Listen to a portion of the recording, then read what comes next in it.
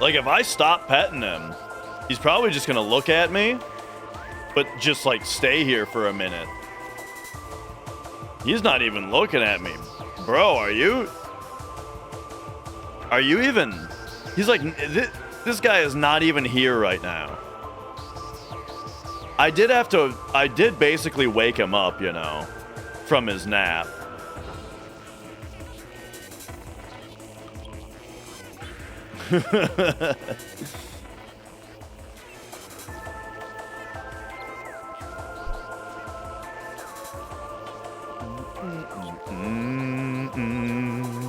All right.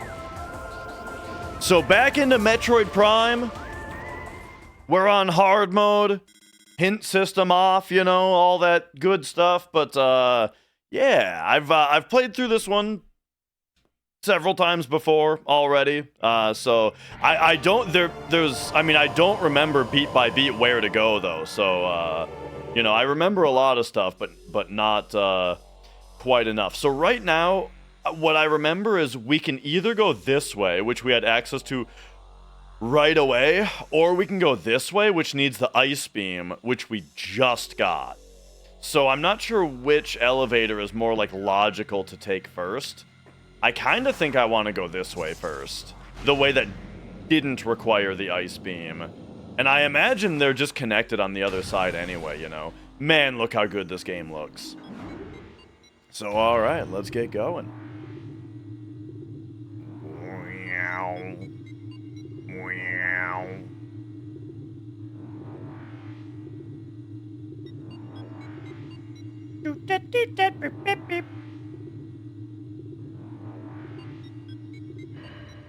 All right, back to the old... Oh, but then you need the ice beam down here anyway. Okay, I see how they're doing this. Gotcha. So yeah, either way, you need the ice beam. And then these guys. Did I ever scan this guy? I'm not... again, I need to keep, like, going back and forth in my head about, you know, how much I care about scanning. The thing is, like, basically the point is, I'm not super worried about scans. But it feels good to scan the creatures, and so I'm still doing it. Oh, hey, look down here, though. We got, some of that, poisonous grass.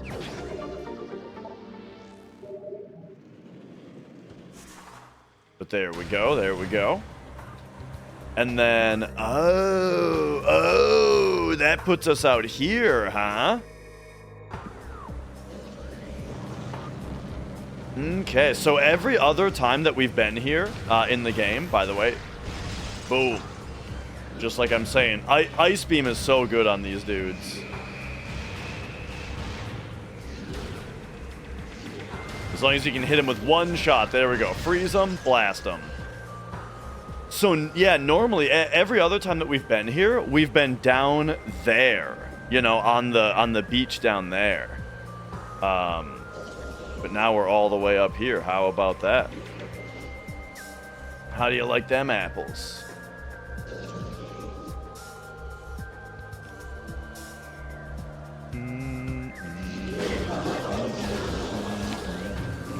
Oh!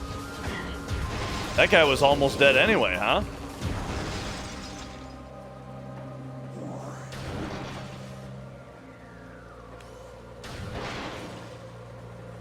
Okay. Big fan of the ice beam. In general. I love the plasma beam also. Yeah, I mean, this game, it does a great job of having the, just the weapons just feel great to use, you know? I'm a little bit worried if I jump down there that I won't be able to get back up, and we need to just go into this door here and see how far we can get in here. Where the hell am I? Oh, okay. Because we might be moving towards the gravity suit soon.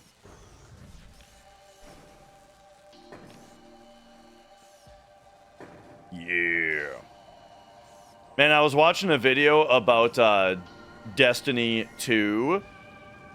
Yo, Crushing Tide. Oh, this is a one-off, you know what I mean? Here's the thing, whenever I talk about, you know, what game is going to be next or that kind of thing, you got to understand that I tend to operate in two simultaneous playthrough mentality. That being that there is an action game being played, and there is a turn-based game being played, or like a JRPG, right? So right now, the next JRPG has not begun yet, and it's going to be, I think it's going to be Metaphor. But the thing is that that's like a 100-hour game to get into, but also, there isn't an action game right now either. And so, since I'm on a GameCube kick, Metroid Prime 4 is probably going to have a release date pretty soon. You know, it's an action game day, and I'm just blasting through Metroid Prime, you know? Ay, ay, ay.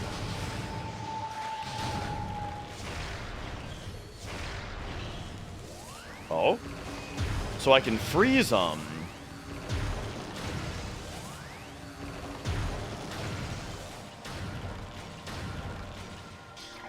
And then what?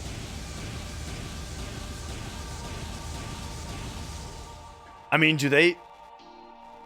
I wonder if they even ever become unfrozen. They're still an active they're still targetable. Ah! Oh, okay. So yeah, they just still take damage. I see. But man, that ice really kind of crowd controls them, huh?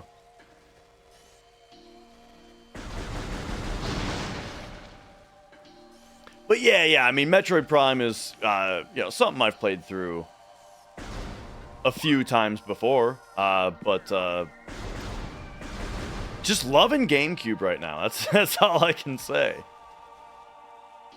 Okay, give me a scan. Door has no power. Ah, yes, it's one of these.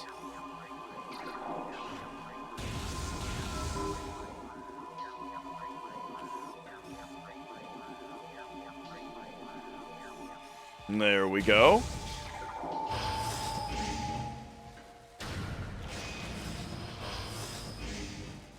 Yeah, going through the wrecked ship, you know, kind of similar to,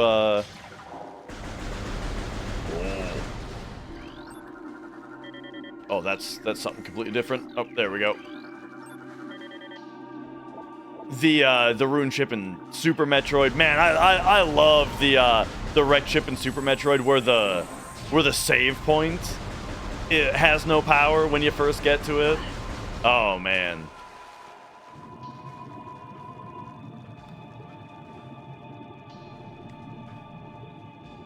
Because I think, if I remember right, you even have to like fight Fantoon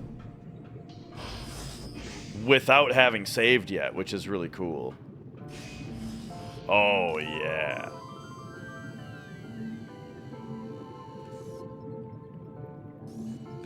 The water music has started.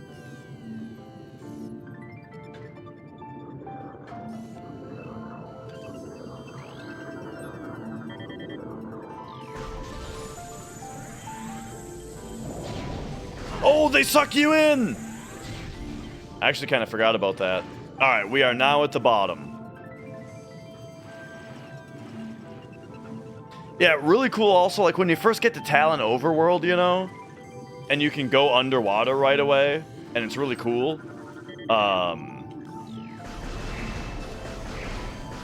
And now finally, this far into the game, now finally we're in like a totally underwater zone, you know? These things remind me of Half-Life.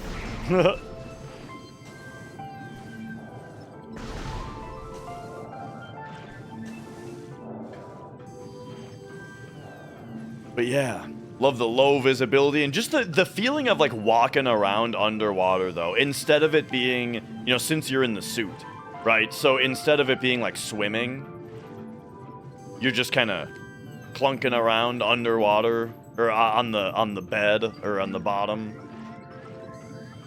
in the suit. It's a really cool feeling that not a lot of games have.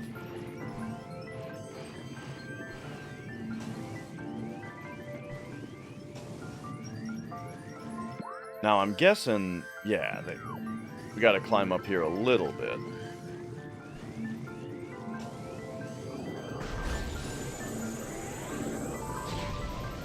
Don't exactly remember how to deal with these guys. I feel like I remember shooting them with power missiles.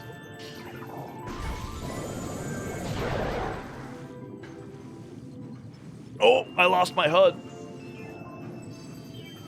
Oh man, that's just another like cool visor effect thing.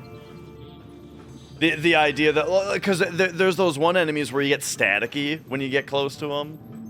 And now those guys, they even like make your HUD go offline for a second and stuff. Like electrical stuff interfering with your visor is just another really nice immersive touch, you know. It's the kind of thing where I remember hearing at some point that after this game came out, it was it was kind of an issue for oh, you can actually lock onto them, huh? It was kind of an issue for a lot of developers where the like studio executives and whatnot and the producers, right, folks in charge, acted like, dude, every game needs a visor now. We gotta add a visor.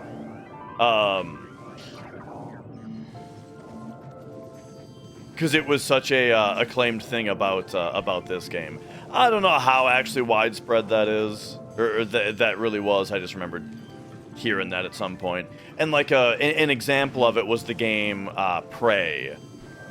That was a game where it was like mandated that they add in, you know, there being a visor element to the game. Okay, we gotta find one more power conduit.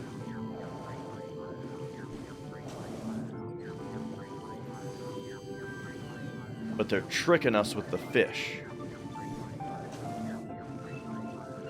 I feel like I see it right there.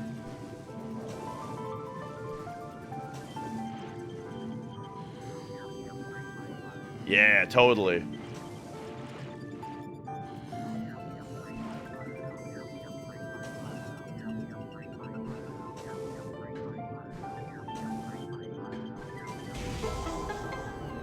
Just the one right next to the door.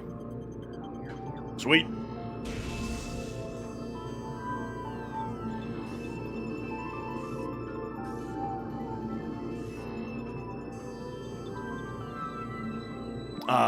Is this not the door?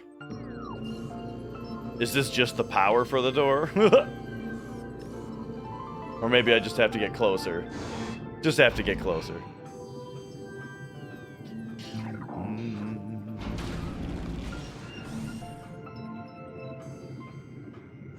Nice. Yeah, hope everyone's doing well today. You know, I got on right away. Today was a very normal day at work. You know, went on site to do some cabling because I got some new stuff. I got some new stuff racked up, but I didn't have the cabling for it when I did that, and so today I got the cabling done. Oh. But right at 4 o'clock, I was ready to go.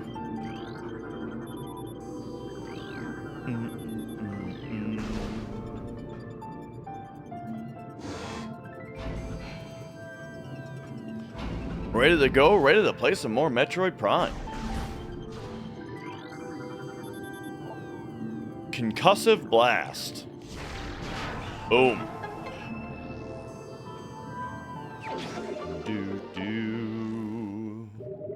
And we got a good number of energy tanks now.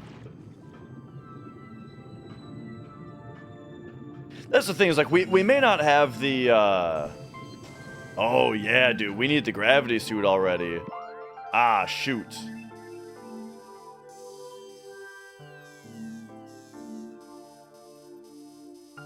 Okay, so yeah, that might be all we can get in here right now.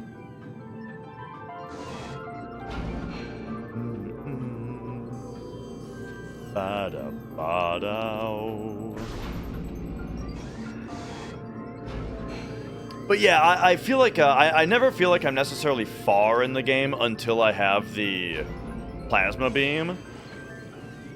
But no, you know, I think we're a decent ways in. You know, we're like half done, I think. And so, if I keep up the pace, you know, we could finish it today and just, you know, two-shot the game, basically, you know? I think Prime 2, I feel like, is a little longer, though.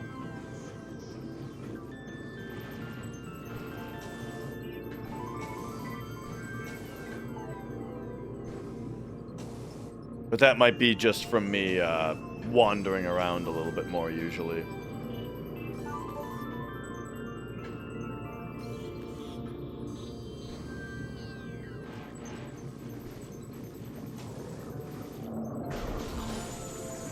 Okay, so this thing... What? What? Oh, okay, I think I'm just hitting his bottom body half. No? Okay, I gotta actually read this, maybe.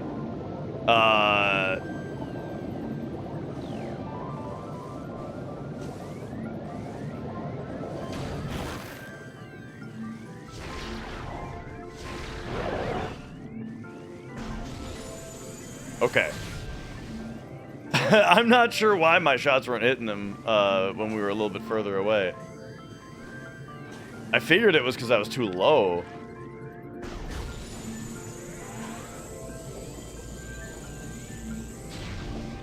Ah, this guy is gonna... Yep. Oh!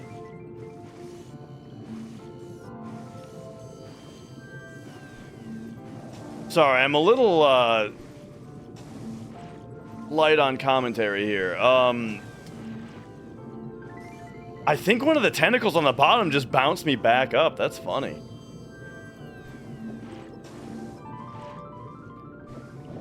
I'm actually pretty, like, unfamiliar with this part. I do not remember ever struggling in the slightest with these guys. I remember just, like, shooting them when they opened, and that was it. I guess that's what we just did right there. Okay.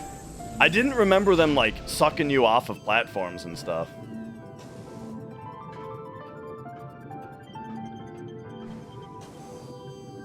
But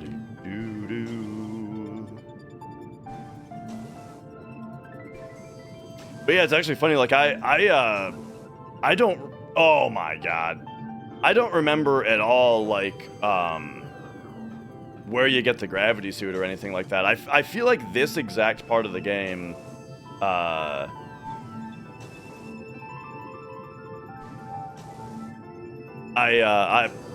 always kind of take a minute on.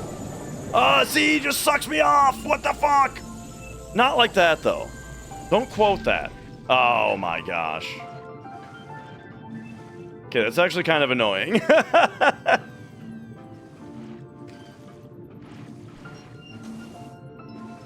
It's like the dude is invulnerable to attacks until he's pushing you off of the platforms. But who knows? I mean, there might be more to it with his AI. Maybe he only does that when you're charging or something like that.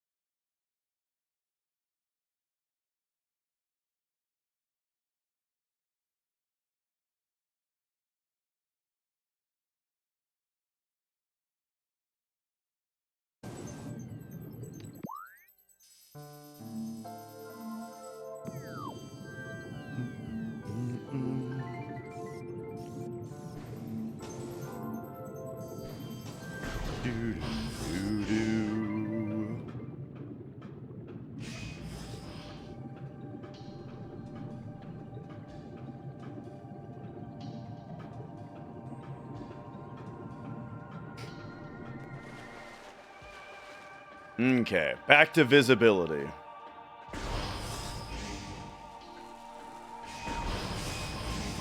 Whoop. So yeah, I guess going into that area without the gravity suit, I guess. I mean, they reward you with an energy tank. But yeah. I was thinking it was where I was gonna get the gravity suit. But we gotta come back.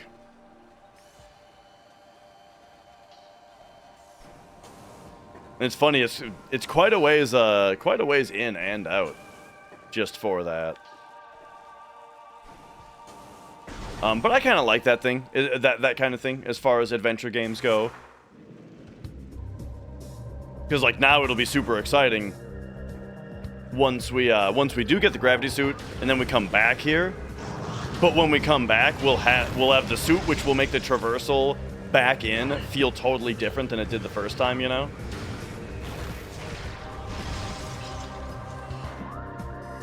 All right, but speaking of, let's kind of plan out where we're actually going. So that's where I couldn't progress. Great Tree Hall. I mean, that looks like where we're actually going next. Which is probably... I don't think I can get back up to where I came from here. So I think I essentially just sort of made the wrong decision as far as where to go. But we just go Chozo Ruins then, again? I think that is the case. Missile pack up there.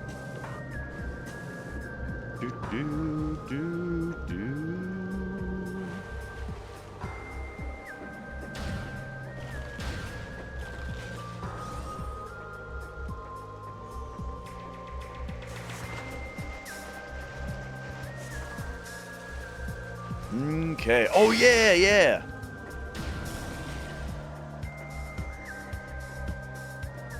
We're back at the landing site. I just love this room.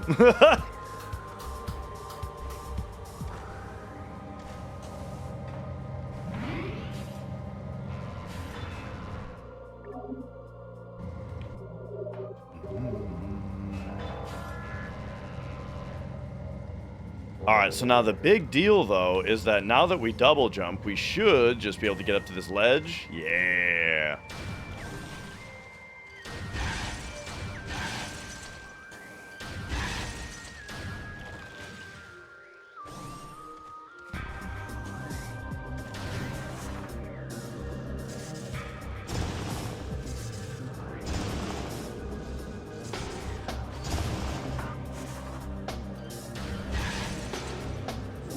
And then if I remember right, it's just this way. This gets us to the elevator, and this should get us to where... So when I first loaded the game today, we had the choice of 2 elevators. I picked the one, and that's what brought me to, ultimately, a dead end with an energy tank in it. I think what I'm trying to do now is let's just get back to the save point that I started at and take the other elevator. Which is fucking all the way over here. Oh, man. All right. Get skipping.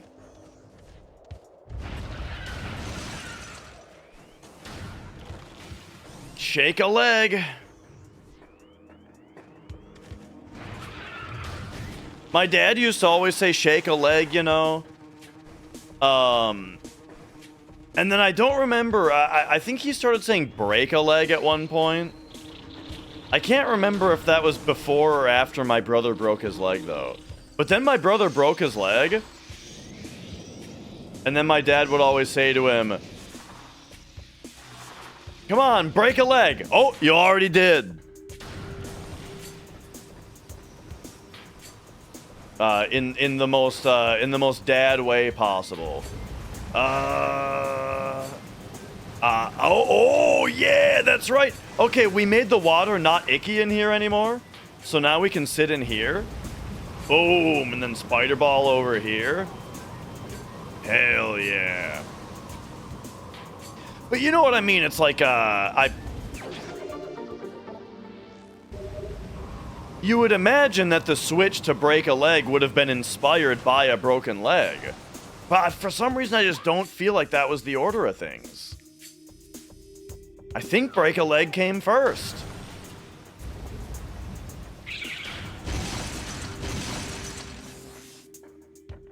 Dude, the ice beam is kind of insane.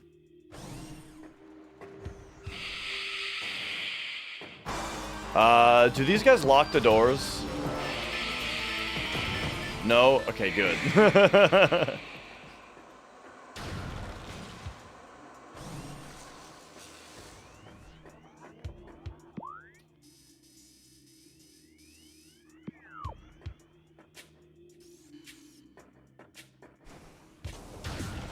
Whoa.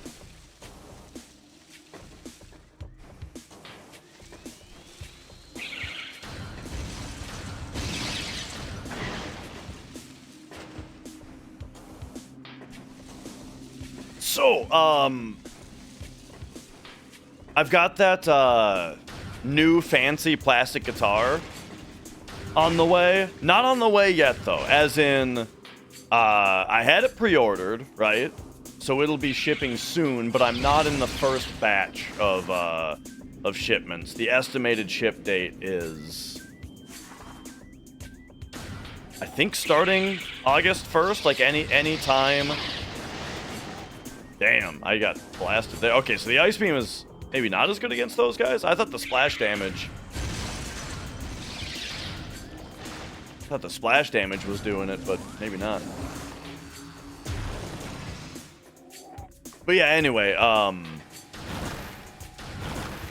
that'll be soon. It's shipping soon. I'm very excited. I'm very excited to play more plastic guitar than I've played since, like, Rock Band 3 came out.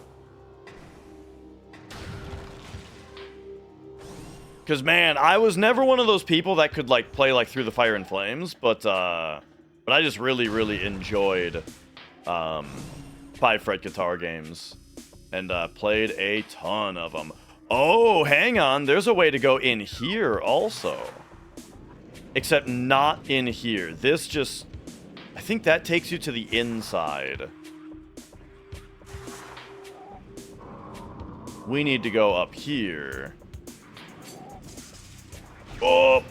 Okay, I forgot that those just disappear. That's actually kind of awkward visual design here. Like, you would expect them to, like... You know, Metroid has always had blocks that crumble. But the way they're implemented there...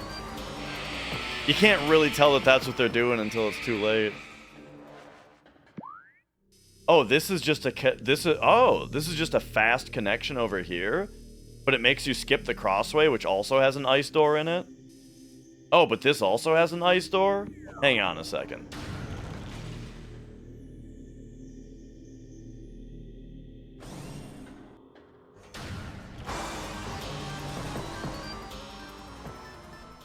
So what's this room?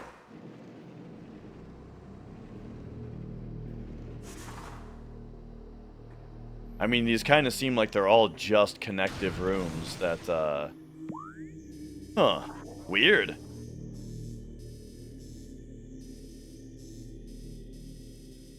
Pretty interesting. Did I get to the bottom down here, I wonder?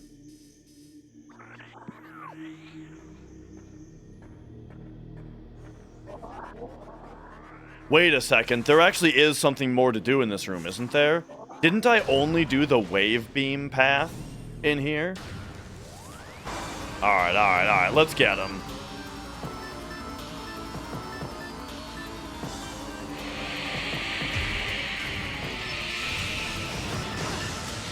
Did I shoot too early or something, or?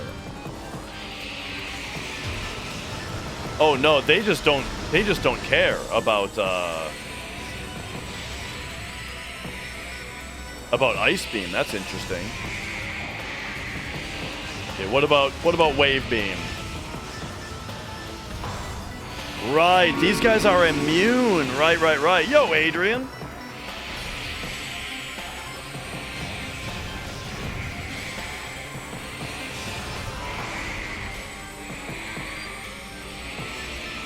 What about Power Missile? Ooh, that's good.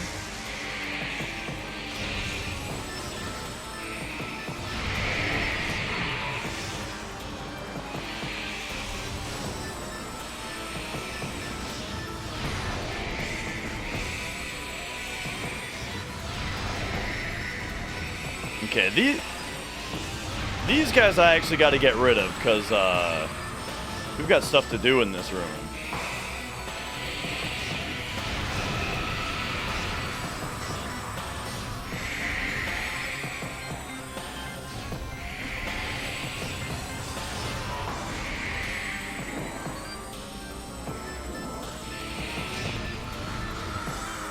Very nice. All right. Do.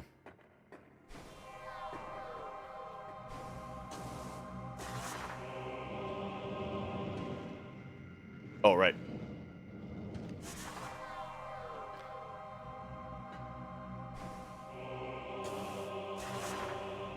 So we've got a few things to do, but one of our things to do.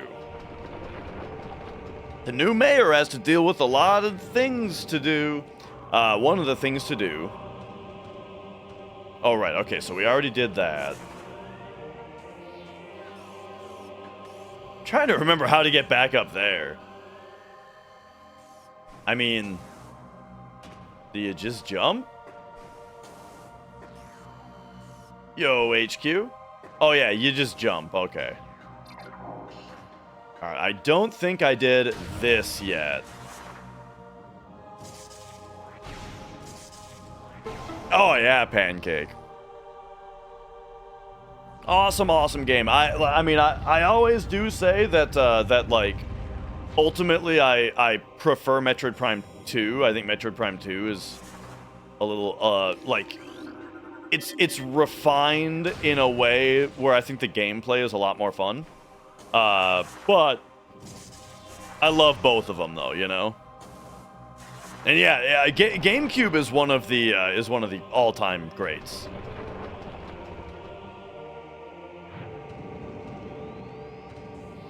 Underrated, I would even say.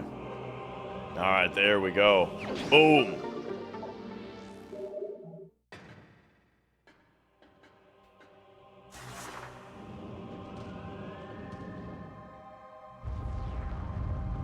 Another energy tank, and then yeah, now we can go hit that other elevator.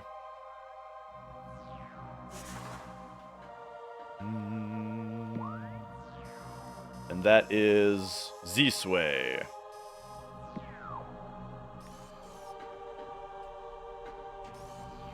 Which way? That way. And yeah, as far as moving a series from 2D to 3D, yeah, it's like, I don't know if any other series has done it better, you know?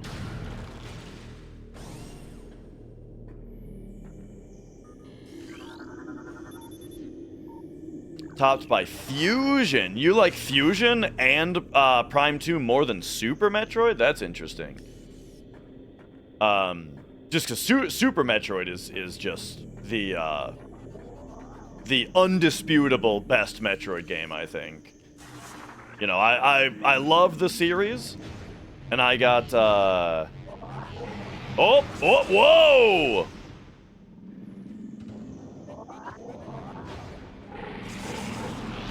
You know, and I've got a few favorites, but and a few hot takes, right, on which games are better than which, but Super Metroid is king.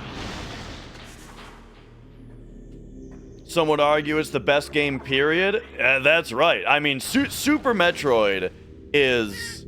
Whoa, sorry, Mia. Super Metroid is the top 10 best games of all time, for sure.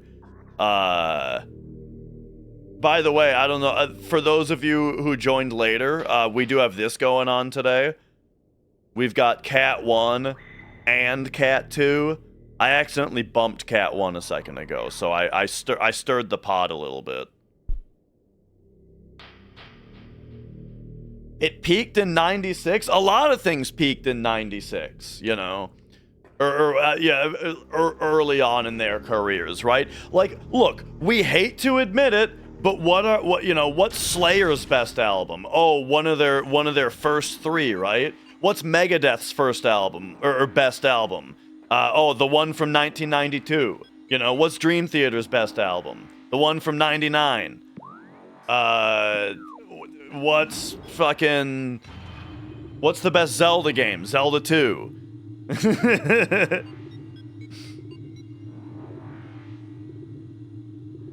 I haven't even begun to peak.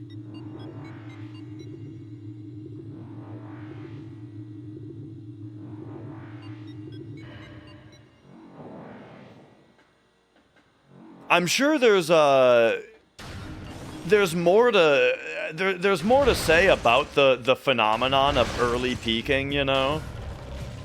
But because really, it's like an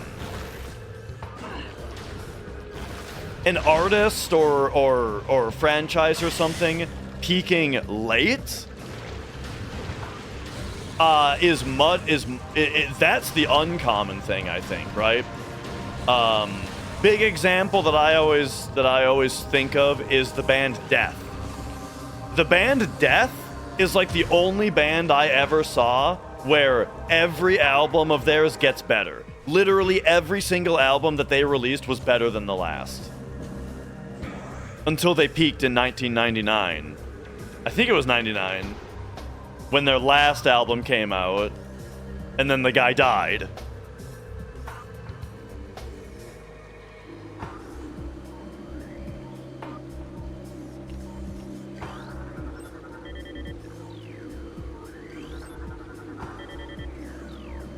Okay. What are we looking at here?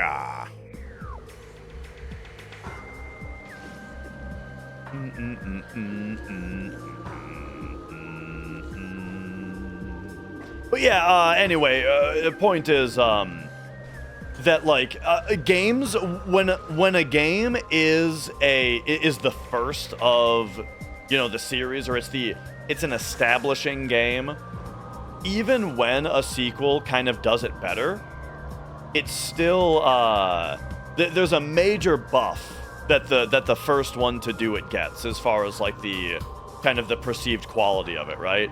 So like when I say that I like Prime 2 better, I think the gameplay of Prime 2 is better, and that Prime 2 is ultimately like more fun. If I were to make like a best games of all time list, though, I mean, Prime 1 would still have a very good chance of getting placed over Prime 2. Because it was the first one to do it, right? Bendesium?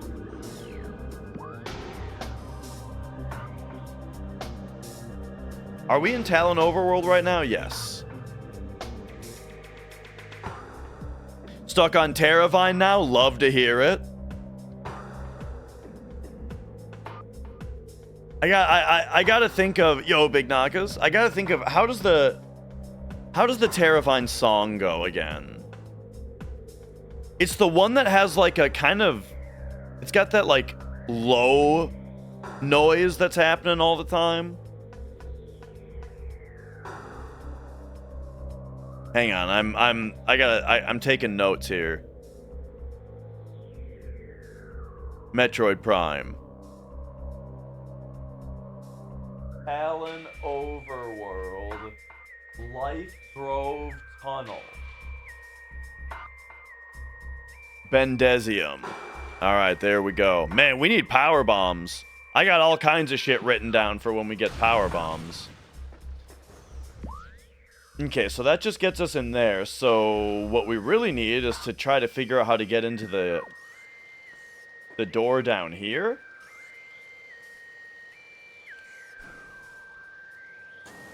I don't know if that's happening, though.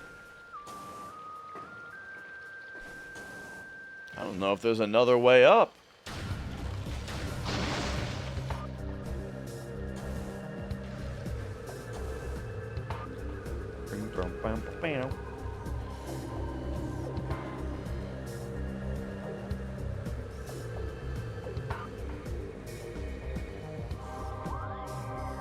Yeah, this is something where it's like, man, I don't remember at all, like, how you get to this door over here. So, but basically what I'm getting out of this, though, is it kind of looks to me like both of these elevators turned out to be a bust. Oh, there. Okay, so that's where the door is.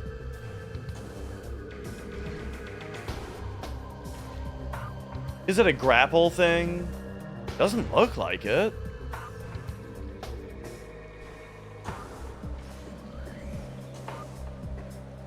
It kind of seems like you're intended to...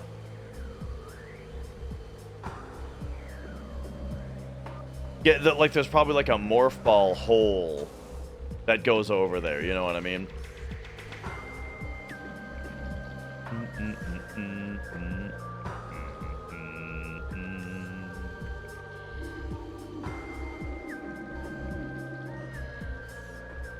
Whoa.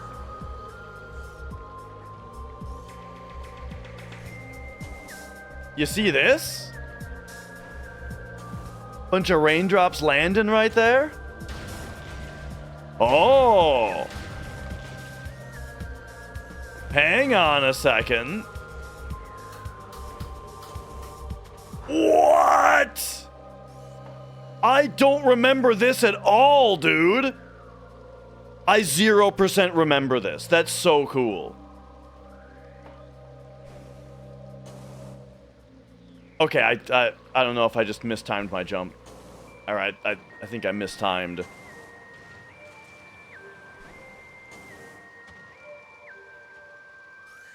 Is there another spot to jump to? Yeah, that's crazy. This has to be intentional. Sequence breaking? I don't think so. This has to be intentional. Boom. Yeah, it's just for a missile pack. Oh yeah, soundtrack so good.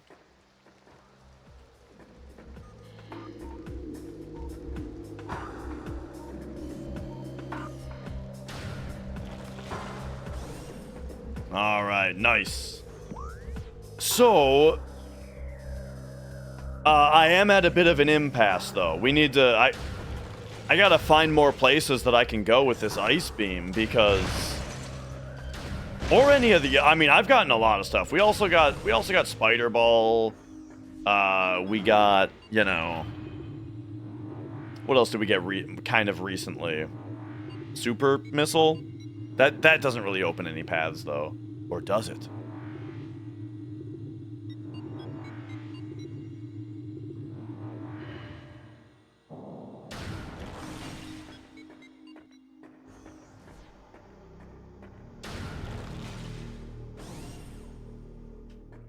Okay, so... I'm actually thinking the way that I went before... So, like, if I want to lock this into my head for future reference, it actually seems like you go this way first.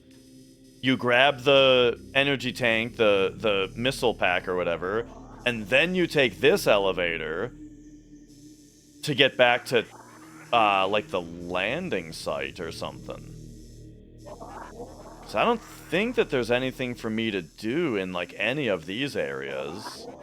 This needs grapple beam.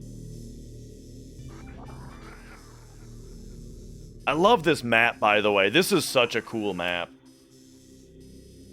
This... What did Tower of Light need? I feel like I needed Gravity Suit here. But I don't exactly remember. I'm gonna say Gravity Suit, though. Or is that where we needed... all the missiles? Okay, yeah, I don't think we're getting anywhere here. So let's go Let's check out the caverns. Is there a place that I wasn't able to go in Magmore Caverns ever?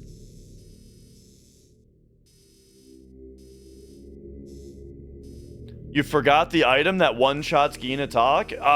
Well, I mean, there's several. An X potion will do it. An elixir will do it. Or, I think a Phoenix Down has a chance to do it. I want to say a Phoenix Down is like a 20% chance.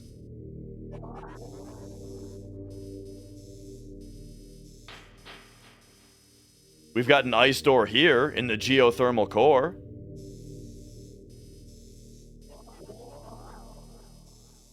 We've got an ice door here in the workstation tunnel.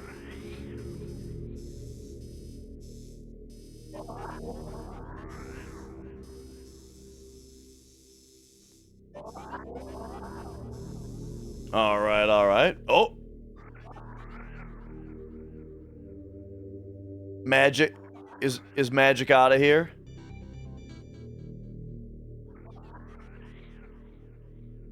He's looking for his way out.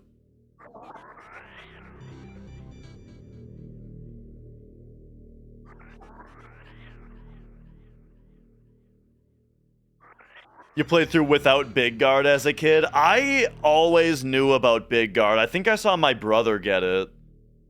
And so I always knew about it. What's the plan, Magic? There's a bag there. He is one slow-moving cat. He spends a lot of time thinking about every move.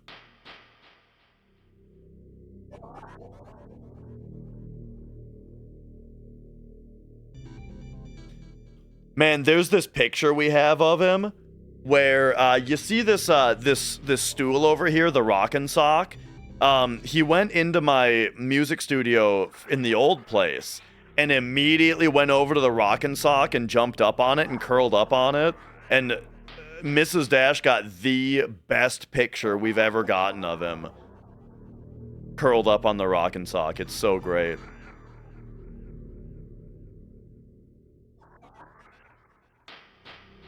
He is just really having himself a think here. Oh. We going, or does that bag need another sniff? Now you gotta sniff that corner of the bag.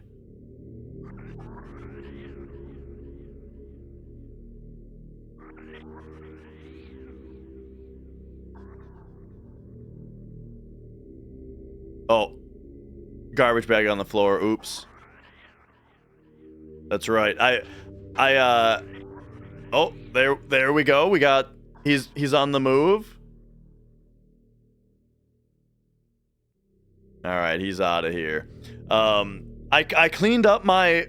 As you can see, I cleaned up my Asmongold end table, but, you know, the garbage bag full of stuff is still next to me. Okay, so we're going back to Magmore Caverns, which is...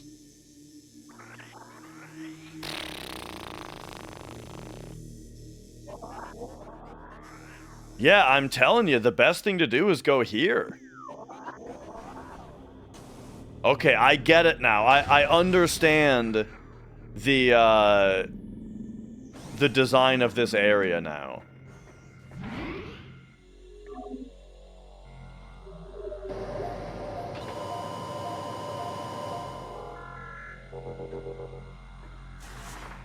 So starting today, it's already been an hour, and I've kind of just wasted a bunch of time. But I mean, hey, we found that the missile pack with the invisible platform was pretty cool. And you know, we got the energy tank out of the underwater place. But it's been a lot of wandering around today.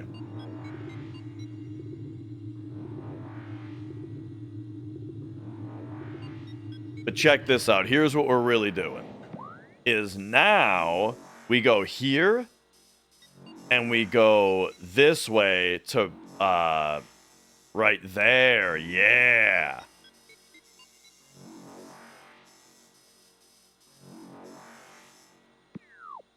Okay.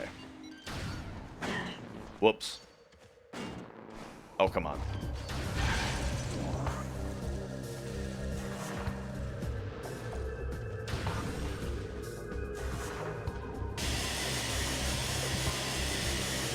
Oh, it would have been worth it to just shoot that shoot that shit away. I thought, we'll just blast through it this time. Okay, so remember this place? Whoa.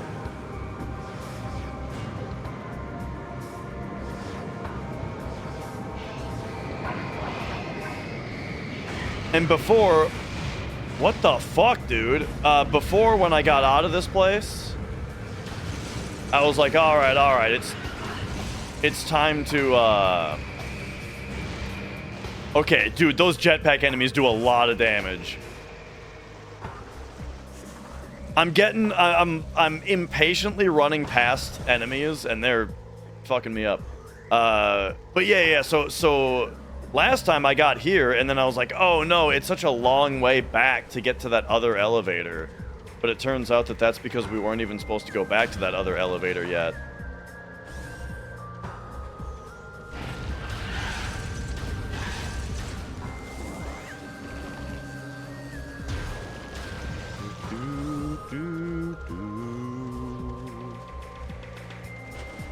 We're going back this way.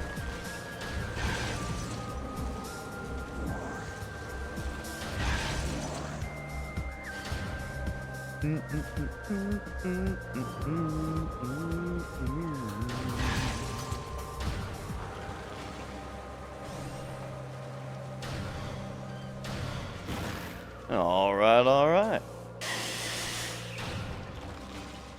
Wait a second. Oh. Uh-oh. Oh, you? Nothing hidden down here? Okay.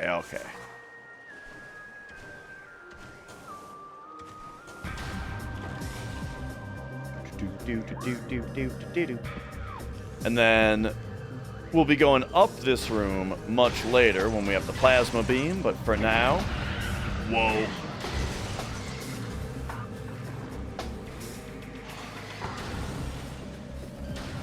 You know, so recently I did see someone playing this game with mouse and keyboard. Oh, it's my favorite room. Oh, yeah, dude. Look how cool this... I can't get over how good this room looks in particular. 2002 video game. I saw someone playing this with mouse and keyboard. Apparently, it was called, like, Prime Hack or something. If you play this on emulator, people have, like, patched it to be a mouse and keyboard game, so that's kind of cool.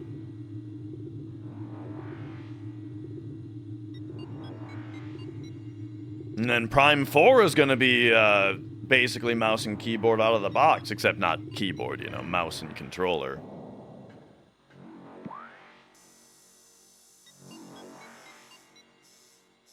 In anticipation of mouse and control. So I was talking to my nephew about it, right? About how Metroid Prime 4 is gonna use the mouse controls of the Switch too, and he was saying that it sounds weird to be using a mouse with your right hand and a controller with your left. And I was saying, yeah, you know, it's a little weird at first, but check it out. I've got this game Alien Resurrection for PS1, and I've got a mouse. A PlayStation 1 mouse. Check this thing out. And then I showed him Alien Resurrection on PS1 and how cool that game is. And that, like, you get used to the controller in your left hand, mouse in the right. You get used to really quickly, and you'll get used to it even faster on the Switch, where the left-handed controller is actually a one-handed controller, as opposed to holding just a DualShock in your left hand, you know. There was a one-handed controller for the PS1 that was made. However,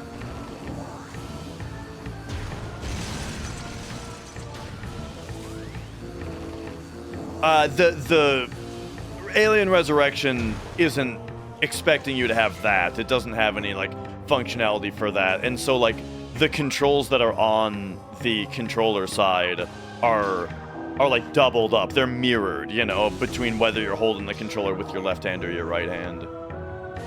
Controller left hand, mouse and right is how you played all of GTA 5, and when you drove, you swapped to full controller. Yeah, that makes sense.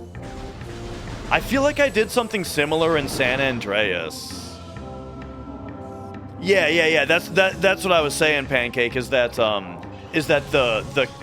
well, talking about Alien Resurrection, it has the controls that are on the controller are mirrored on both sides of the controller. So whether you're mousing right hand and holding the controller left, or mousing left hand holding the controller right, you have all the controls. And then Metroid Prime 4, I'm sure, is going to do the same thing.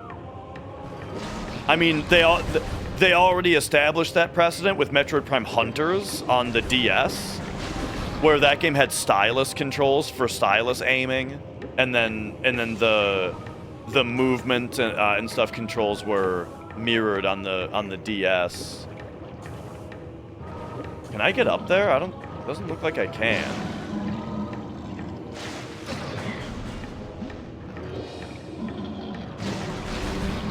Hunters, man. I should play through that again. It's a really quick romp, just playing through Metroid Prime Hunters start to finish. But like the stylus controls on DS are cool. And also, last time I played it, I didn't know about the secret feature of the 3DS where you can boot DS games in the original DS resolution. So when I played through it last, it looked like shit because it was getting stretched out to the 3DS's screen. Do I need grapple beam? I think I do. I think we need grapple beam to get to that ice point up there. So we got to go this way.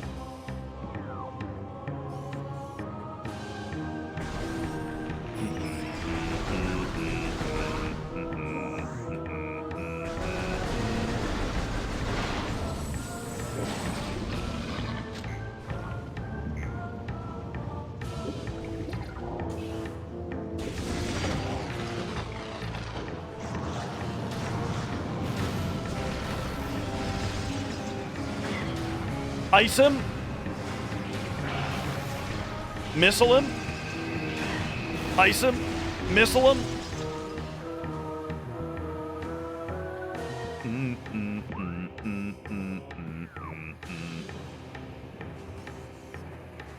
All right. But yeah, the thing about Metroid is I love this series, dude, and when I kind of get into a Metroid kick, I end up playing through a bunch of them. Like, also, last time I played through Metroid Fusion and Zero Mission, it wasn't on the consolizer, it was on Game Boy Player.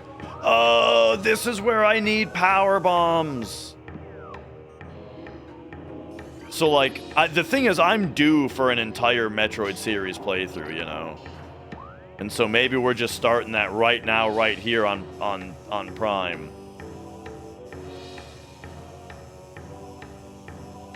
Okay, shoot. I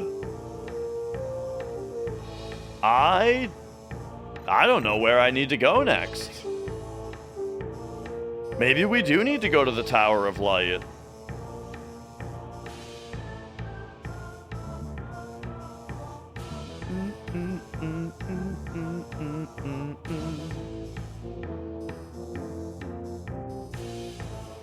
Actually, you know where I haven't been in a long time? Phendrana Drifts. Yeah, Research Core.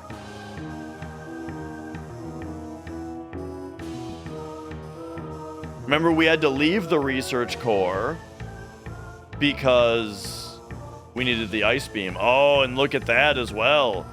Magmore Cavern South? That's right next to us. That's right here. All right, nice.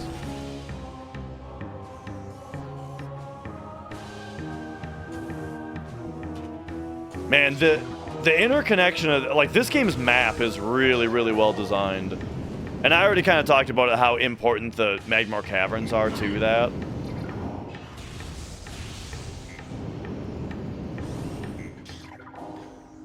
Like, I think it's both convenient and immersive that, like, the Magmar Caverns kind of are like a spine through the whole world, you know?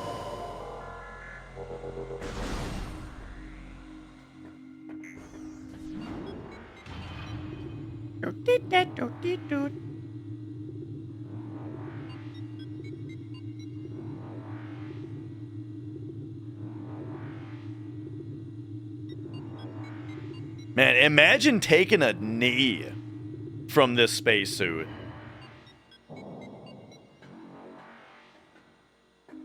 Ah, right. Okay, so we spider ball up here. And so my guess is that this is going to be not much, and then it's the research core that's going to have what I actually want.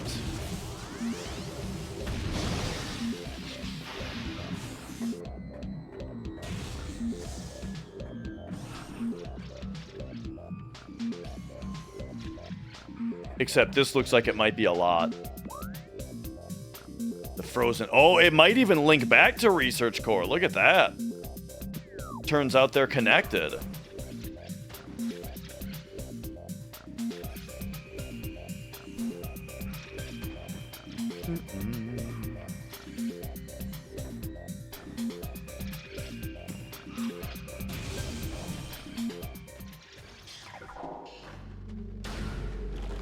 Yeah, look at that. Here we are, back in the research core.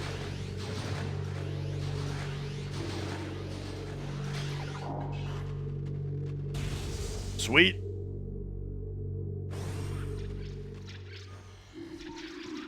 I don't know if I ever scanned one of these little assholes.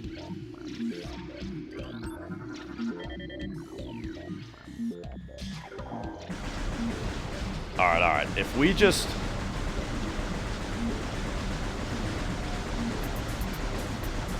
blast... I think they'll all drive right through this enough times eventually. There we go.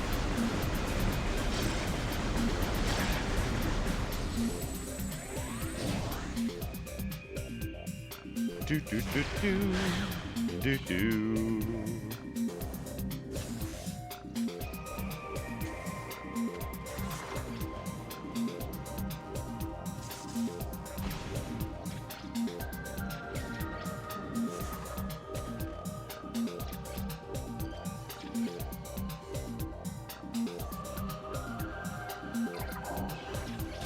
Okay.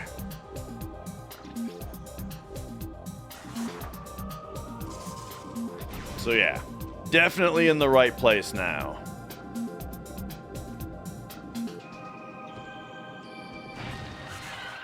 Oh, hello.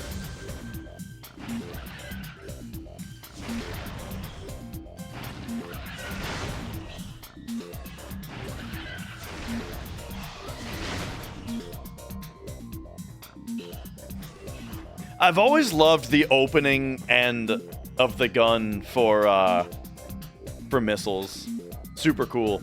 It is a little bit, like in this game, it's a little bit, like, it gets in the way of quite a bit of your vision, which they ended up changing in Metroid Prime 2 also. Like, the gun kind of opens up differently to not obscure your vision so much. Oh yeah, this place.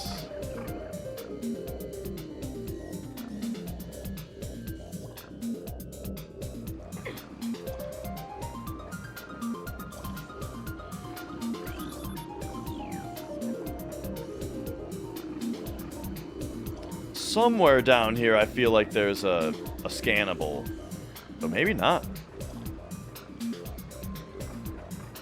Do that.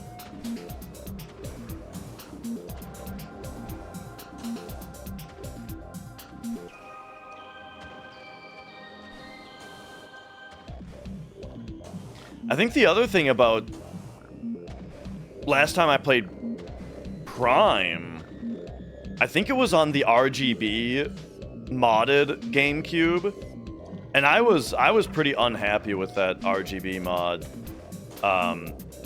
It was like super dark, like everything was dark. I had to like dial in the RGB settings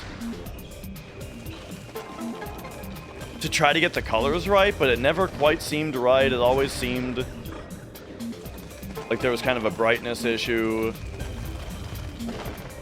Now this is a stock DOL, what is it, 100, the one that has the digital output on it. So yeah, this is just a stock launch GameCube using the stock OEM or official Nintendo component cables. And then going into a RetroTink 5X.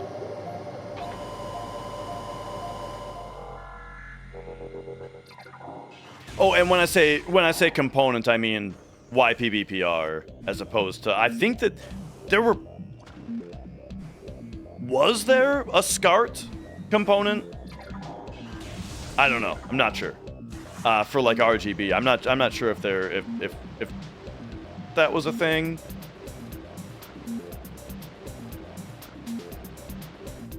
Actually, I think it always was. Wait a second. Yeah. It's not. It doesn't use the digital port though. PAL GameCubes have RGB SCART cables that are stock that you can do 480p with. But that's PAL. How much were they? I don't remember. But I mean, I remember them. I remember it being a good deal. Oh no, dude. Now I'm underwater and I'm getting shot at by a dude on a jetpack?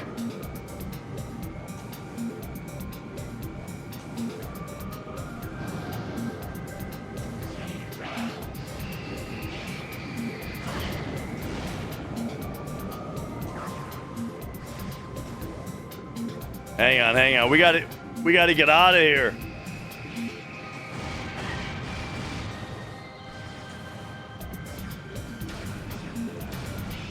Fuck you! There we go. All right, perfect. But yeah, it was just something where I was looking online regularly for, like, you know, every few days or whatever. I would check to see if they were available, how much they were, you know. And then at one point there was one that was up for, I don't remember how much, but it seemed like a good deal. It was in the box, you know, all that, and so I jumped on it. And then at the time, though, I didn't have a GameCube that had a digital out port on it. So I also had to then go on eBay and find a GameCube, a launch GameCube.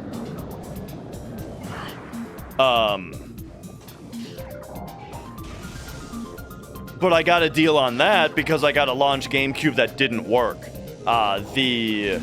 When I bought this one, the disk drive didn't read discs. But what they said was that it would read discs after it was on for like 30 minutes. You know, you power it up and after like 30 minutes, if you then insert a disc, it would read it. Which is like, oh, that sounds like a bad capacitor, right? So I got the GameCube for pretty cheap. I got a set of capacitors for like $6 or something, or I don't know, maybe it was a little bit more than that. But there's a website called, it's like Consoles 5 or Consoles 9 or something. But they sell like cap kits for different systems, and they have one specifically for GameCube optical drives, right? So I got the cap kit, recapped the optical drive in this GameCube, and I've been like dying kind of for a reason to play a bunch of GameCube because of all this. But you know, it's just nothing had really been coming up. I was busy with other playthroughs for a while. So then Paper Mario and now Metroid Prime is perfect.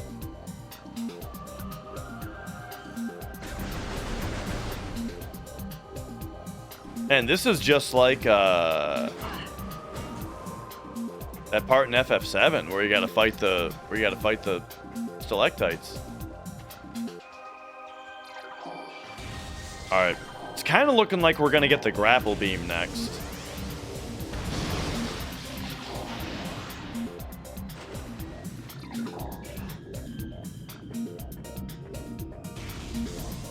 I don't know, though. We are going underwater a lot here as well.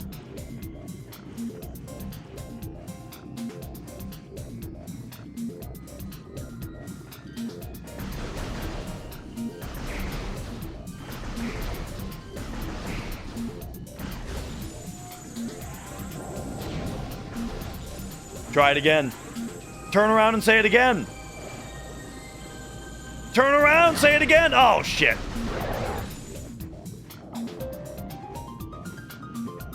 But yeah, I got no idea what like a fully operational GameCube costs nowadays. 140 sounds high.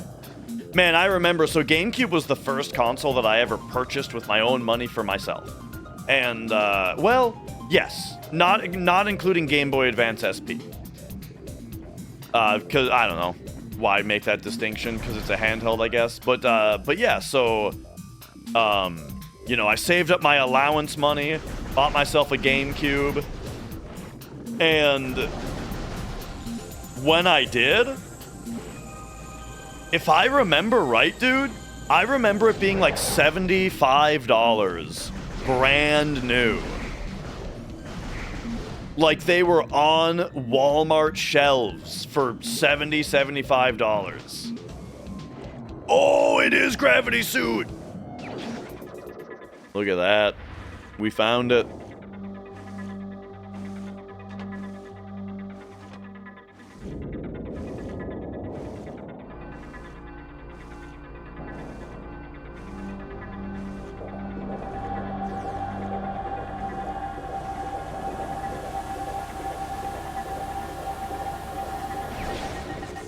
Boom.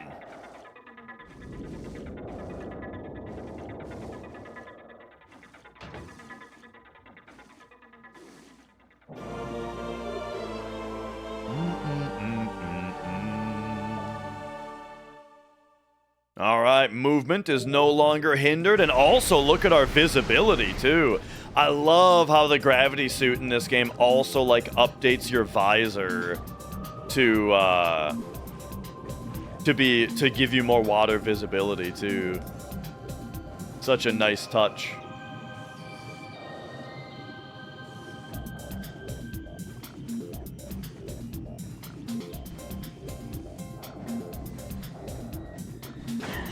Whoa. Okay, so definitely a few things to do with Gravity Suit. What am I doing down here, though? What is this?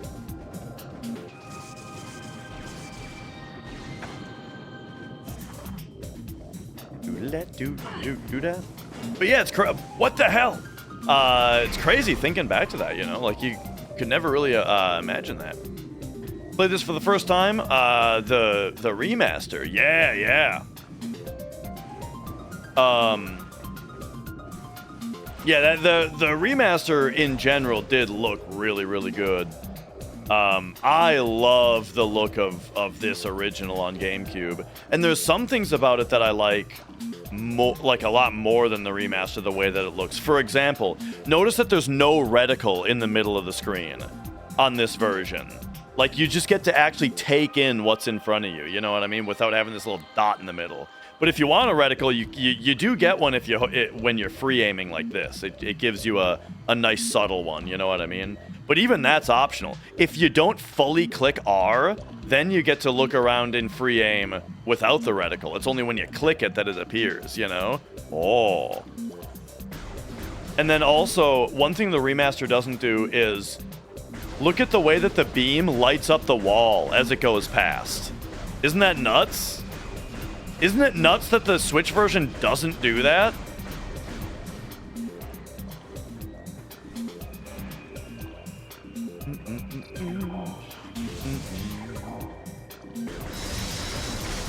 Oh, hang on. Is this ice also?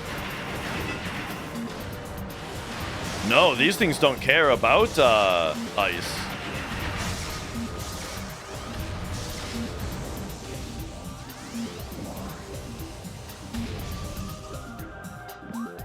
Okay, so the gravity chamber, eh?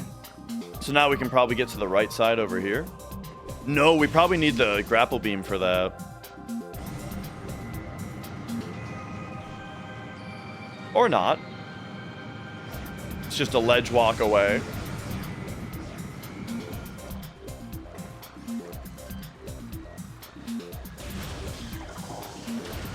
Does Ice Beam do anything special to you?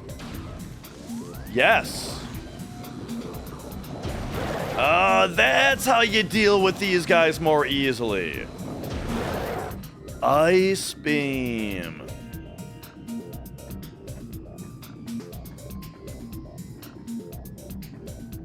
Rooms like this, I always feel like there's gotta be a hidden power-up. Do-da-do-do-do-da.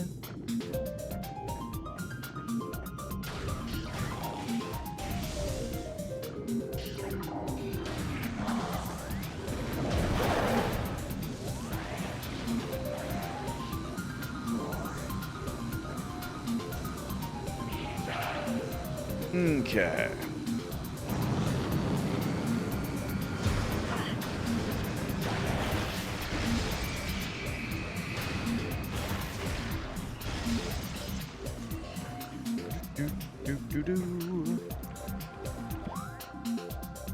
So, I got plenty of places that I want to go with gravity. I got plenty of places that I want to go, or not gravity, grapple beam. I got plenty of places that I want to go with,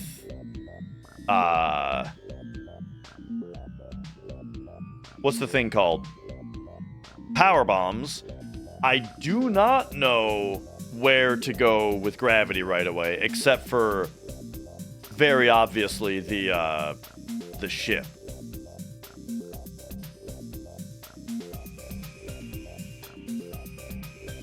So yeah, we probably just go back to that ship, huh?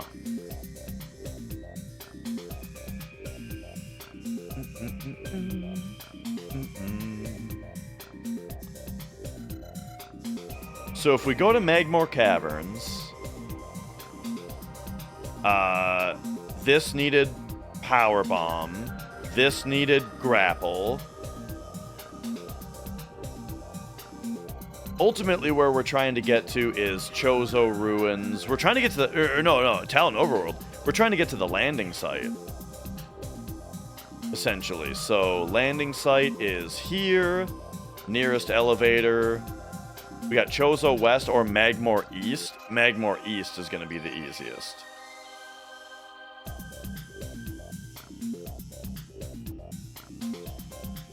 Which is this, I think. Vendrana South. Yeah.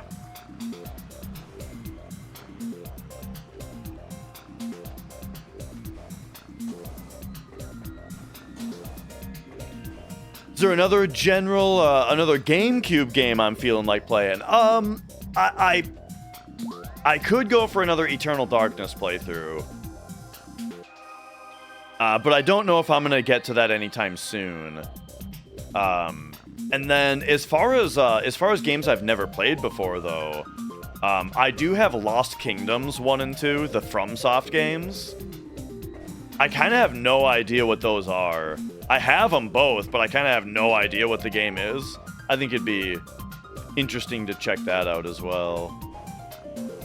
I've never played Pikmin 2. Now we're getting far away from games that I actually would expect to be playing soon.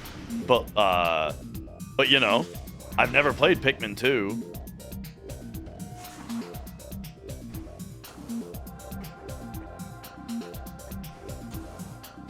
But yeah, love Eternal Darkness.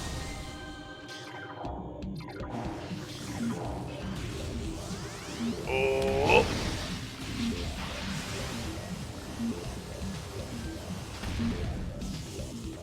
You know, I should write down plasma here. Transport access.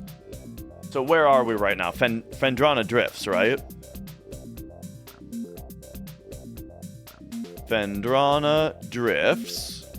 Transport access. Plasma.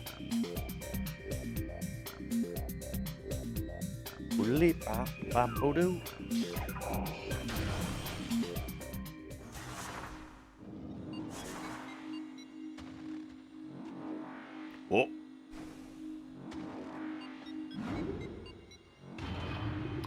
Resident Evil 0, I just played through that Tri-Salt, actually. That's what started the GameCube kick, actually. Is I finally, after being reminded about it a million times by Minin, I finally played through Resident Evil 0. And then after RE0, I was like, man, what do we do next? And then we picked Paper Mario Thousand Year Door because I'd never played that either. But I did really enjoy the first Paper Mario and had been meaning to get to that one. And now here we are, Metroid Prime, which I have played through. But here is the playlist. That is the entire Resident Evil 0 playthrough right there for you. In case you're interested in VODs. Okay, and now we want to go here, just here, yeah. Talon Overworld, right? Yeah.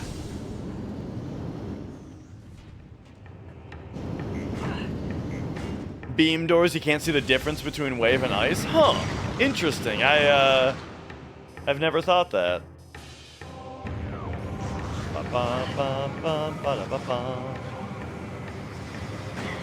Oh, that's not what I thought it was. Alright, hang on. These guys.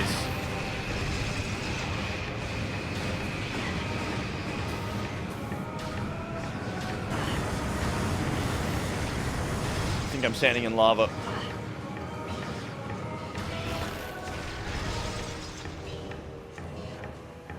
Okay, now, where was I going? Over here? Over here. Yeah.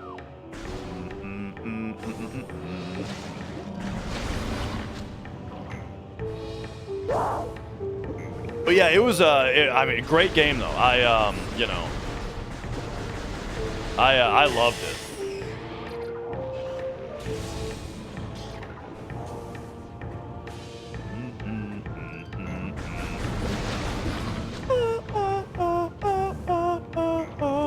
What up, Scorf?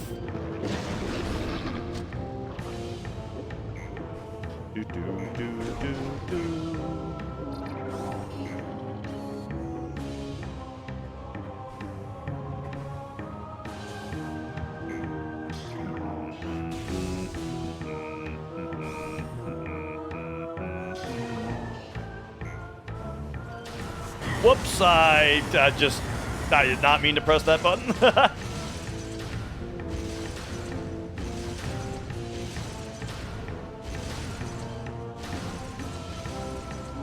Yeah, I enjoyed RE0 a ton. I mean, I honestly can't even tell what people disliked about it. Like, I thought that having to drop your shit on the ground was awesome.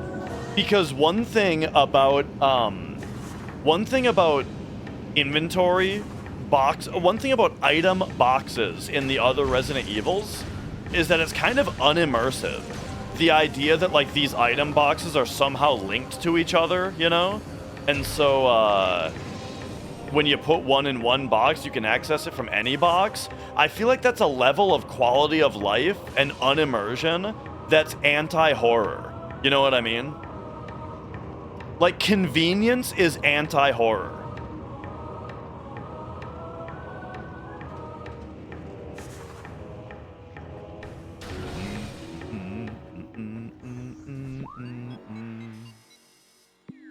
I think we're going this way.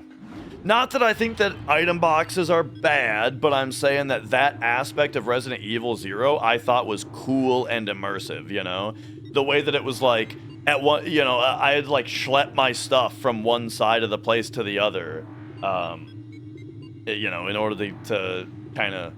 Okay. Here's the part of it that was bad, though, was when you would run out of room. Like, as in, when it didn't let you drop extra stuff, that was annoying and unimmersive. Because that was just like an arbitrary feeling limitation. That was very gamey, you know? Where it was just like, oh no, you can't drop more stuff. Why? You dropped too much stuff. I don't know. You know, that felt very, like you could just feel it being a video gamey limitation. That was not only inconvenient, but also unimmersive. Yo, Kino?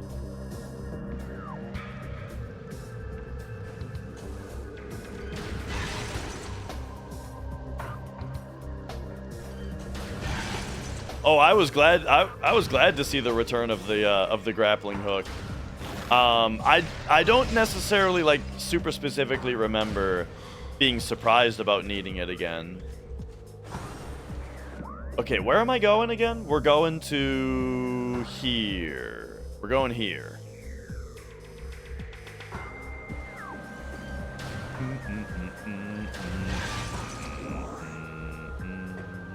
One thing I can't stress enough about this game is, like, I have heard people complain about how much you retraverse rooms in this game, but, like, when the rooms look this good and the movement is this satisfying, like, this game's movement for a first-person game is very satisfying.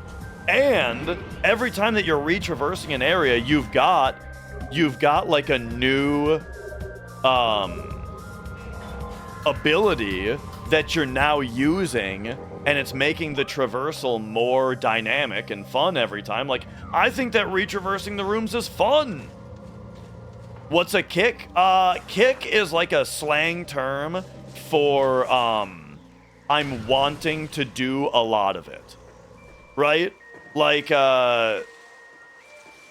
it's like a temporary obsession. You know what I mean? Like, sometimes you go through periods where you're only listening to, like, one band. You're on a kick.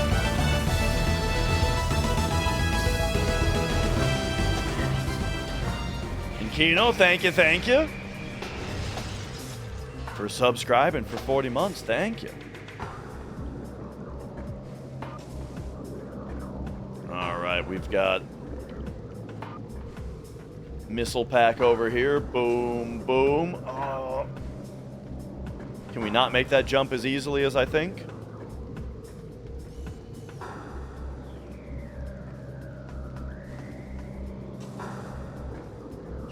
Yeah.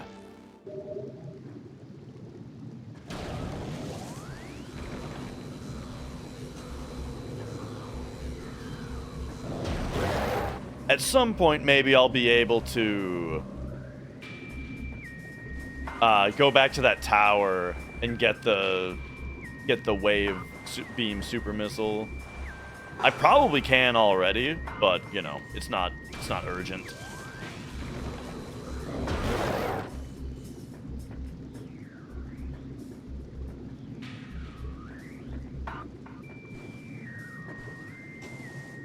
Okay, what am I doing now? Don't tell me that I need... There's no way I need grapple beam to get up there. Gravity suit has to be enough. Okay, here we go.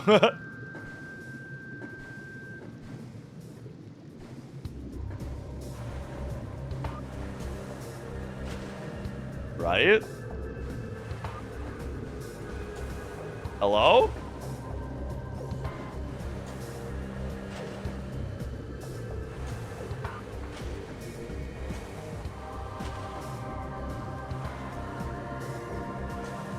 Am I nuts? Oh, wait a minute. We go here? Morph ball hole?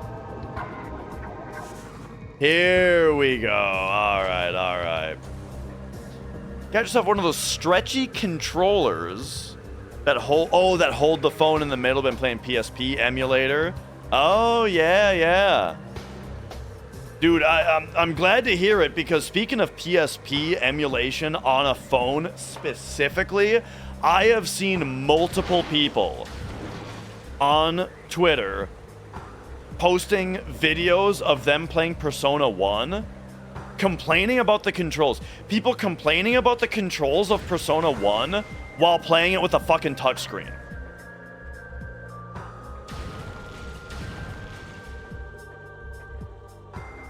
And it feels like idiocracy, you know?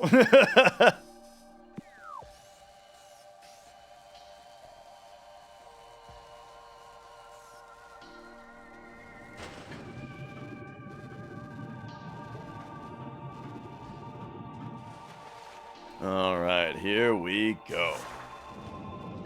There's a few trends going around right now that make me feel like actually like there's pain in my soul for humanity. The other being people adding grok with questions all the time. On, like, you go on Twitter and it's like so many of the comments are people just like adding grok a question. And it's like, bro, can you not just, even if you want to ask grok, just go to the grok tab and type your question in? Why does it need to be a tweet?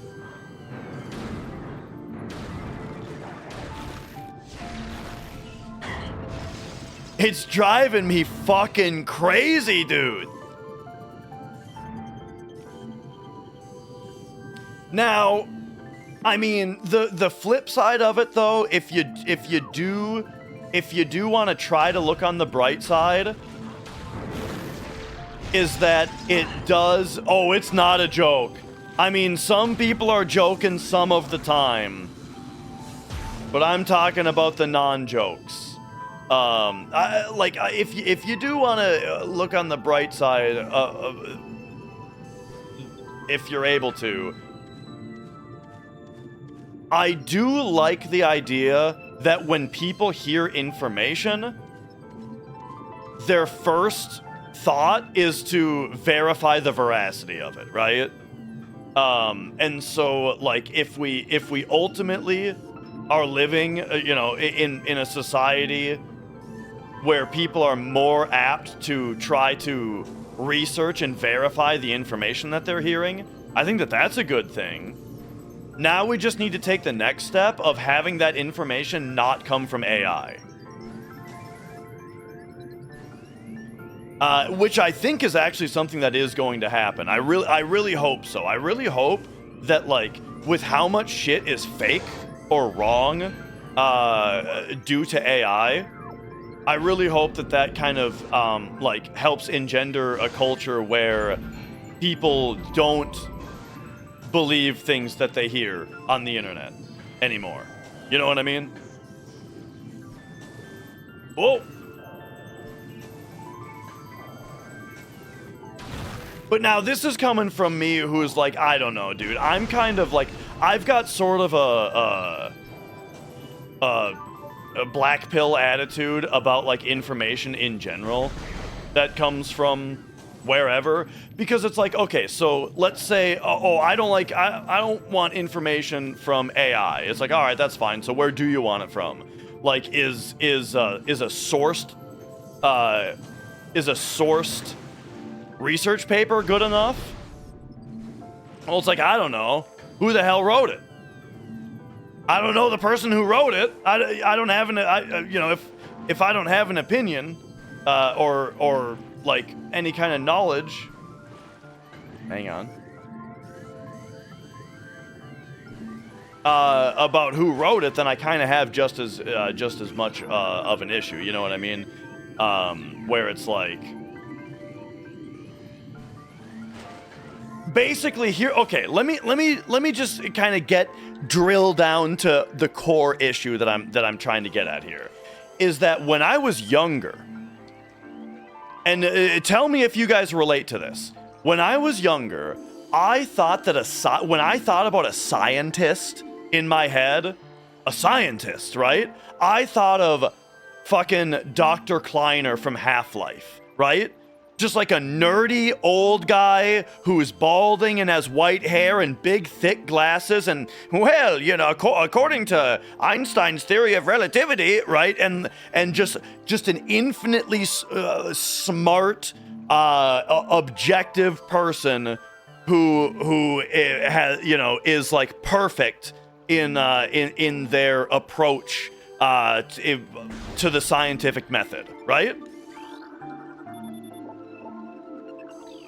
But nowadays, I just kind of feel more like, I don't know, fucking anyone can publish a paper, right?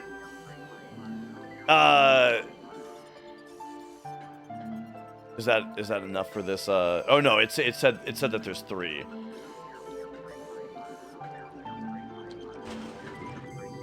Like, I just don't necessarily think that everyone who calls themselves a scientist has the best intentions, or necessarily purely the intentions for truth anymore, right? Or maybe ever. And that's kind of what I'm saying, is that when I was younger, I thought that that science was purely in search of the objective truth, right? But, you know, more and more I feel like it's there's a lot of people looking for their truth. And that's not to say that there's not good information out there. It's just to say that, like, you need, I feel like you need to put a lot of work in to learn anything.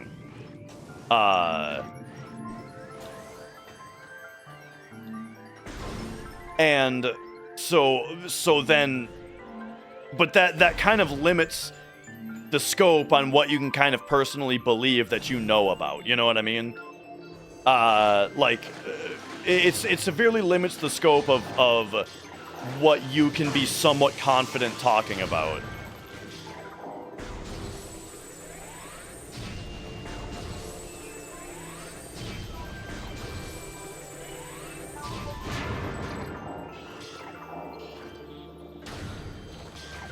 And like, but I don't know. Maybe that's a good thing if everybody actually believed that, you know? If everybody was a little bit less confident in their personal knowledge of things that they don't actually have experience with.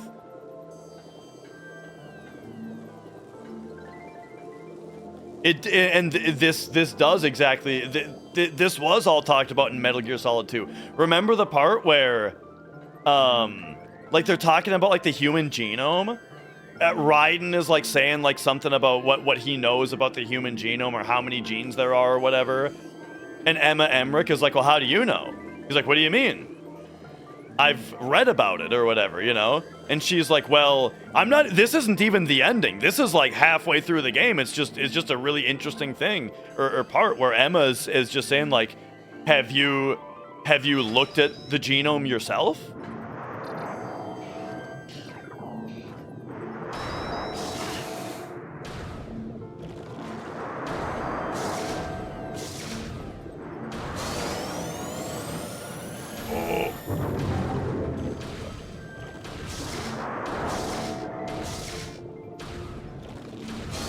Get him. What about people who don't trust the right people who actually do know what they're talking about? Wouldn't those go hand in hand with some other intervention? Well, yeah. So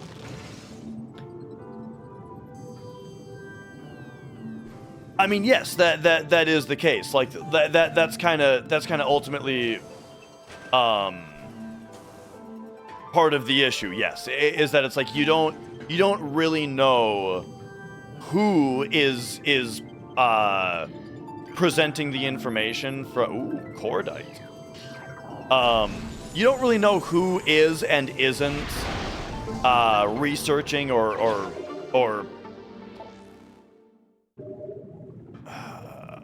like whose information kind of...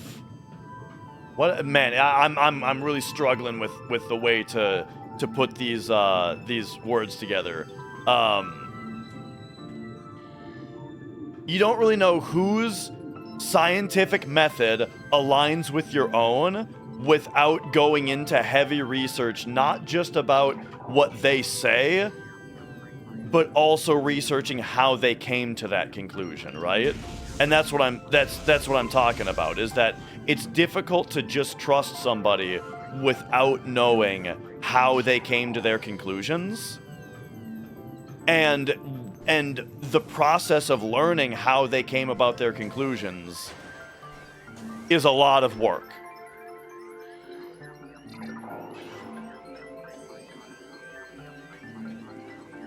To where you're in many ways just doing your own research at that point, you know what I mean?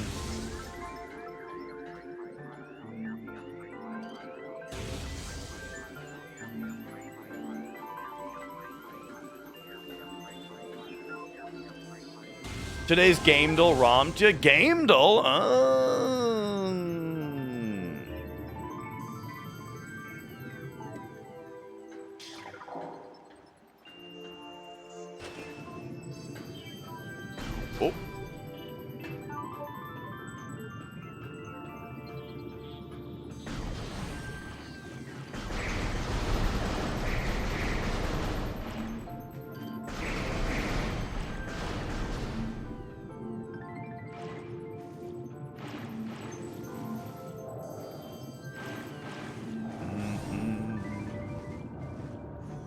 But you did get the guess, eh? Alright, we'll have to do the game duel in a second here. Hang on, let me...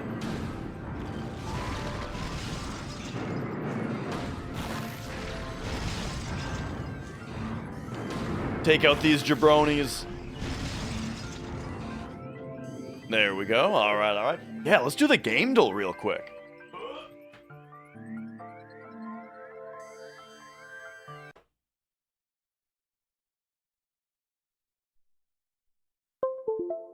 Oh! I sat on my headphone cable in a way that really yanked on my ear there. Fuck. Okay. Alright, alright. The game duel is audience participation, except Kino, because he already did it. Or anyone who already did it. But point is, go ahead and shout out any answers that you think you know, because I will have chat minimized while I'm guessing.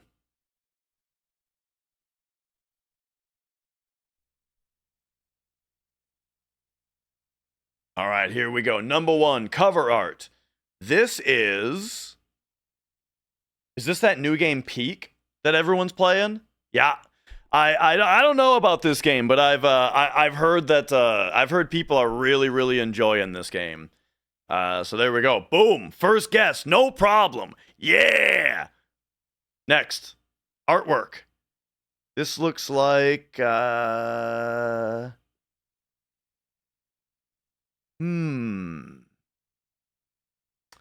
of looks like a fighting game to me.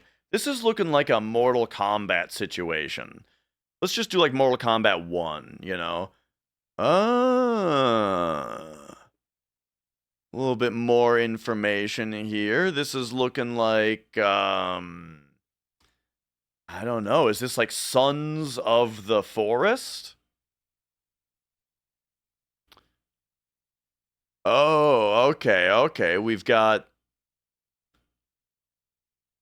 some wizard action happening here. Could this be...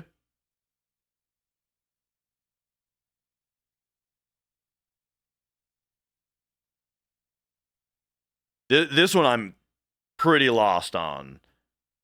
I gotta pick something like... This lady looks really familiar, but I feel like it's actually just kind of generic is why. You know what I mean? Like, it's just not... It's not the most creative thing I've ever seen. And so it's just making me think of like a million different things. But I don't know. I mean, I'm just gonna say Destiny 2. Even though it's almost certainly not that. I just need to free up some more. Okay. Now we got what the enemies look like. Yeah, I kind of have no idea what this is. Is this that last Berserker game that everyone was playing? Apparently not. Wait, what was that actually called? Oh, apparently it might not be on here. Is this I mean, look at the bulge, by the way, down here.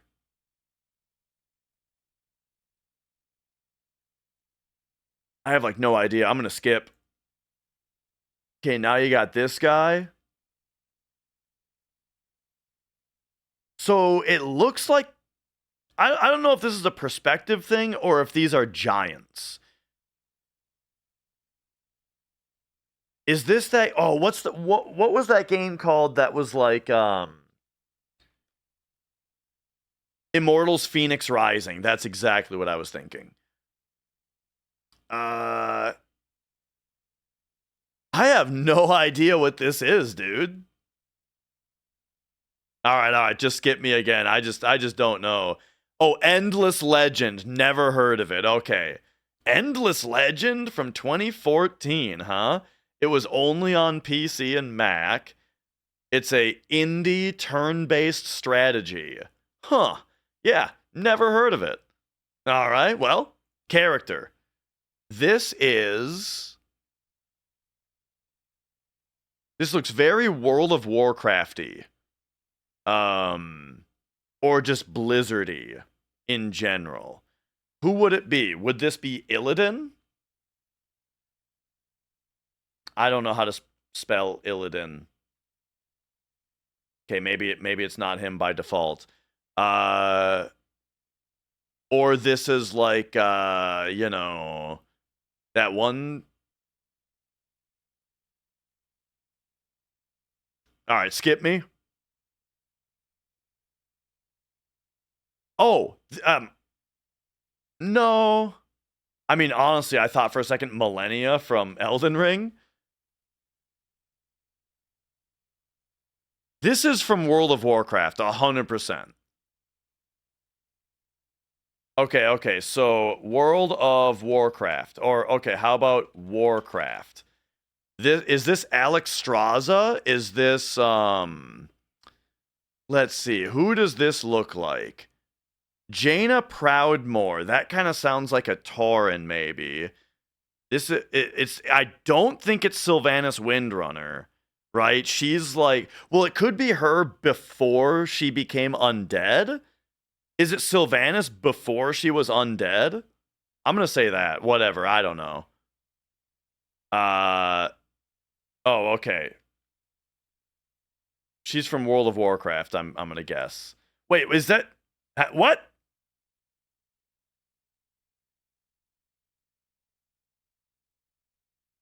We'll just say Warcraft.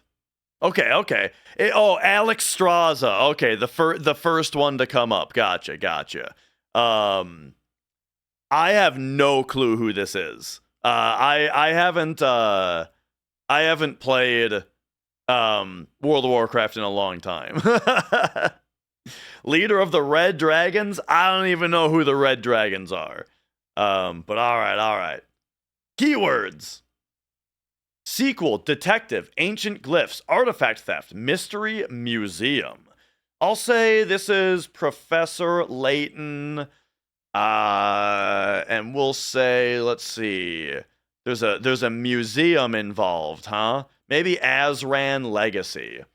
Okay, puzzle solving, research notes, secret passage, interactive map, journal entries.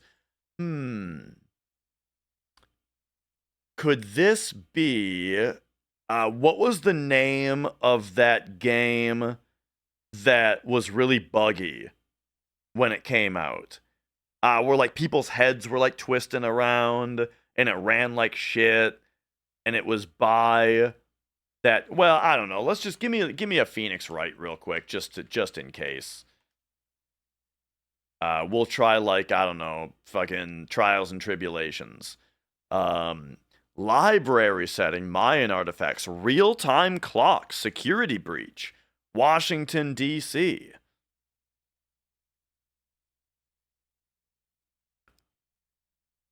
Nancy Drew? Nancy Drew,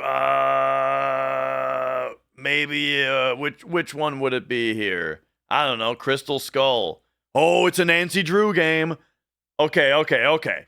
Nancy Drew. All right. So, we got Mayan artifacts. We got Washington, D.C., computer hacking. We got what else? Library setting.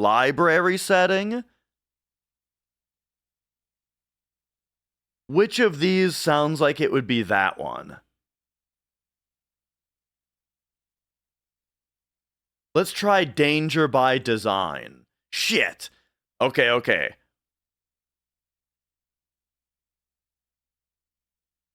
Let's try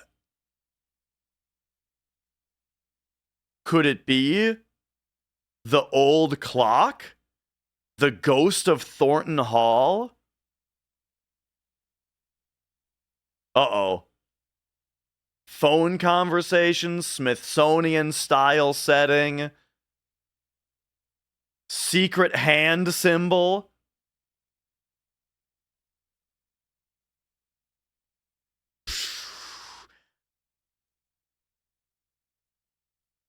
Okay, I tried the clock, I tried by design, I tried secret of the something. I don't know, how about secrets can kill?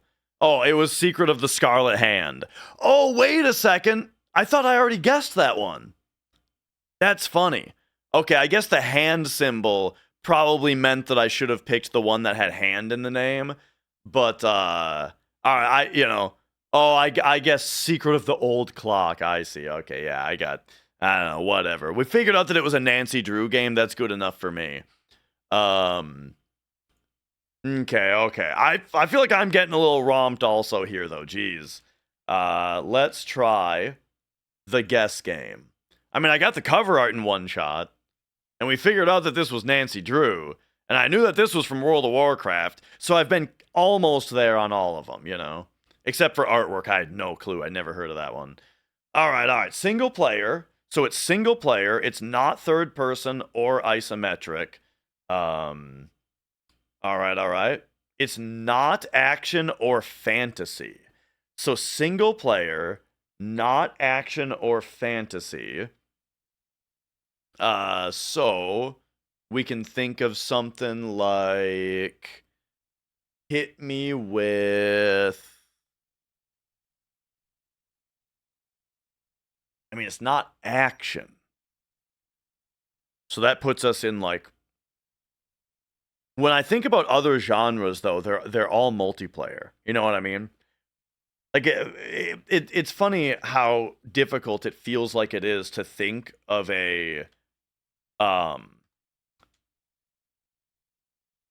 non-action game that's not single player, or that is single player. Sorry. Hit me with like Satisfactory. Actually, this might be multiplayer. It is multiplayer. Jeez. All right, 2010 to 2018. It's at least on PC. Okay. It's either adventure or RPG. It's not first person. So it's not so it's probably a side scroller. All right, so we got a side scroller that's not action fantasy. From these times, it could be The Swapper. Okay. So it is sometimes it is side view. So it's side view, but it's also something else, huh? It's also, judging by what we've narrowed down, it's got to be text or auditory or virtual reality. So I guess, like, what's a game that's a lot of text and also a side scroller?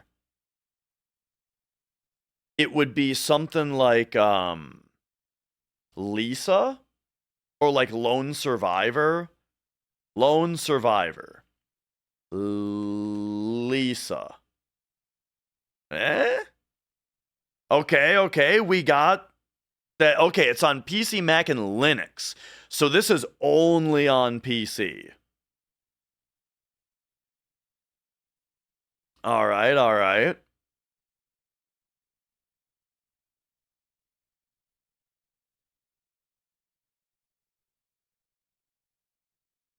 So it's one of these things, though. Let's take a look. It's drama, comedy, horror, or survival. It's at least one of these.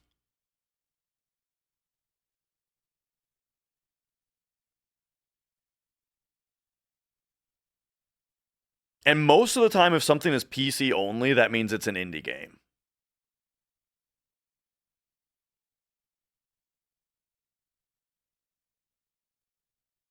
Could this be like Night in the Woods?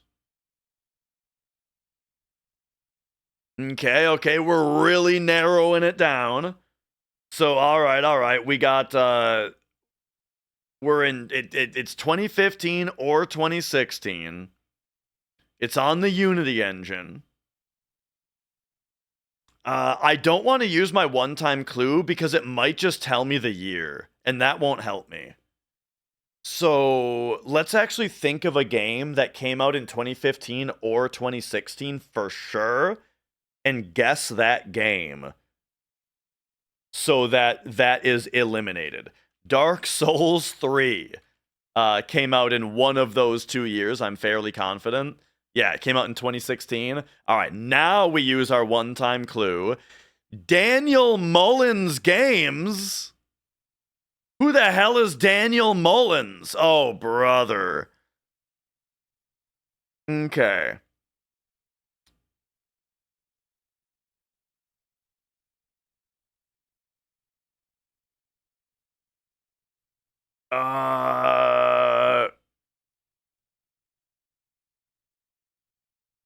Getting over it is the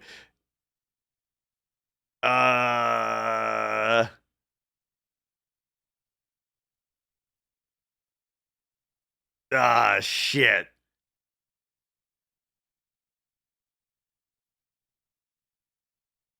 Man, I feel like the perspective thing is kind of the key.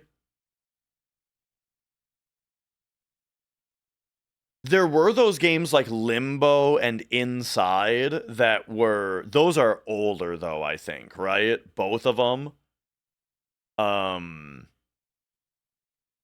So this is probably more like, I mean, I don't know, dude. Could it be one of the Little Nightmares games? Little Nightmares 2? If I knew who Daniel Mullins was, this would be a cinch. But I think I essentially give up here.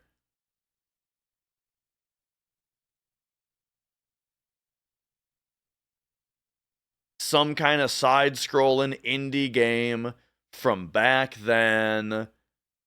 I guess we could also throw out something like... And remember, it's got something else besides side-scrolling in it.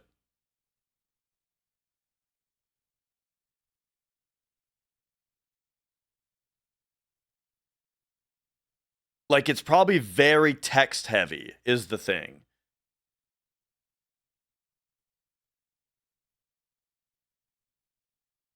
But yeah, I got no idea. So I'm gonna give up. I give up. I'm gonna give up by typing in. I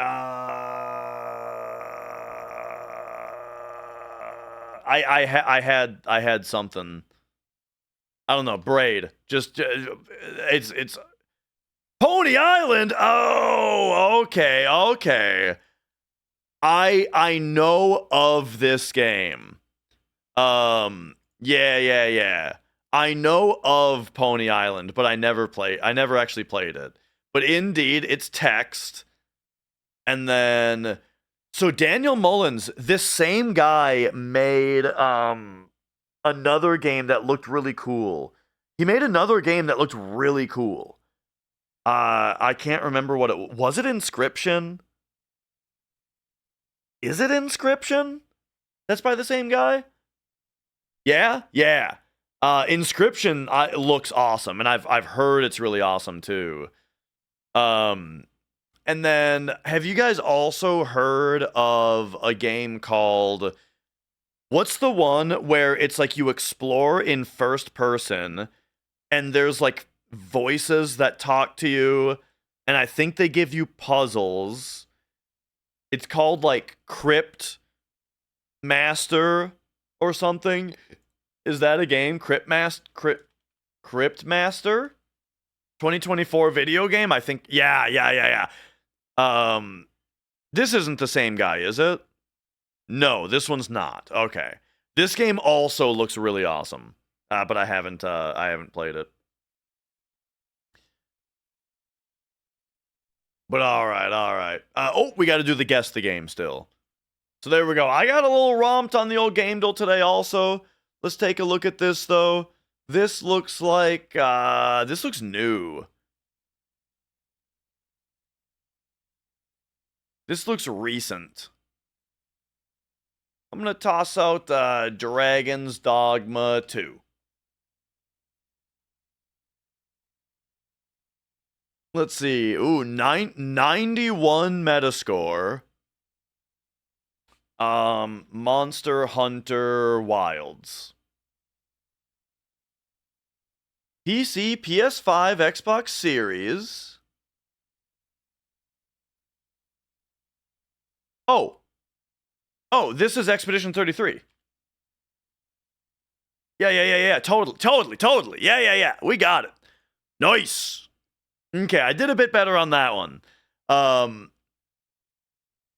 thing is, like, when I saw these flowers, I'm like, I've played this game. These little flowers, I'm thinking I've played this. But still, it was a little tricky to get just from like these two are not super descriptive, you know. But yeah, there we go. We got it. Nice. Sweet. All right, back to Metroid Prime.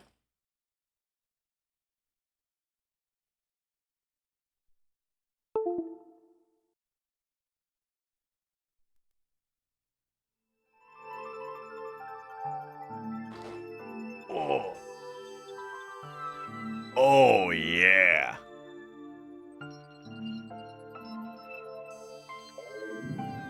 Okay, so where were we again? We're in the ship with the gravity suit.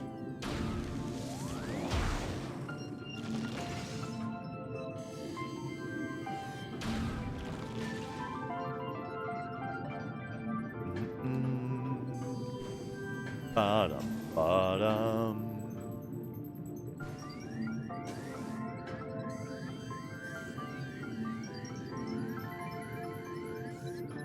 Oh, it's right here. But this is probably gonna need power. Yo, Greg. Oh, yeah. All right, 3 power conduits once again.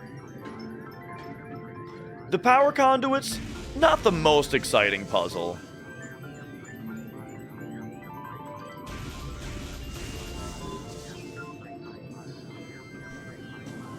But, you know, they're fine.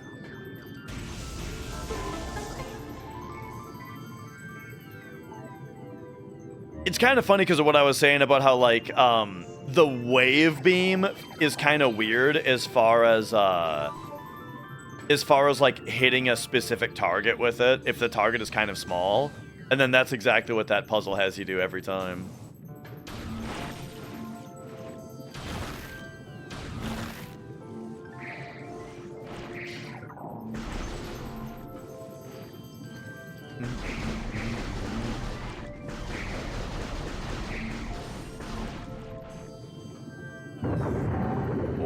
Oh.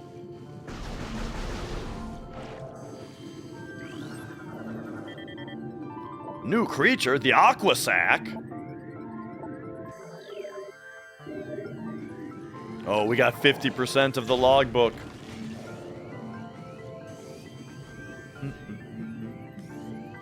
I think it's Metroid Prime 3 was the first one, right? Where like getting more of the logbook scanned actually does something. Because Metroid Prime 3 has like an achievement system where you unlock like concept art and stuff.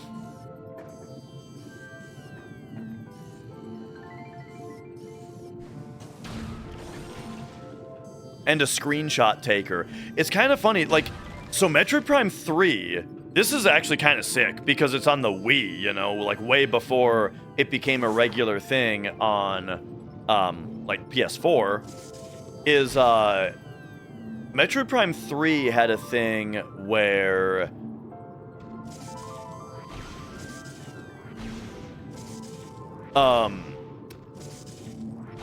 once you unlocked it, you could press like down on the D-pad or something and take a screenshot, and it would save the screenshot to your to like your letters in the Wii, you know, where like your messages showed up. You would have your screenshots of the game. That was a cool thing.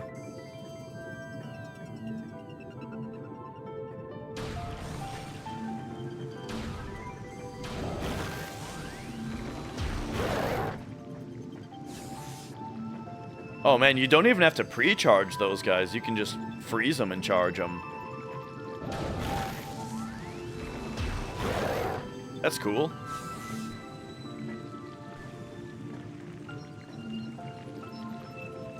The bobbleheads for the ship. I actually don't remember that.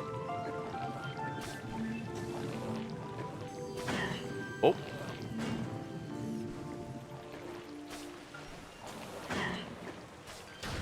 Oh, it's these things that are doing that. Oh, so now we're back to a room we've already been to.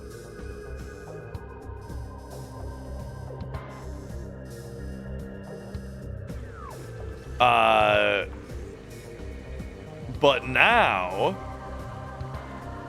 I guess we couldn't get to this platform before, probably because of gravity. Needing gravity suit. Ooh. Oh, here we go.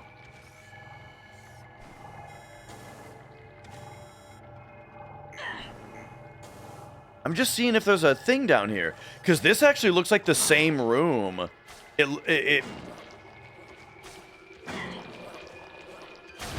This almost looks like they reused the same geometry from that other room I always talk about, but this one has the phase on instead of the other stuff. Do I even want to go in here yet? I don't like I have a feeling that phase on mines is going to be a dead end right now. But I don't know, maybe I'll get the grappling hook.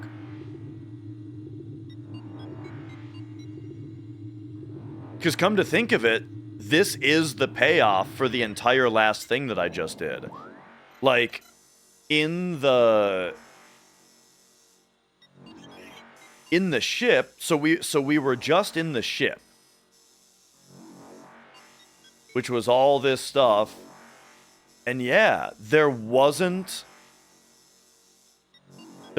actually any big new ability that we got here. Wait a second, what was the point of the entire ship?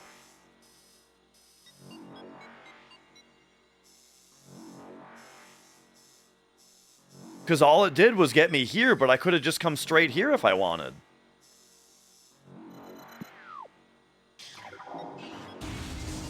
I mean, I got an energy tank.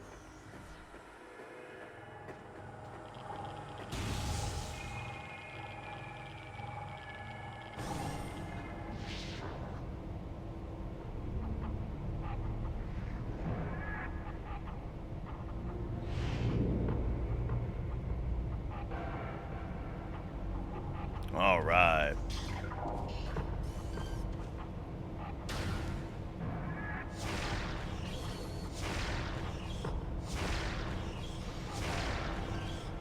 Oh.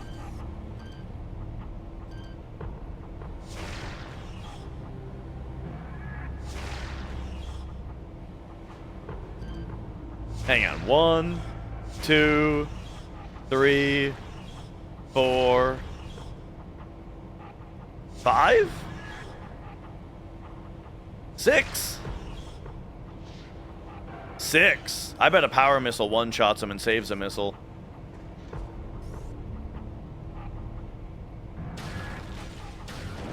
And yeah, I know what you mean, Greg. I did see, there's like actual mouse and keyboard controls that you can do on emulator, which is like, it's neat. But yeah, the person I was watching play it that way was saying it totally trivializes the game. Like, it's interesting, but it trivializes it.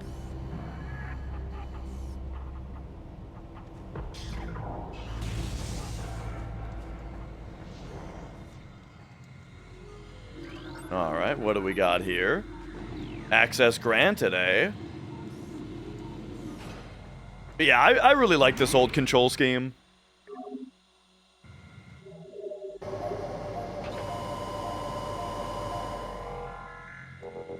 Well, so MGS4 on Switch, or on Switch 2, sorry, is gonna have mouse and keyboard control. Or, well, mouse control. Because of the new Joy-Cons having the optical sensor on them. I'm so excited about that. The game actually being built for it, you know? I mean, will it be completely built for it? Probably not, because it's a Switch, it started development on Switch 1, but close, close enough.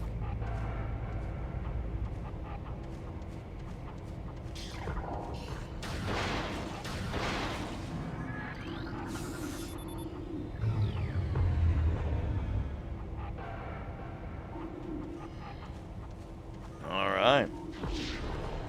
They're just letting us right in.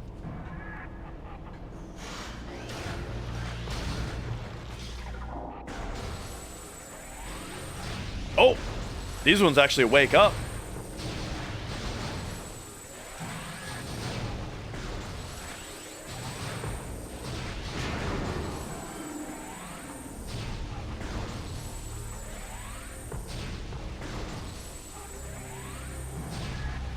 It's interesting how when you're locked on to an enemy, it kind of brings the... it like extends the gun out a little bit further. That's something I kind of only just noticed. Alright, we got Bendesium here in Security Access A. Okay. Phazon Mines. Security Access A. Bendesium.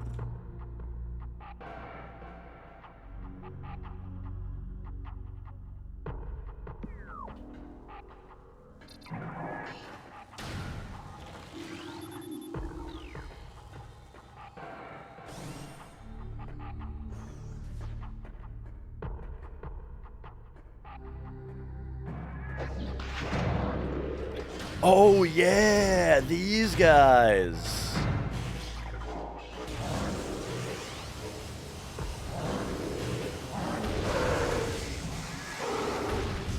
Oh.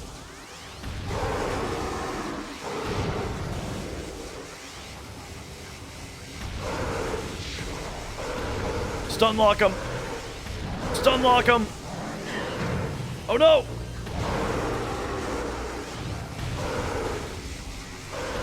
Alright, the old wave beam stun lock. Let's go. Yeah.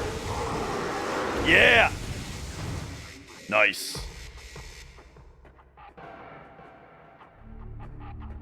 Alright, I think there's still another one.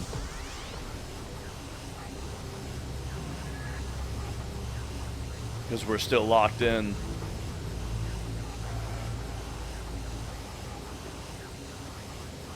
Hello?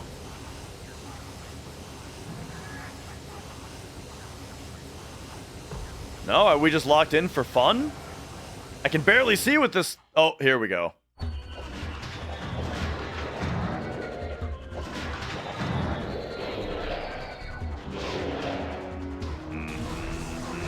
So if I remember right, this is where it would have been nice to have the super missile, the wave beam version of the super missile.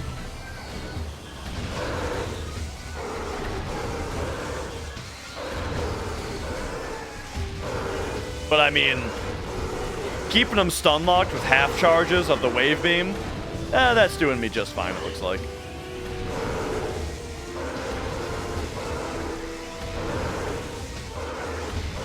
Yeah. Yeah. Yeah. There we go.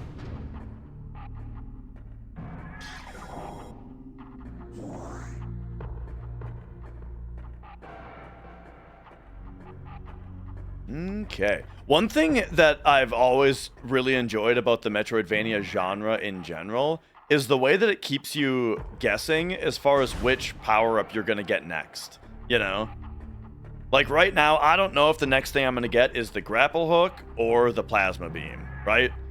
It could, or the power bombs. It could be any one of those three, and I got places to go with them right away, you know?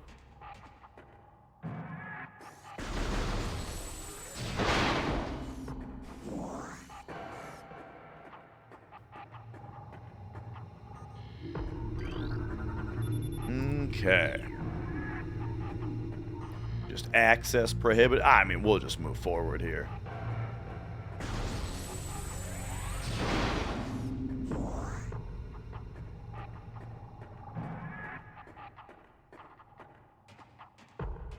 But yeah, I think I'm gonna try to play through Metroid Prime 3 again. I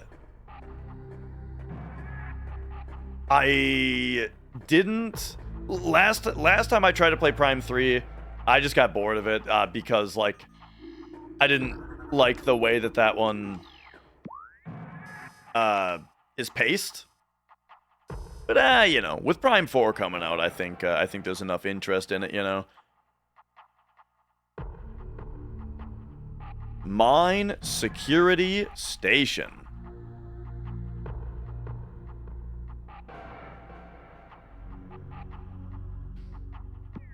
Yeah, and like you're always being told where to go, even when even if you don't have the hint system on, you know. But you know, we'll romp through it.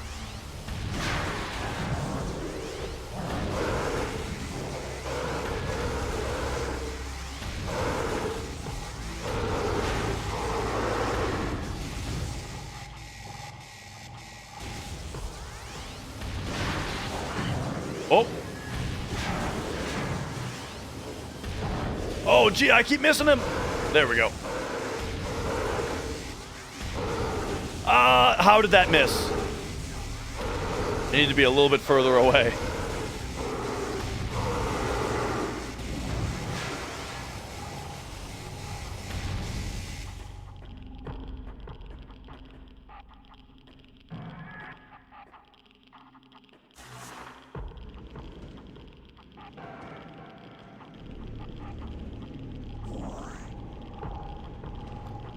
All right.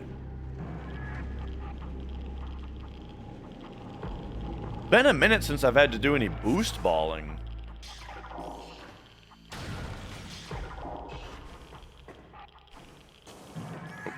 Oh, there we go.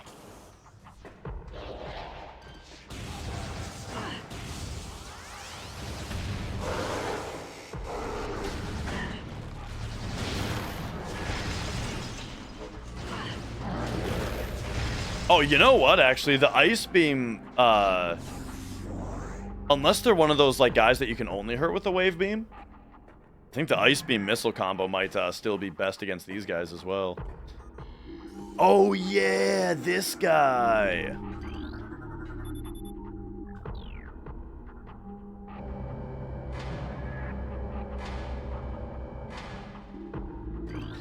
You know, it's kind of interesting. I'm really not making a point to use the scan visor very much on this playthrough, but I'm not running into a problem ever where it's like I can't figure out what to do, and then it turns out that I just needed to scan something. Like, that's not been happening, which I'm surprised about. I would think that it would, but it seems like they're doing a good job of like giving you something big and crazy. I'm not avoiding it. I'm just not making a point to, is what I'm saying. But when they give you something really cool here that you want to scan, well, then that's when also they're you know, kind of making you. Usually I make a point to like scan everything, you know, but this time I'm saying I just don't think that there's enough of a point to that. So I'm just kind of not bothering.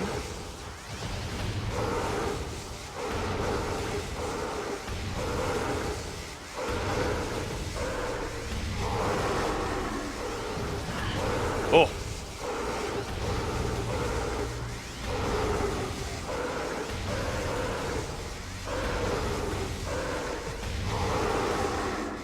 Perfect. Man, that's a noisy kill.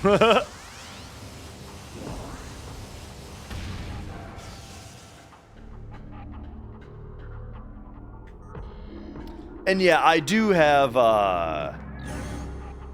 on this memory card, I do have a normal mode playthrough where I'm sure I got a ton of the scans.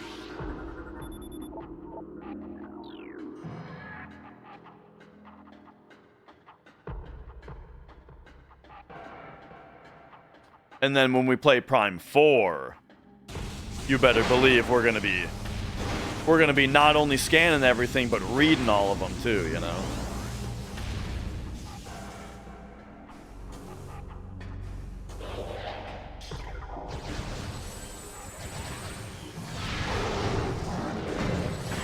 Oh!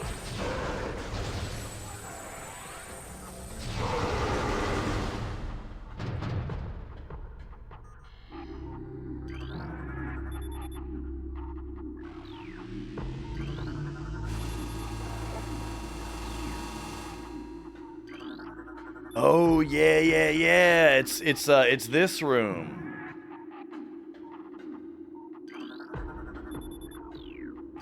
Okay, nice. Ah, you never did 3 before. Yeah. I played 3 through when it first came out.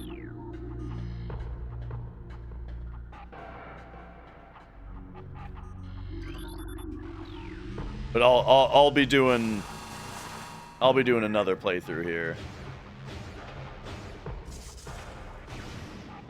Oh, I expected that to roll back a little bit.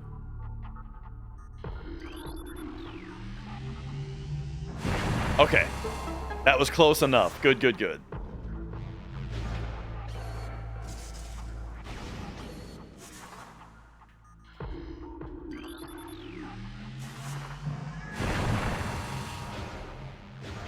Crazy that it's like it's kind of crazy to me that this thing is destroying these, or I don't know, just that this is working outside of a cutscene. Like it's just letting me fire it, you know? Can you shoot yourself with this thing?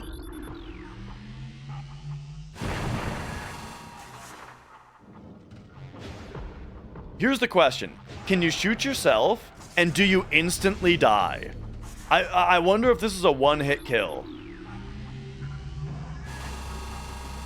Oh. Okay, it shot above me. Okay, I have to try harder.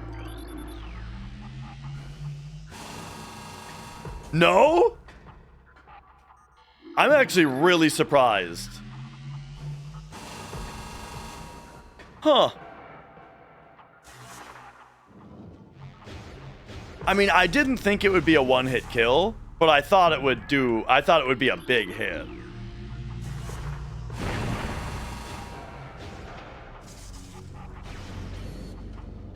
Whoop. There we go.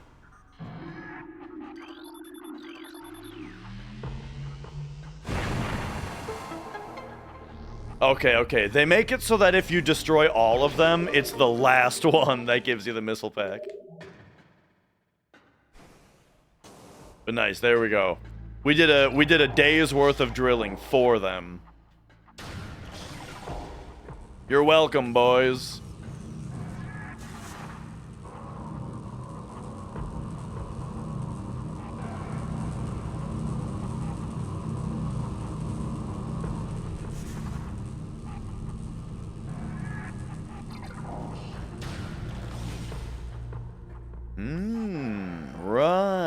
Right. I remember this room.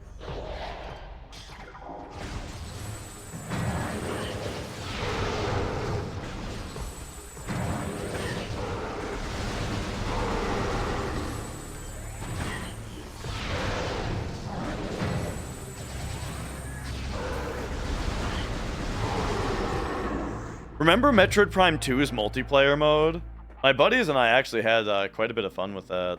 But again, it's that thing that I kind of always say, which is that, like, literally every game is fun when you're on a couch with 3 other dudes. Just playing a game together, you know?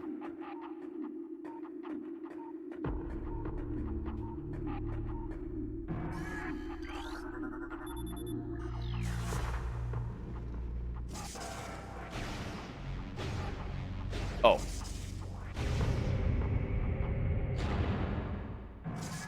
Okay, I don't know.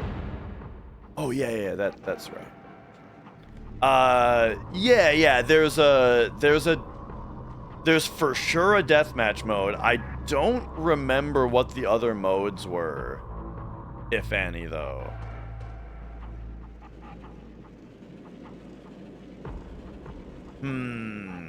Like, I feel like there had to have been a creative, weird mode, you know? Because, like, they all kind of had that. All these games... Oh! All these games that added a multiplayer mode into them, you know? They always tried to have, like, a twist.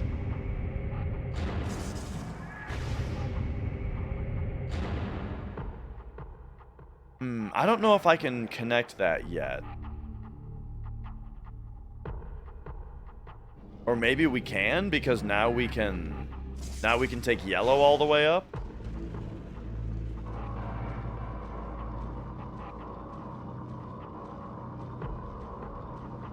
We can't take yellow all the way up. Okay. So I may have screwed up here.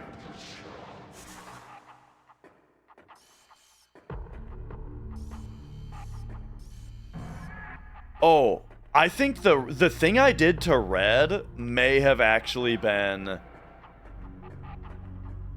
like a skip. Because it kind of looks like blue is supposed to take me to the second layer. Never mind.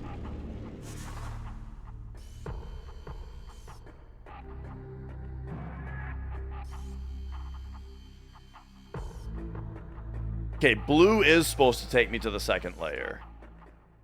And we want it to face... Alright, I see what's happening. I was too excited about lining red up that I wasn't really looking at what this was. What they want me to do here is put blue like that.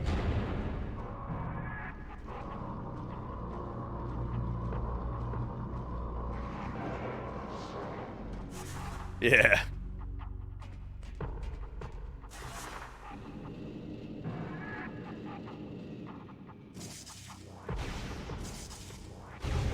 Alright. Then...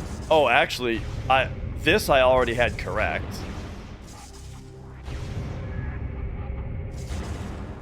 Wait, yeah, what am I thinking? I already have red correct. Now we just have to line up red.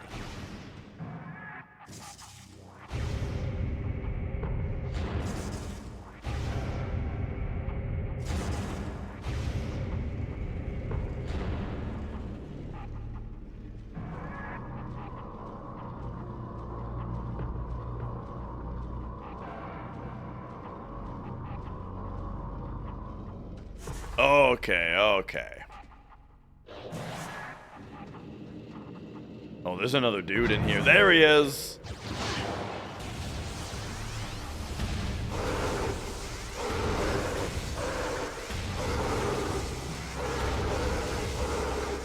Get him! Get him!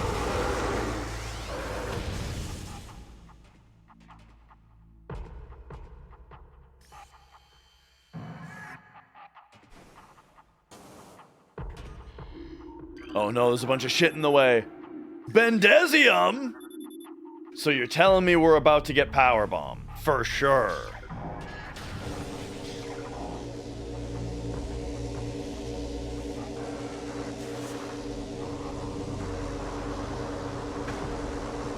Ah, it's fine. We'll just drop.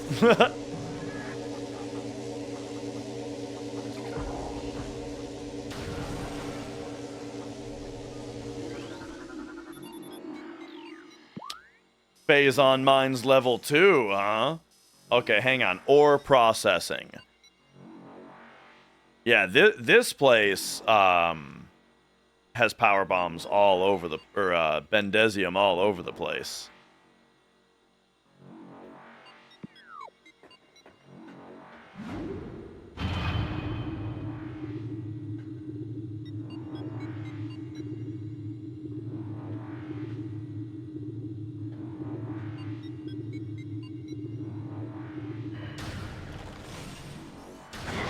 Whoa!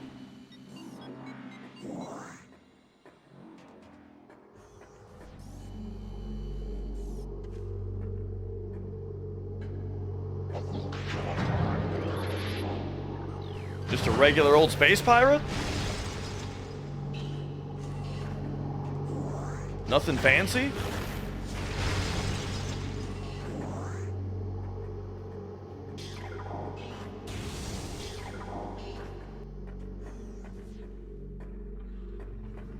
Oh, it's this guy.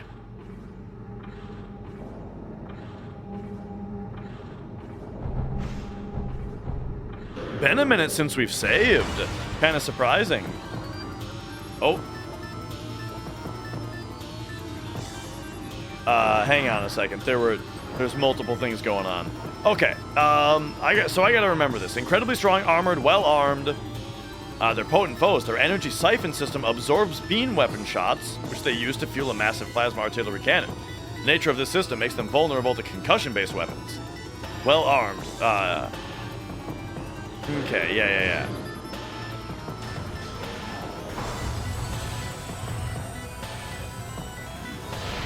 So... Oh, jeez. Hello? I think we have to... Oh, okay. The thing is, I'm not even meaning to shoot him with the beam weapon. It's just it happens when you're holding A.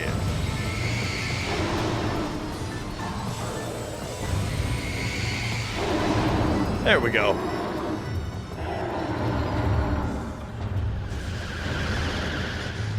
Just needed a few power bombs to calm down.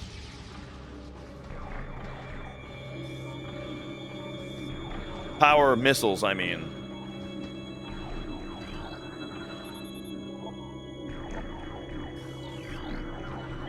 Alright, pirate data. Pirate data.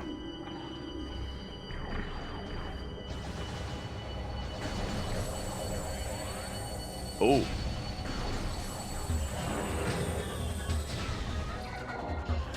Dudes that want to get iced.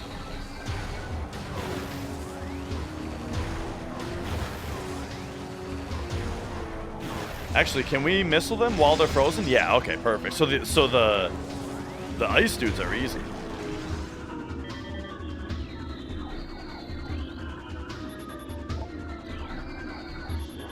There's something just really satisfying about the scan bar filling up also. Alright. Is there another dude up here? Yeah. Oh, yeah. Boom. So those are the easiest.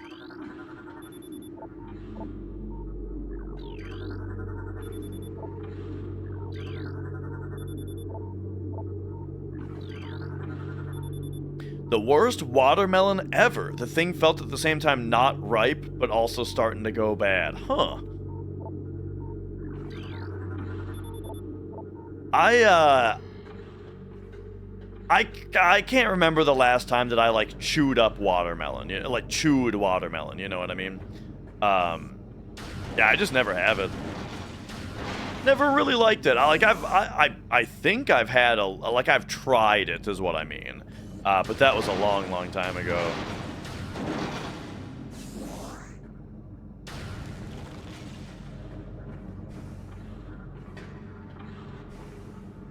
Oh man, and there was this one time that Mrs. Dash left some watermelon in the sink. And at night, kind of at night, you know, I woke up, I had to go over to I had to do something in the sink, right?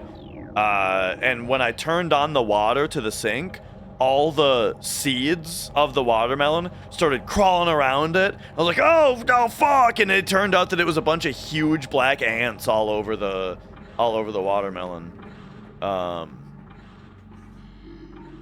And that was, you know, that also kind of put me off of watermelon. Not that I liked it anyway, though. I didn't like it anyway. It's just a funny story, kinda.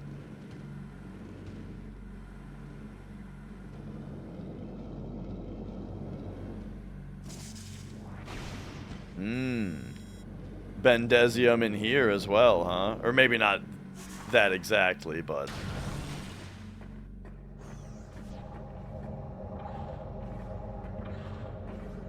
surely some more powerbomb fodder.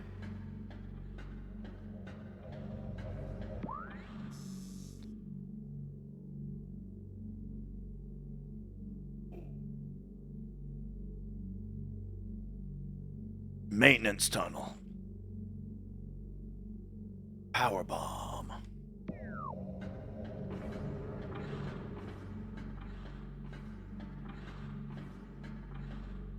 Yo, Mappy Man. Good to see ya.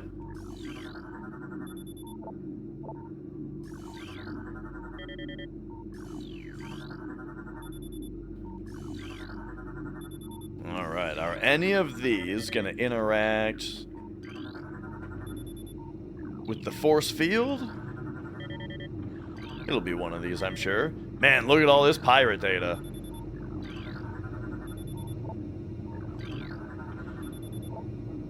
It's a really cool thing, like, immersion-wise, you know, that, like, we're in the space pirate facility now, and so, like, we've been getting little tidbits of data when we found their little bases and stuff, but now, like, we're here, we found,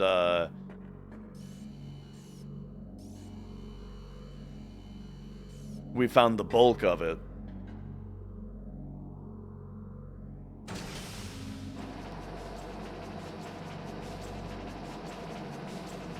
That's something that I feel like is a pretty kind of rare thing that's a little hard to describe.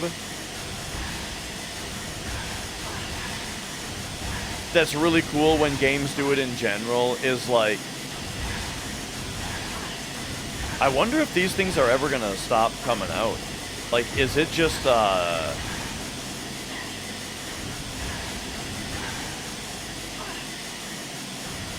is this a we need to leave situation, or is this a, we need to defeat all of the puffers situation? It's kind of looking like a leave situation.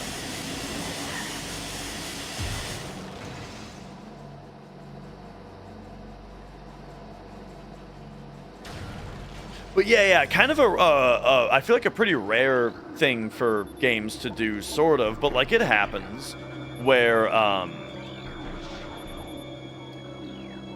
there is like some kind of currency or material or something that is somewhat rare, you know? Whoa. And then, like, you get to the area where it's sourced from, and now it's, like, all over the place, and you get a whole bunch of it, you know? I think that's really cool. Is the weird jerky video on my end? Jerky video? I mean, if you're talking about me, yes, always my end.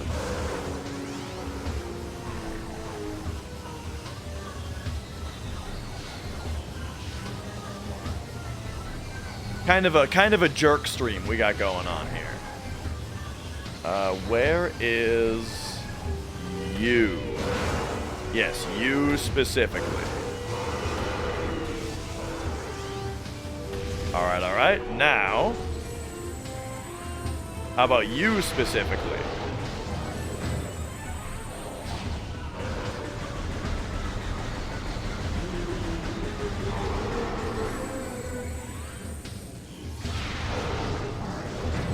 Power missile. Charge shot. I think just 2 charge shots should do it, right? Yeah. Alright, who's next?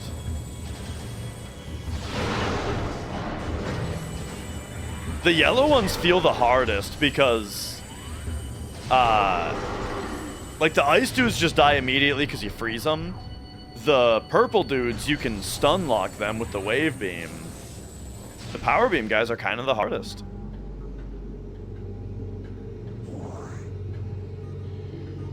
But now I've jumped down from this balcony that, like, I didn't necessarily want to get off of yet.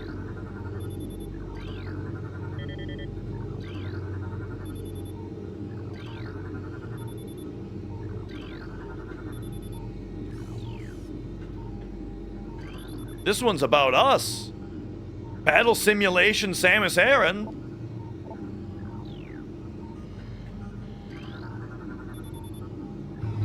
It's like when Team Rocket had to build everything to be specifically defensive against Pikachu.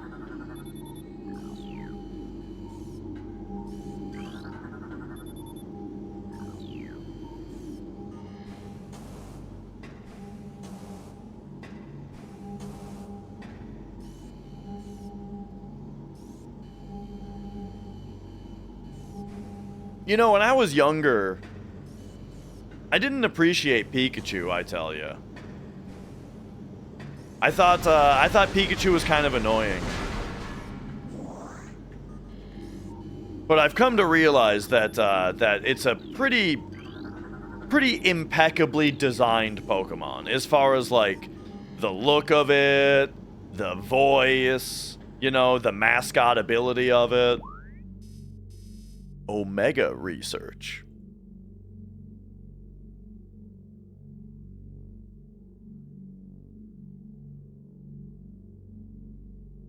Like, they were cooking with Pikachu, that's what I'm saying.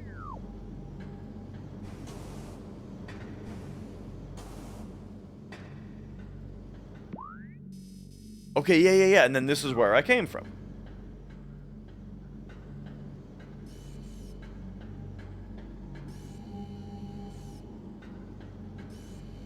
Gotcha.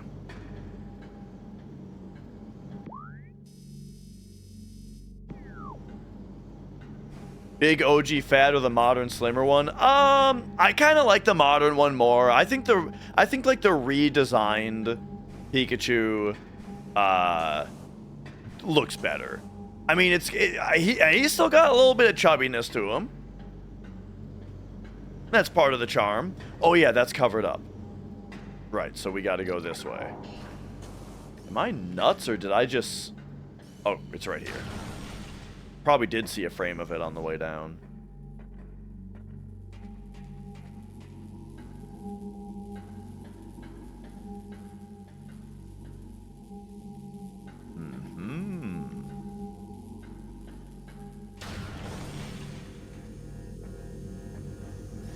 Oh yeah, this room. Man, we gotta be close to that power bomb, right? I think we're about to fight the boss that gives it to us.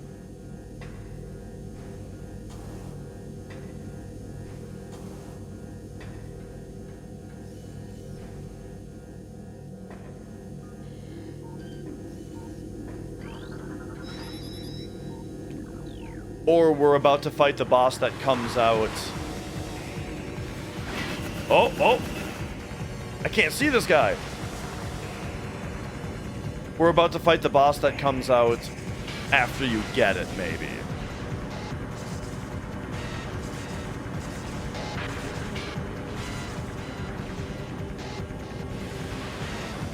Okay, hang on. So the door is...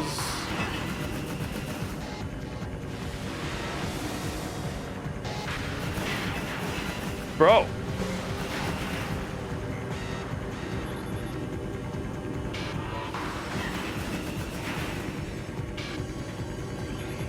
Multiple safety system malfunctions detected. Units should be taken offline immediately.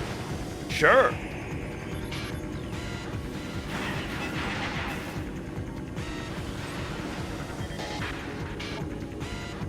Oh, the locked door is actually a research element, or item, huh?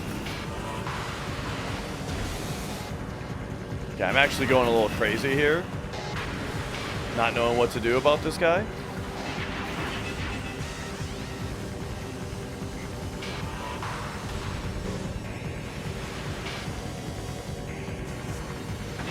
I'm feeling a little stupid at the moment. And also a little bit worried by the fact that I don't think I've saved the game in like a long time.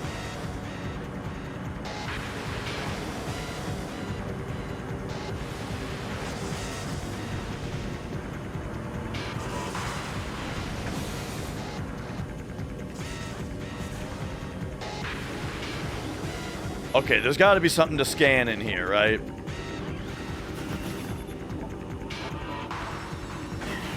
That's just about them having pets.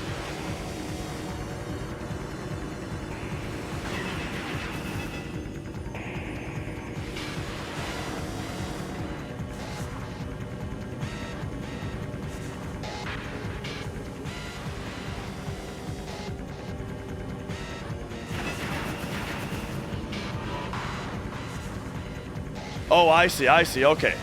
Platforms are accessible over here. So it's got to be something to do with this. Fuck off.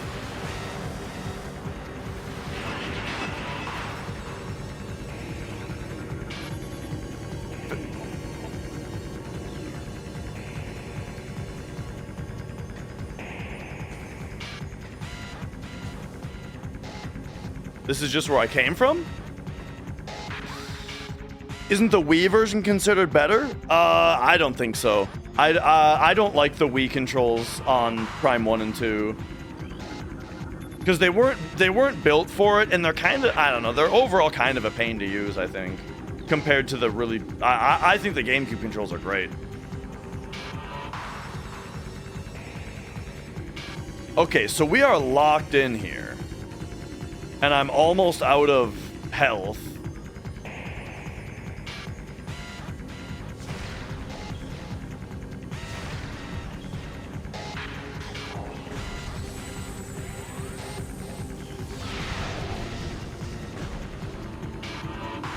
And I don't see anything else scannable.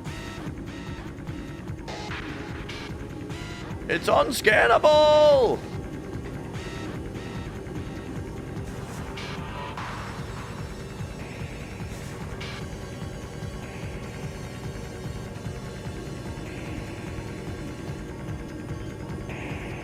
I've got an invisible dude shooting the shit out of me.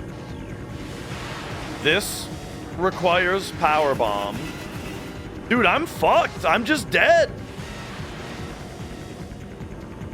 This is funny.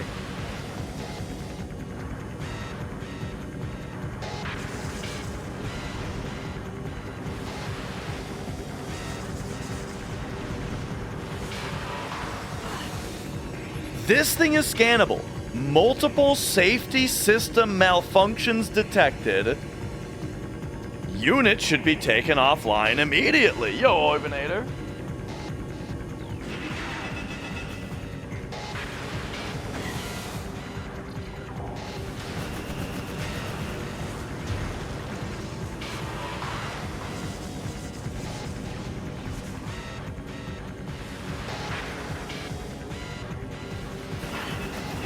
Maybe it is something with thermal visor here.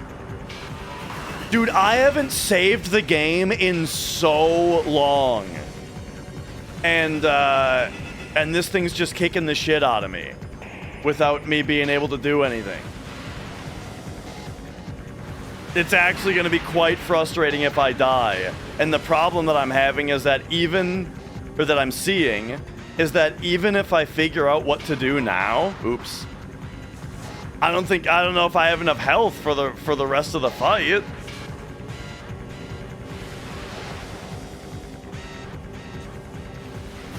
So yeah, this is funny. I'm about to get kicked back like an hour.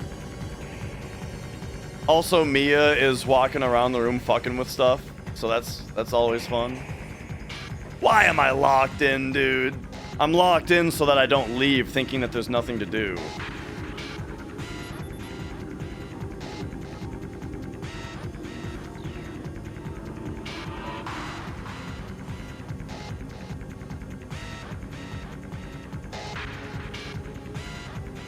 Okay.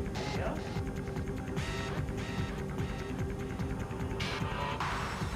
What's going on with you?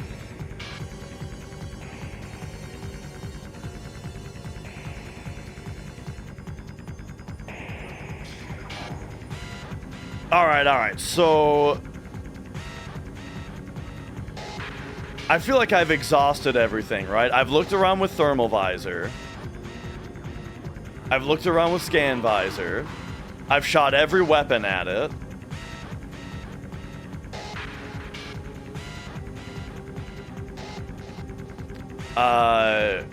Both doors are locked.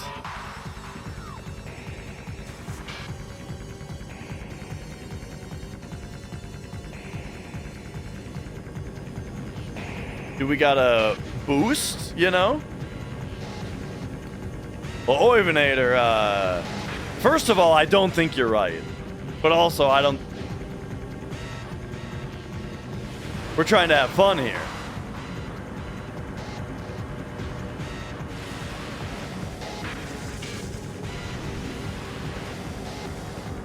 I swear there is a way to get into this little grid down here. Like one of these things breaks, and then you gotta like maze through it. That must happen after you defeat this enemy though. And the only thing that makes sense with this enemy wait. Am I doing something to it actually? I can't lock onto it. No, that's bouncing off.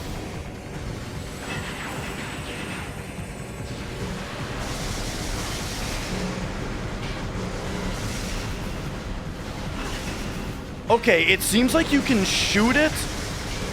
Why? Oh! Okay, you can shoot it while it's doing certain attacks.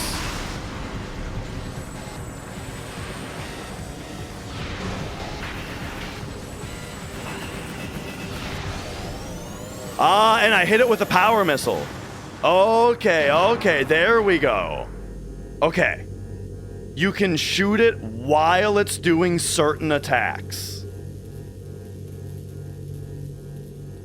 That was confusing. Because, like, every weapon I had was bouncing off of it, you know?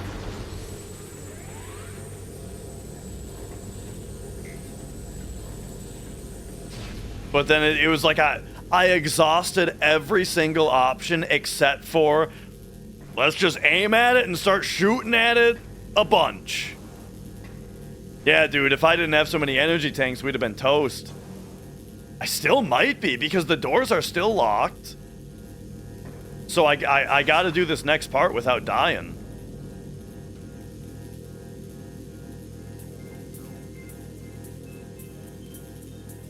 All right. So here we go. We got to get through the maze perfectly, and then I got to find a damn save point. That's the end here. And that's got to be bad, right? Is this good or bad?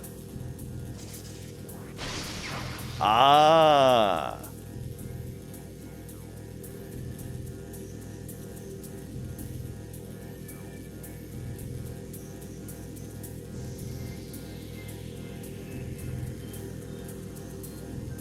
All right.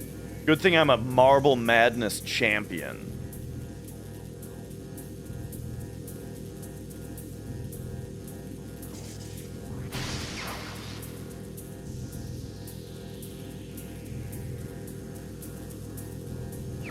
Like we've been here before.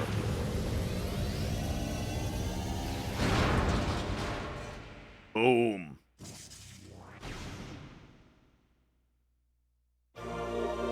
All right. Power bombs. We have them now. Cool. So this has got to be a save station, right?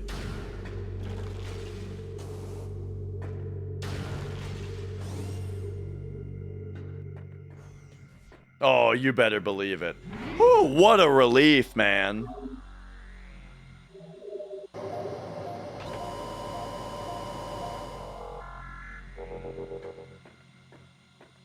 Oh yeah, Marble Madness is the type of game where you don't beat it the first time you play it. You know, it's one of those games where, like, it's that old style of you lose and lose and lose. You know, it's a relatively short game. That you either win or lose. You know. And then at some point you get good enough at it to where, you know, when you do your relatively short run of it, you win.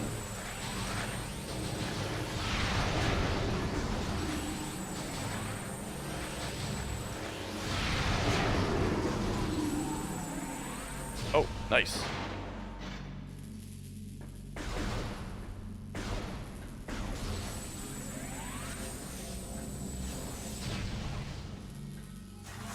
Oh, hello. What's all this, then?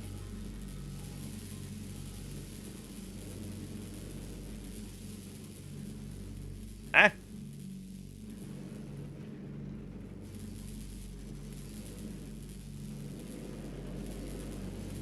This might be just to sneak past them. I don't know. What if I put down one of these, huh?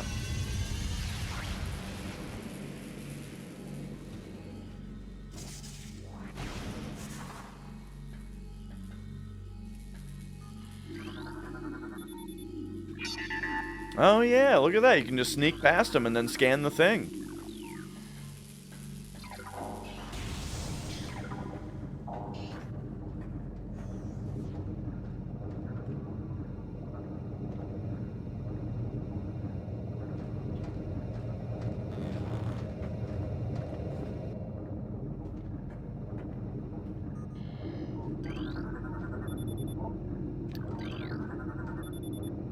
Okay. So I'm thinking with, like, having to get the artifacts and stuff, this is probably a 3-stream game. I was thinking it was going to be a 2-stream game, but it'll probably be 3.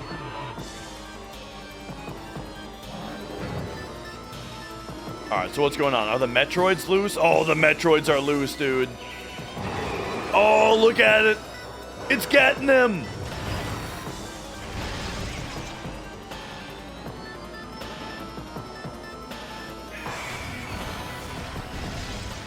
As always, though, you know, ice 'em, missile 'em, just like always.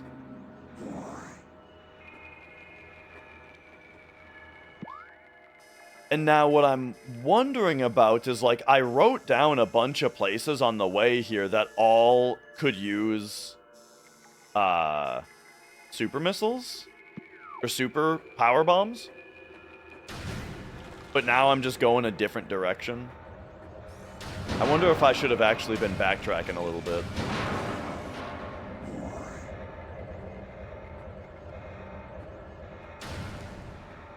Oh, it looks like I'm gonna have to. Right. Because we can't go any further here.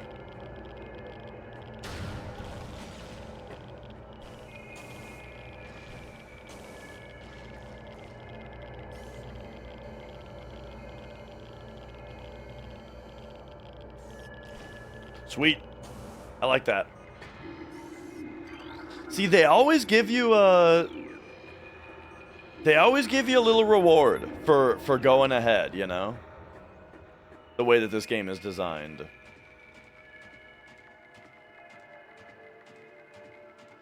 Use thermal? Oh, Ovinator, you're killing me. Isn't it more fun to backtrack and find the stuff that I needed power bombs for? Ooh, here we go.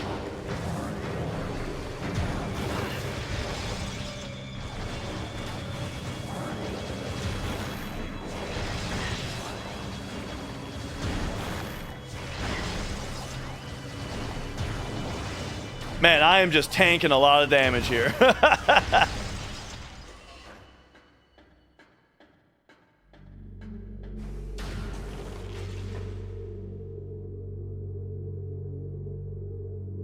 Oh.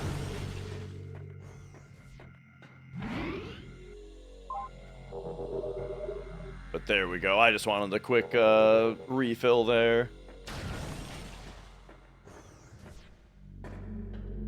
All right.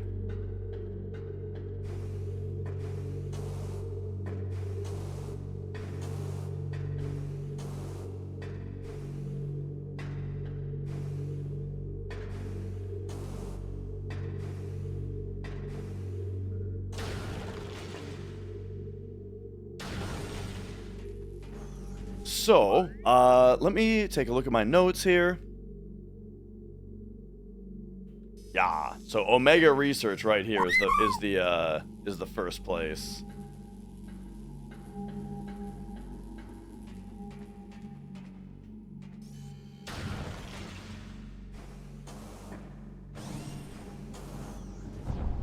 Oh, here we go.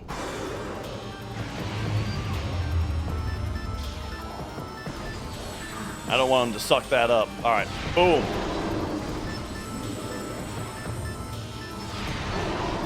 And then shoot the wall. Because the thing is, I'm just holding A, you know?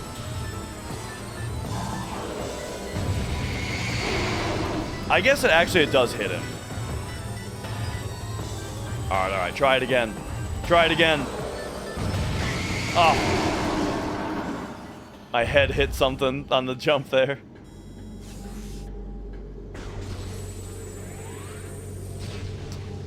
Okay, so somewhere in this room was something that I could power bomb.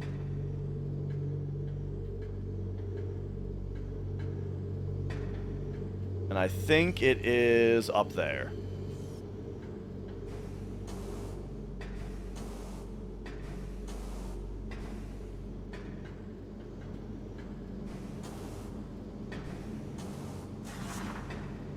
Yeah.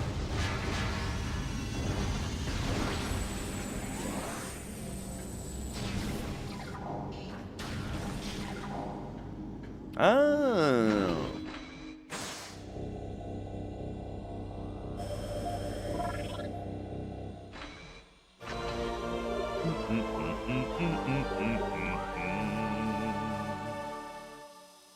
There we go. All right. So now Omega Research, I can take that off.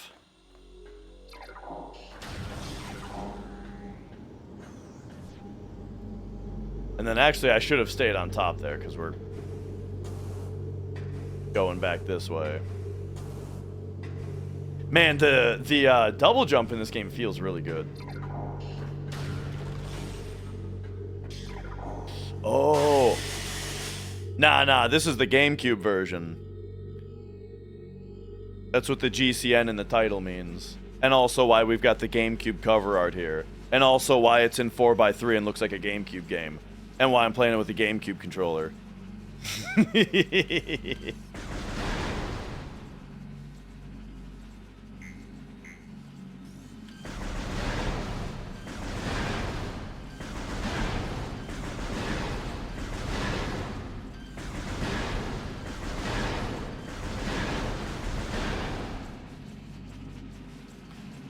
So these bros here, I'm curious about just power bombing this room.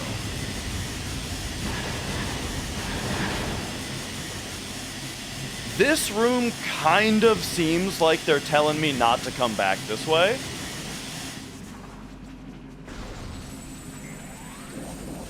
Or that there's just, there is something significant about this room that I have not yet figured out.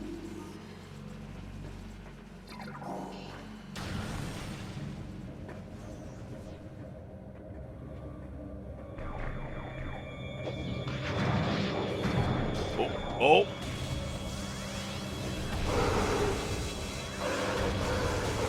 Here's the guys we can soft lock, or not soft lock, stun lock.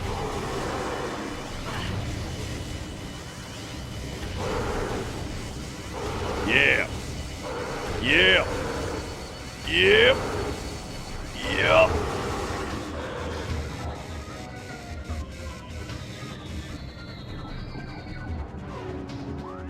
So now we are in elite control. So maintenance tunnel here had a spot where I could use power bombs to get down there if we wanted to stay in.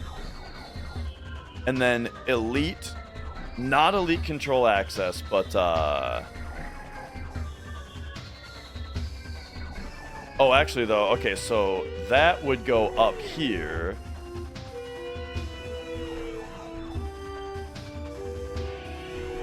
Oh. And that would get us to ore processing, and here there was something for us to get also. So I kind of just want to go back before we go. I want to go up before I go down. Just hit up all the spots that needed power bomb. There we go.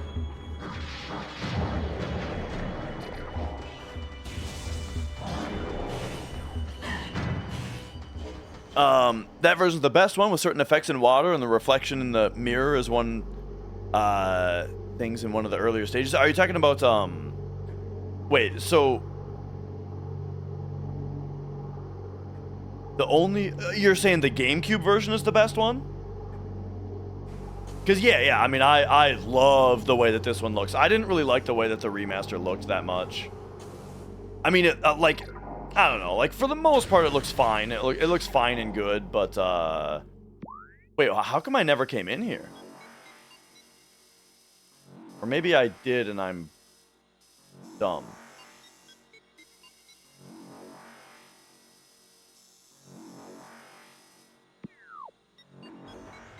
Yeah, the weird thing about them not doing the mirror effect is that I don't even think in this game it's a real mirror effect, you know?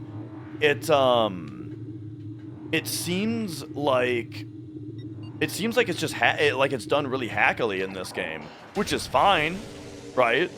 It gets the job done, but I wonder why they couldn't do something equally as hacky. Oh, dude, I forgot about the doors also. The fact that the glows on the doors don't look right. I totally forgot about that, actually.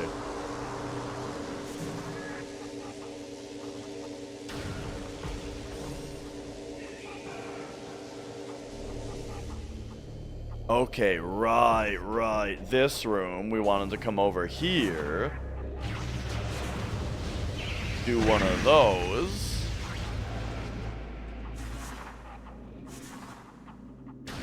Give me the missiles.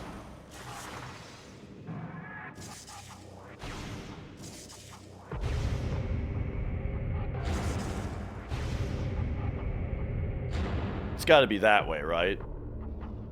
That it's supposed to point.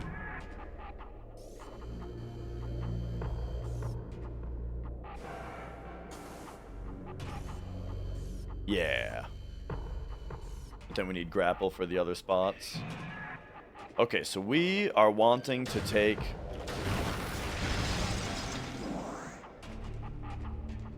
yellow up.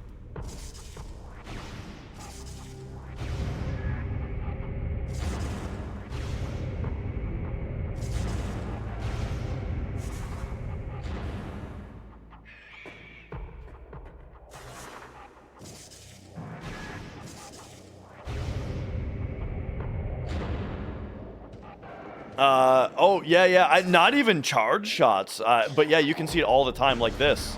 Like, just these regular shots, the way that... Oh, Metroid!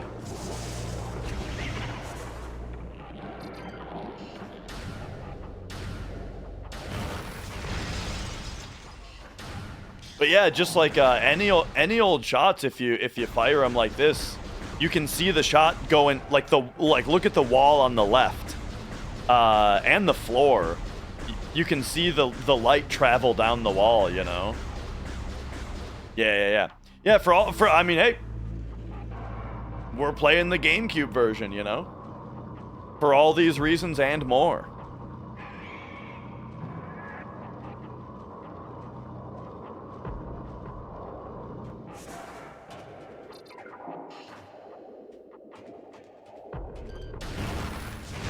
Got him.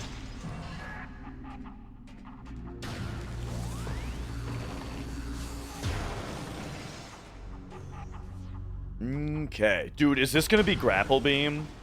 Oh, yeah. Man, am I glad I came back.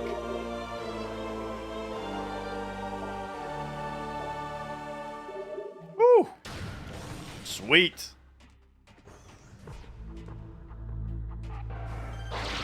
Woo! Oh, yeah, dude.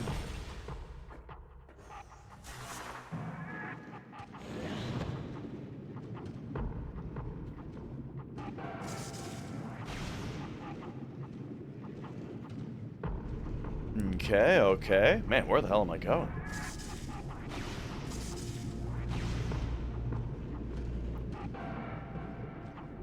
I kind of don't remember this in the slightest. This, like, aquarium we just went through, I don't remember this at all. There's got to be something in here that I missed.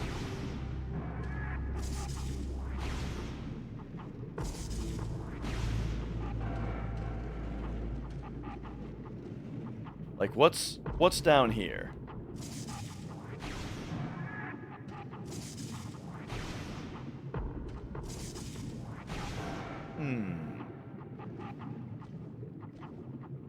That's just where we started? It's just alternate paths? Huh.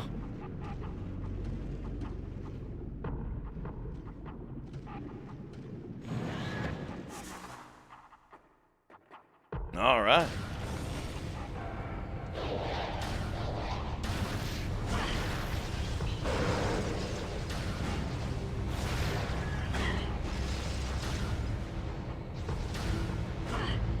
That guy's jumping around too much.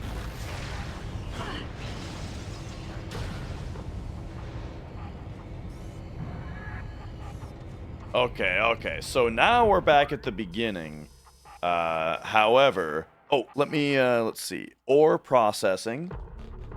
Can take that off now. But now, elite, or mine security station. Oh, I think we need plasma for that anyway. Oh, that's what I wrote down. Or no, it's not. Mine security station. I don't even need to have that written down. We're going back to that room when we have plasma. And then elite research. This room we also have to go back to. And security access A, which is here. Okay, perfect. So yeah, the loop around is good. Because, yeah, gotta love that level design. Now that we got our new stuff, you know, now the map loops around in a way where we're free to go now.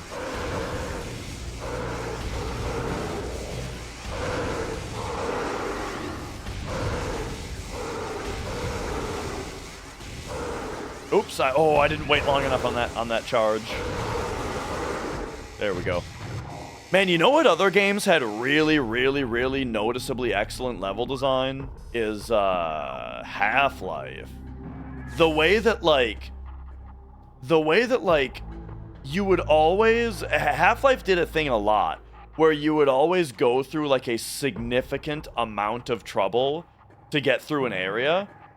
And then you would just be on, like, the other side of a small, relatively small thing, like fence or door or something, you know. You'd always be able to see somewhere that you've been a long time ago.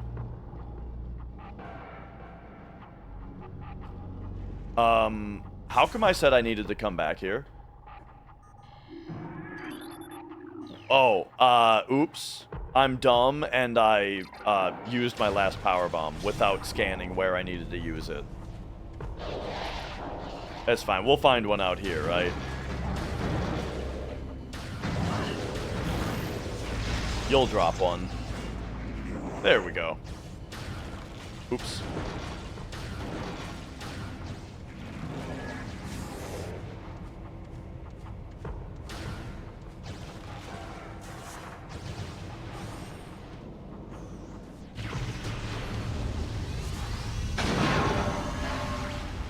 Boom.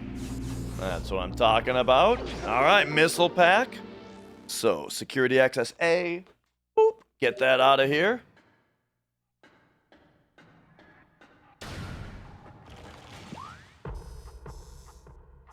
And then we just got to get here.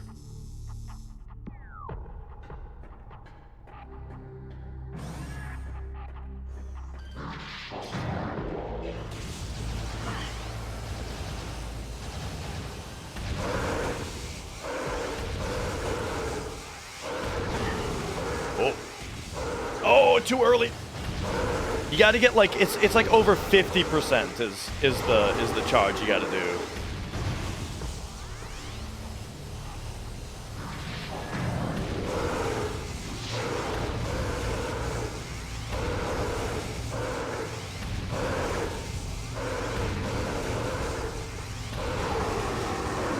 The final missile pack, I don't think I've ever 100%ed this game. In fact, I'm pretty certain I haven't.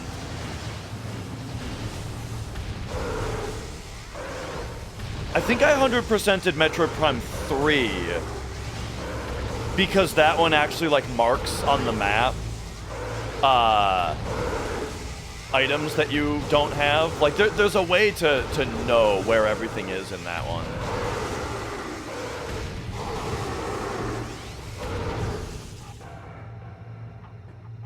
Yeah, that's kind of funny to think, like which Metroids have I 100%ed? I've 100%ed the first one. And I believe Zero Mission.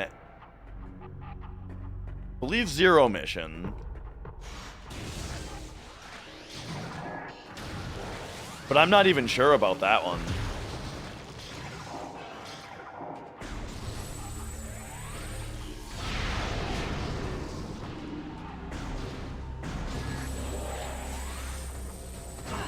Whoa!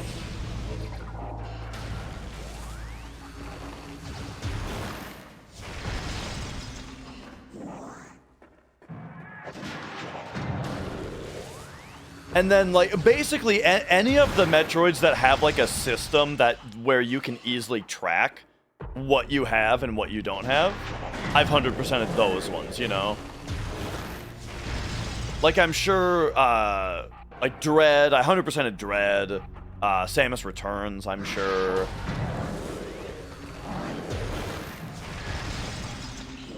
I don't specifically remember Samus Returns, though.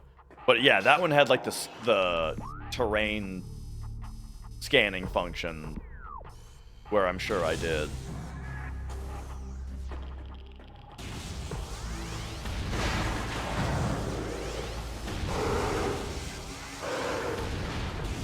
Oh.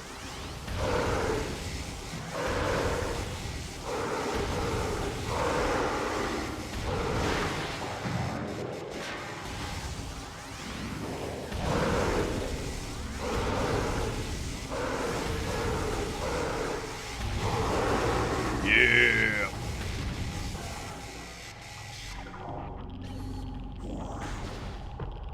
And yeah, yeah, I thought Mercury Steam did a pretty great job with Dread. Like, I don't think it's a perfect game by any means, but it's one of the better Metroids, and it's a great game in general.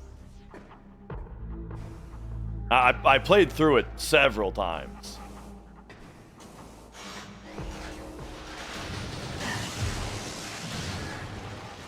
At the concert the other day, I was talking to a guy about I got to have one of those conversations where just like the subject of playing video games came up, and when I asked them what kind of games they played, it wasn't just like, oh, Valorant, oh, League of Legends. It was I've soul level 1'd Dark Souls 1 through 3. Kind of gamer, you know?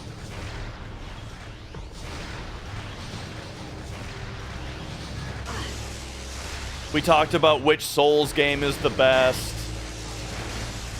Oh my gosh, dude, I'm getting fucked up by these turrets. Well, that's right, you just gotta power missile them. I forget that you just power missile turrets and forget about it. Forget about it.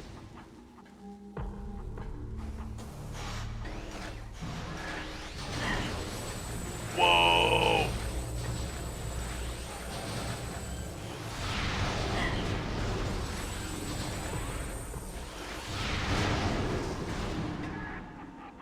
Yeah, I mean, well, basically, I mean, I think kind of the general thoughts on all of the games, right, is that one, like, we can just say what most people think about Souls games, right? I think most people think 1 has the best map. 2 is generally just the worst one. 3, I think people think has the best gameplay.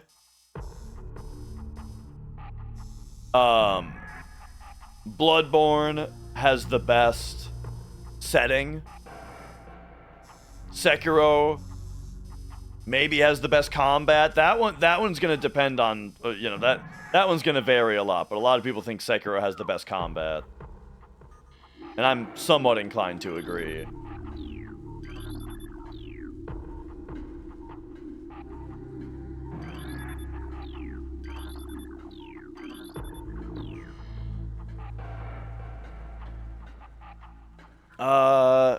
What was I doing? Bloodborne is PS4 danger.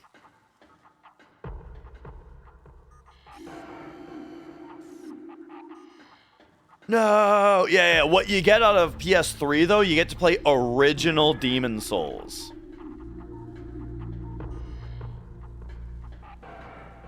Okay, I wrote down Elite Research. I wrote down that there is Bendesium to find here. So, where the hell is that? Let me look a little closer.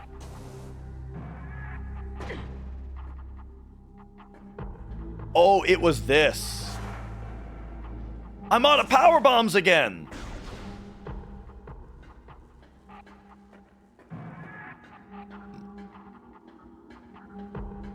But yeah. PS3 has Demon's Souls on it. Which which of course I would extremely highly recommend. And then if you do want to play Bloodborne though, which is overall my favorite. Jeez. You can just borrow my PS4.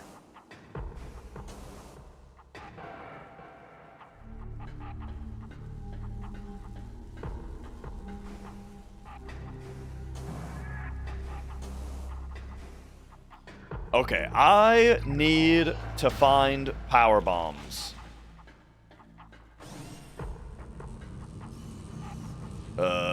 Yeah, this is fine.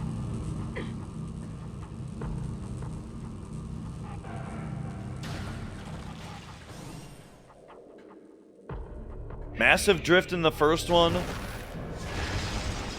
Internal connect. Oh, there's a power bomb. Internal connector thing on the left Joy-Con, the OLED one. Oh, man. Yeah, that's too bad. I eventually had drift problems on Switch 1 as well, on the Joy-Con. I pretty much only ever played with the Pro Controller, but at some point I did want to do a little bit of handheld play, but I had drift.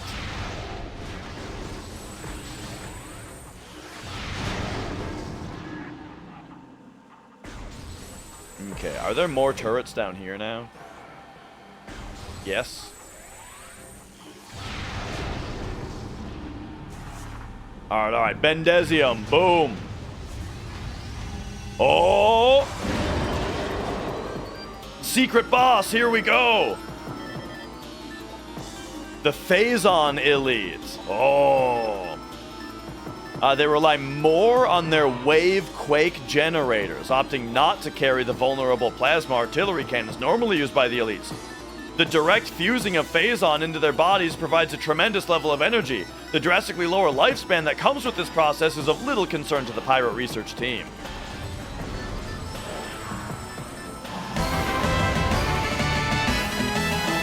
Oh! King of Clubs! How we doing?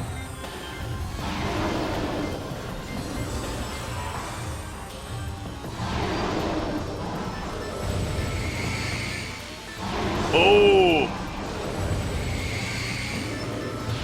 Oh, he caught my power missile!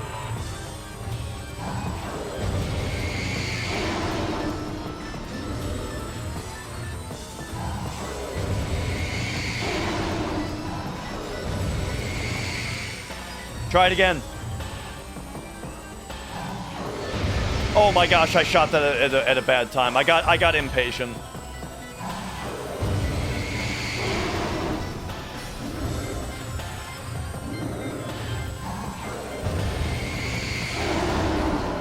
Got him. Oh, that's one of the artifacts. All right. Okay, I was wondering what I was going to get for that.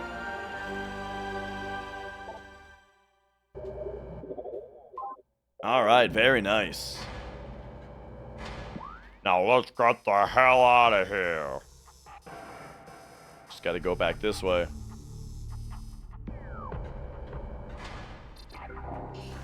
Yeah, let's go. Yeah, I'm thinking about, like, basically the plan is I think I'm just replaying all the Metroid Primes, because I'm really excited about Prime 4.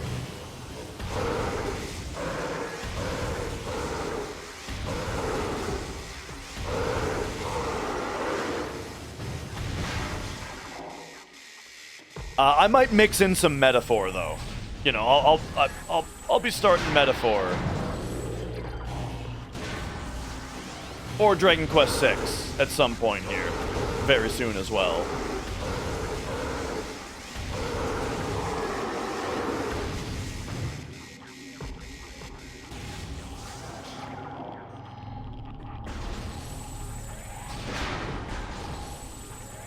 Good so far, 3 hours in or so. I'm so happy to hear it. It keeps getting better, dude. That game is, it's game of the year. No question. It's so good. Very, very happy and envious that you're playing it for the first time, you know?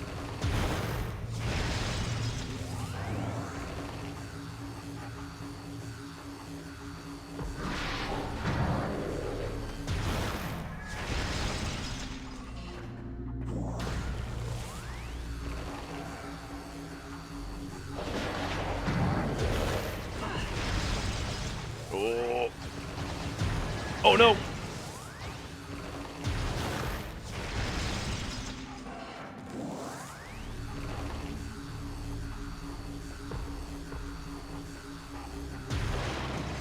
Yeah, like it gets better gameplay-wise with how you're able to build your characters and stuff, and then it really gets better story-wise as well, just kind of the more into it you get. So yeah, won't say any more than that.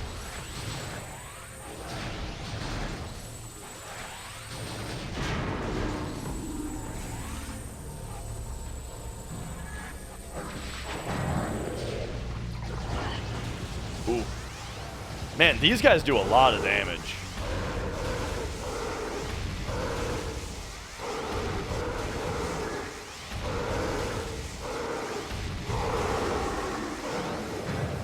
Okay, is this guy coming over here now that his buddy is dead?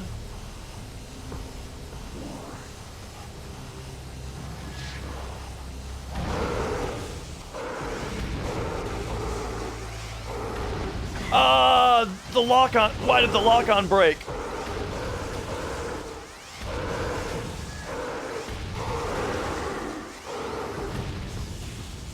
Okay. Speaking of Hall Effect, I keep bringing up this this new guitar controller that I got pre-ordered. That's gonna be shipping any day. It's a, it's a Rock Band Guitar Hero guitar controller. The strum bar on it is a Hall Effect sensor. Hall Effect strum bar. How about that?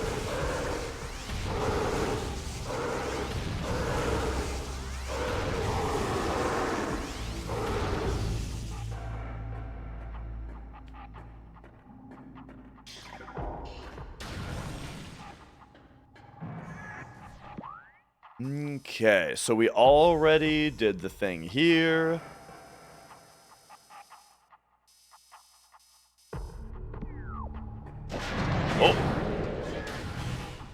Oh. So I don't have a hold of it yet. It's, oh my god, holy shit. I actually have to run.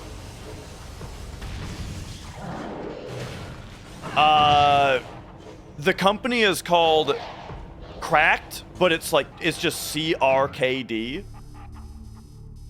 They make a lot of rhythm game controllers. And so, I mean, I just ordered it online from their site. Alright, there we go. But yeah, mechanical frets, Hall Effect strum bar, and then all kinds of features as far as making it compatible with every rhythm game ever and into the future. So I'll be doing a big, I'll definitely be doing a big Yarg stream where I'm playing 5-fret plastic guitar on all my customs and stuff that I've made and downloaded and whatnot to show off that new guitar. They're also making a Rock Band style neck that's gonna have the full fret buttons, and I have one of those ordered also, but that is gonna take another month. The black and gold one, I didn't. I got the blueberry one, and the reason is that they're different. The features are different. The blueberry one is the one that has the Hall Effect strum bar and the mechanical frets. The black and gold one has membrane frets and a clicky, like a mechanical click strum bar. It's supposed to feel more like the Guitar Hero, specifically it's supposed to feel more like the Guitar Hero 3 controller.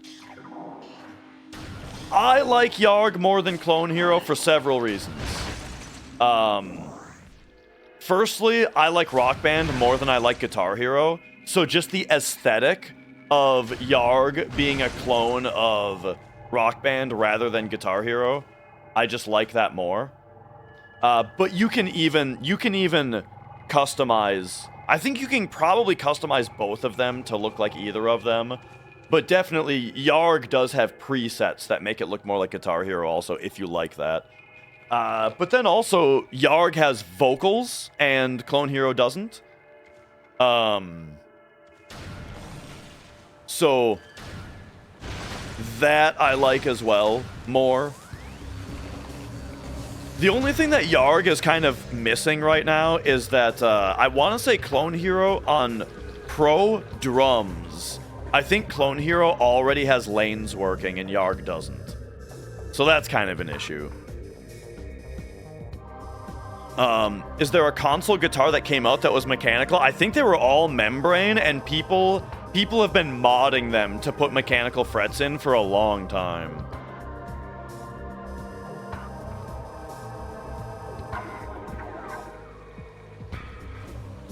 Whoa. So yeah, if I'm not talking shit here, I believe this is the first time that there has been a like mass-produced guitar controller that has mechanical frets. Whoa.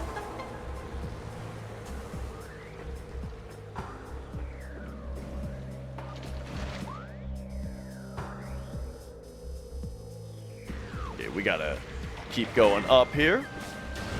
Do do do do do do. Stop.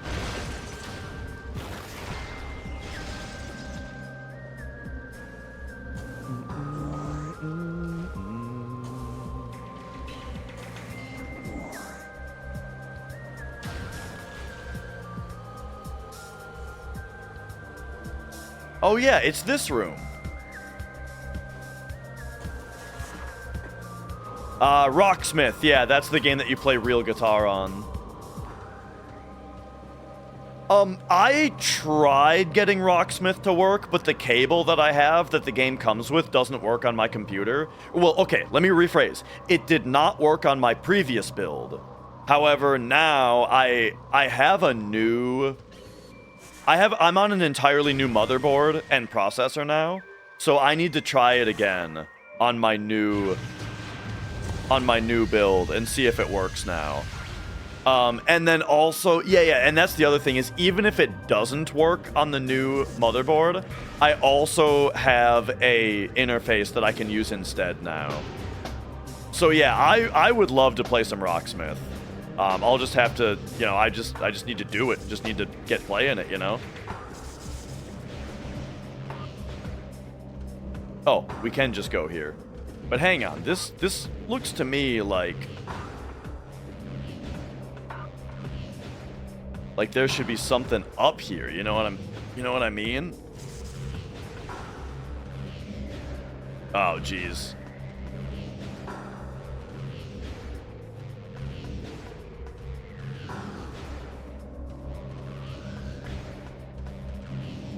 Yeah, I imagine Jiggle Bill probably uses the an interface as well. I'm not sure though. I guess I should ask him. You know what? I've probably already asked him before and just forgot. Is this X-Ray? Oh shit.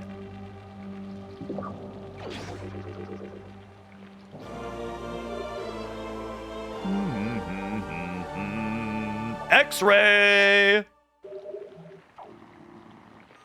Oh, yeah. Look at this.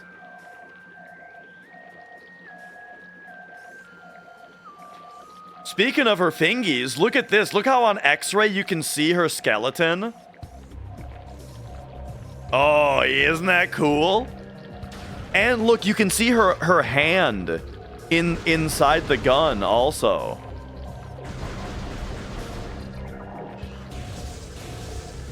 You can even see her make the different hand shapes. You see on the right how like this is like the power beam, and you can kind of see that hand shape in there. But then like all fingers out is wave beam, and you can actually tell that all 4 of her fingers are out now, like fucking devil daggers. And then you got these 2 for ice beam. Oh man, that's so cool, dude.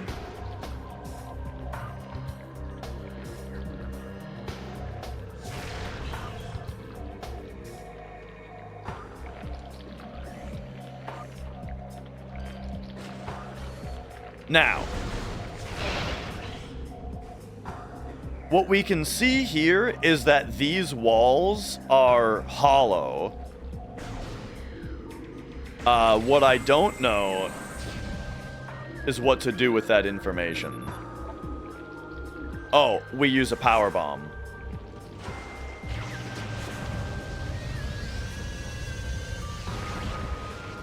Blammo.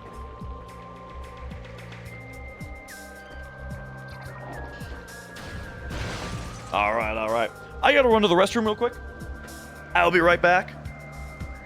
Oh, let me collect that power bomb though, because these are... Sometimes you run out of them.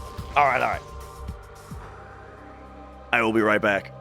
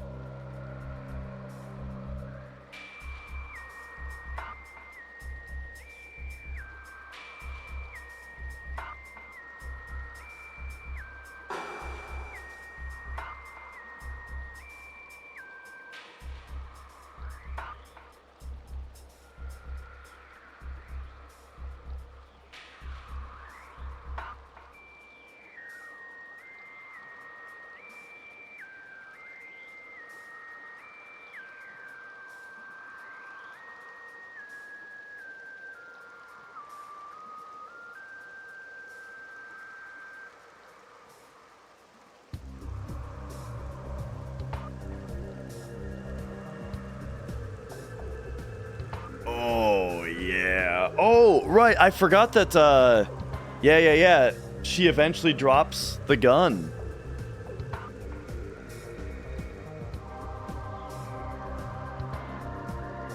She's just hanging out now. She's got one hand in her pocket.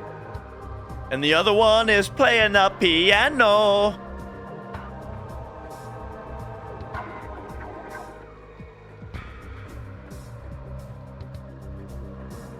Okay, so if we X-ray around here...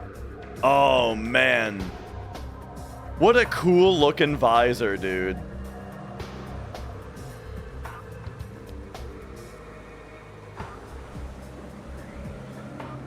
I do remember it feeling like there wasn't a ton to do with it, though.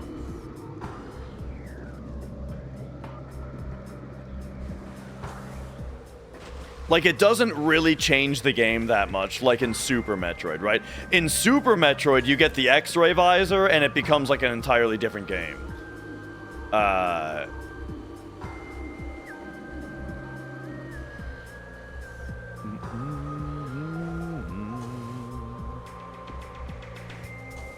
Okay, can I make it up there?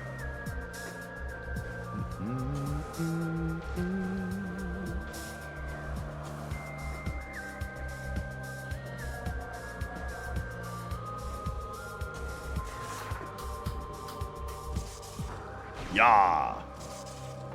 Yeah.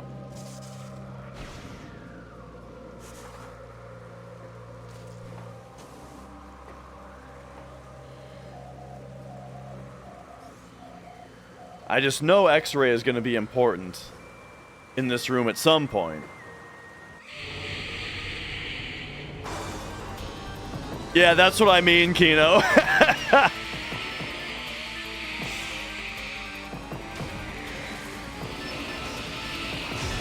Okay, yeah, these guys.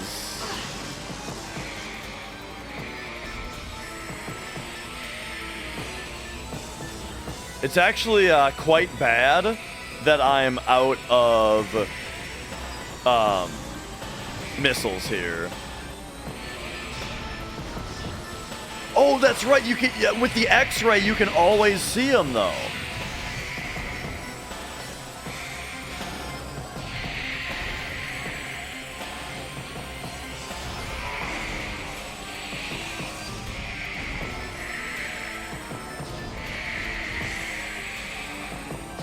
But I don't see my charge level here, but, you know, we can estimate.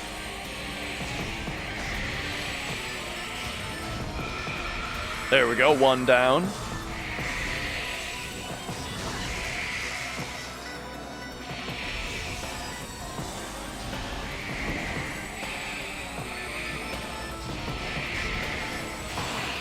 Ah.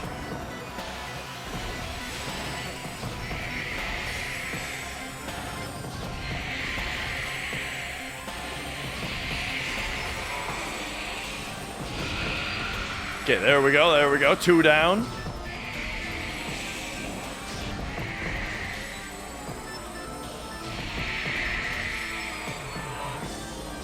And now it's easy. Now we don't have to worry about dodging other ones while we shoot this one.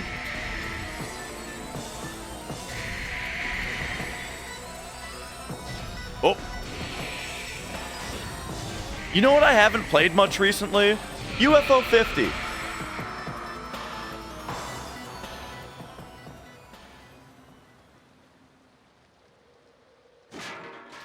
Yeah, space jump in Super Metroid feels weird, for sure. Like, most of the time in Super Metroid, I preferred to just do wall jumps over space jumping. But once you get good at, like, the continuous wall jumps, those just feel super, super good. But yeah, space jump, it's like, even though I feel like I understand how it works, I still kind of struggle with it.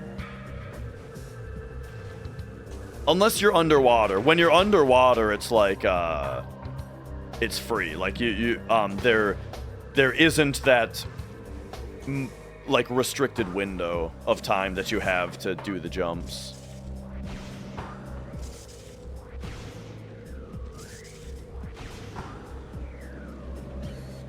Oh. Wait a second. Okay. Oh, okay. We're actually jumping over here. And then here's where I got accosted, so...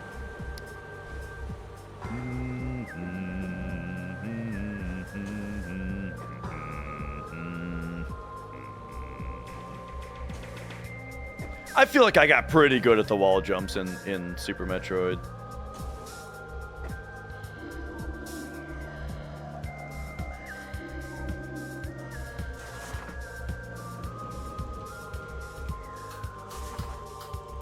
Oh.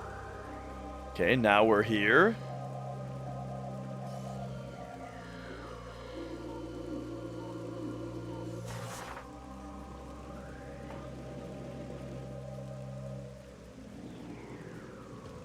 What?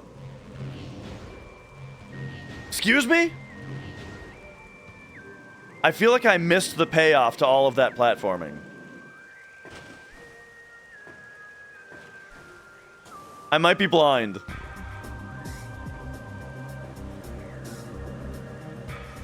Menu to change button controls, but it doesn't give you access to full remapping. Oh, sure, sure. I mean... I don't really care about remapping controls in old console games. It, like, if you ask me, the fact that it has any button remapping at all is, like, massively ahead of its time.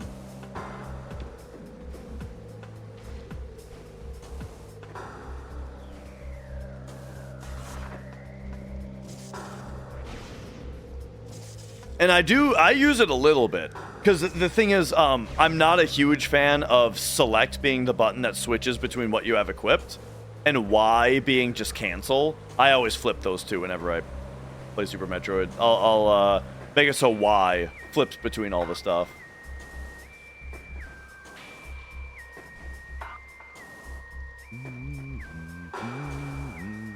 Okay, what am I actually supposed to do here?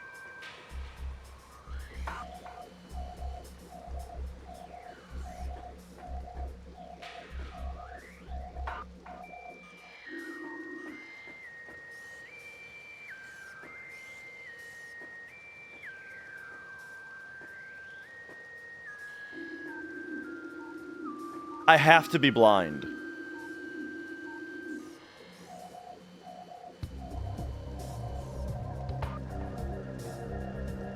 So, we fought the dudes.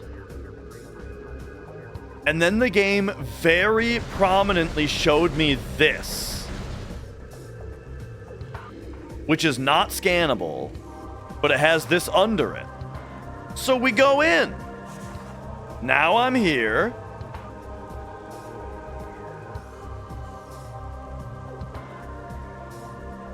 Is it just how we leave?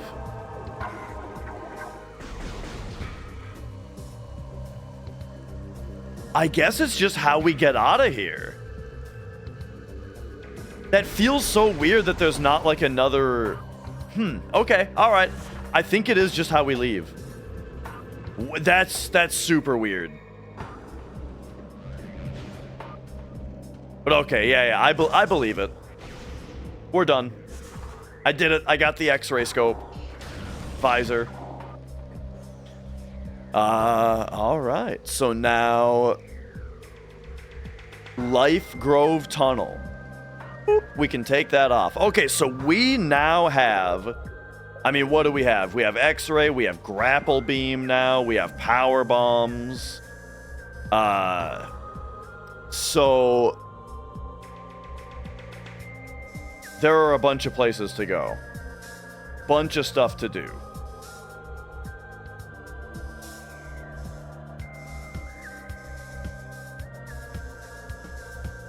Yeah, I mean, there might be King of Clubs. There might even be an artifact in there. I'm not sure. Actually, now that I mention that, though, I can actually look. Right? Don't you go, secondary or, wait, logbook? Artifacts. Oops.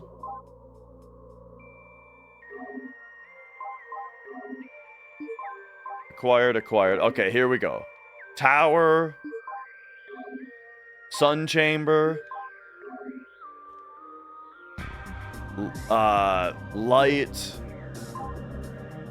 Hang on. What is this called? Life Grove, right? Life Grove.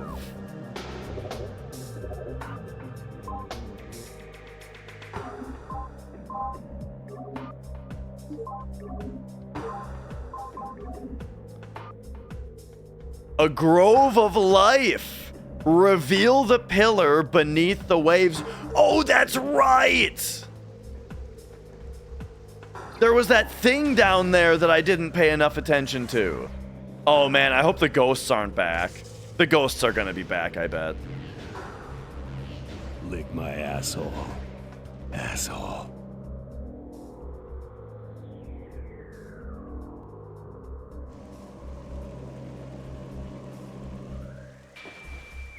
Okay. Reveal the pillar beneath the waves. I mean, they gotta be talking about this, right?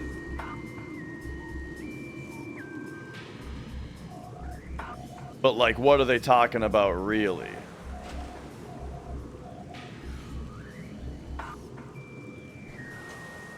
Okay, now we read it more closely.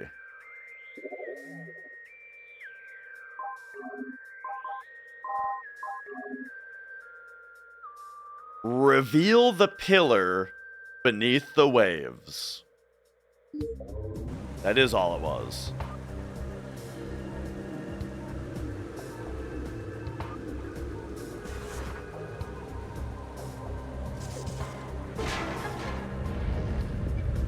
You can bomb it even though you can't scan it? That's funny, dude. I would have gotten this right away. Except for that, like, I specifically tried to scan it, and because I couldn't, I ignored it. That's funny. Oh.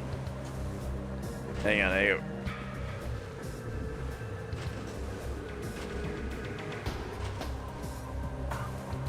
There we go. Bloop. All right. Saves us a little bit of backtracking later. And we've got a riff out. Hit me with this one.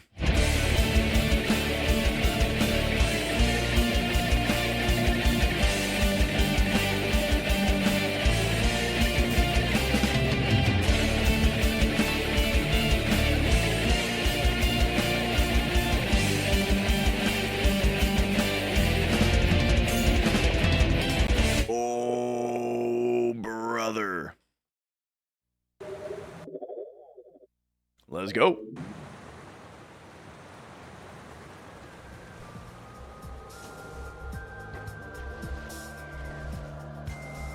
Okay, but now we got to do right. So so now also it's like, yeah.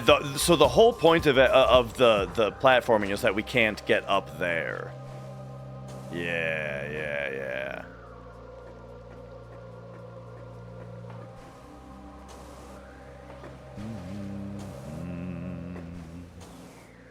So now we got to go through all this again and hope the ghosts don't come back. Oops. Hang on, I'm dumb.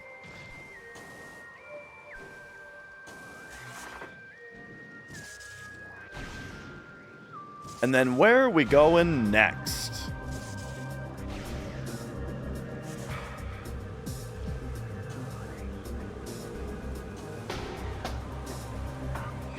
Ah, they are back.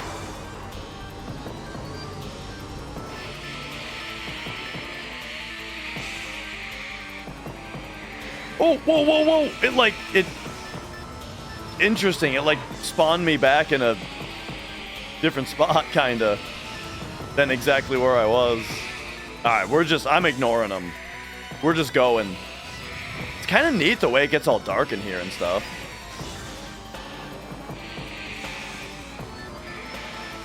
There we go. See you later, bitches.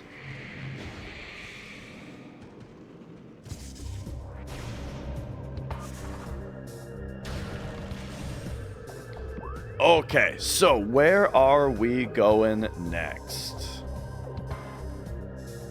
I don't really want to be in this area. We can go to Chozo Ruins. We can go to not Phazon Mines. Let's go back to Chozo Ruins here.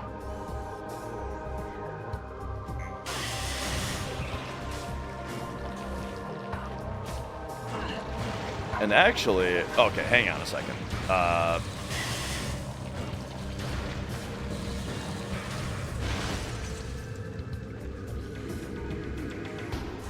Is this not power bombable? Just this whole business here? It's not, okay.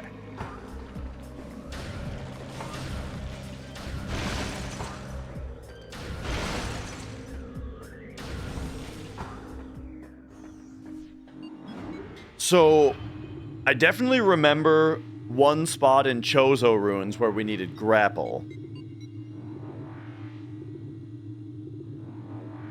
And I think in Phendrana Drifts, there was a spot where we needed grapple also.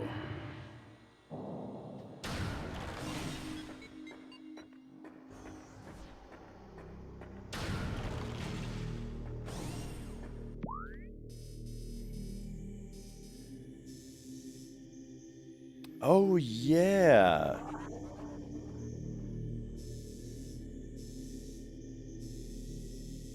There was also that, but okay, so what I'm looking for is this. And then we can probably, I think I can do this now too. Tower of Light. And then I think the Tower of Light is also where we get that wave beam thing. So we'll do that as well. So yeah, I think we go in here. Oh, and we can do the third thing here too. Okay, yeah. This is just the right place to be.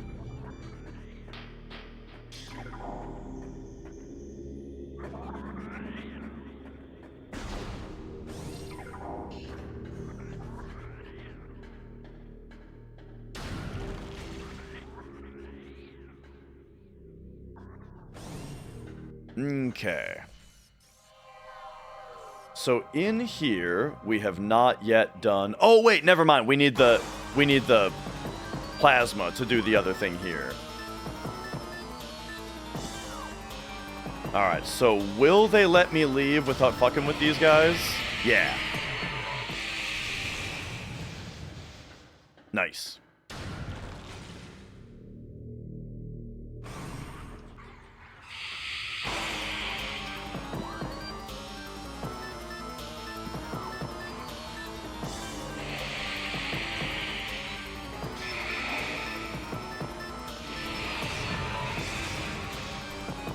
This room, I feel like I can't see well enough to...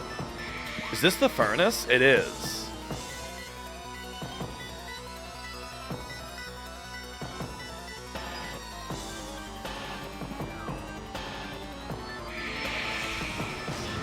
So it's like over here. Oh, there's the hole. I couldn't see this.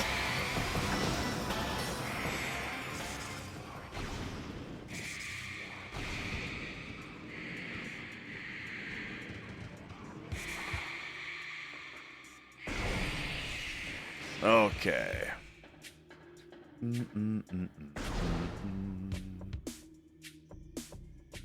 I actually should be paying a little bit more attention to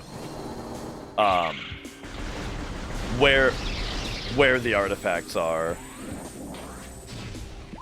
and trying not to miss them.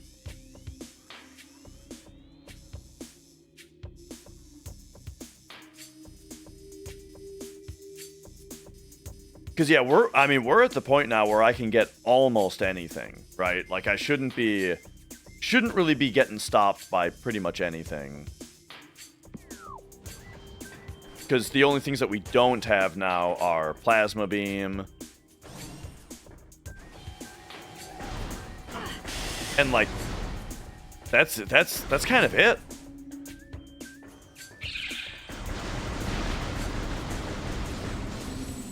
You would use that charge sucker move to get the remote and then blow. Oh, dude, the fact that the charge beam sucks up collectibles is like one of the best feeling just like video game things, you know?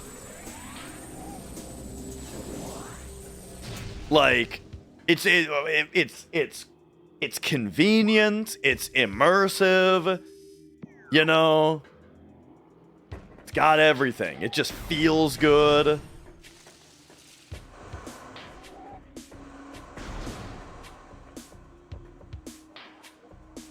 It's immersive, yeah, because it sells you on how your charge beam is drawing in energy.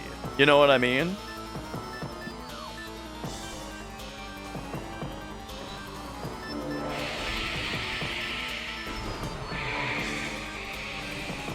Man, these ghosts are pissed.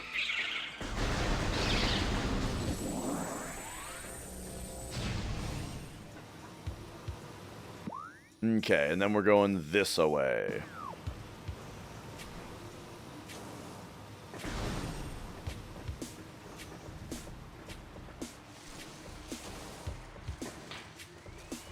Any funny business in here?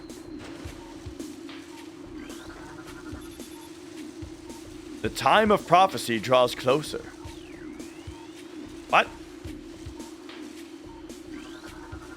It just says that here?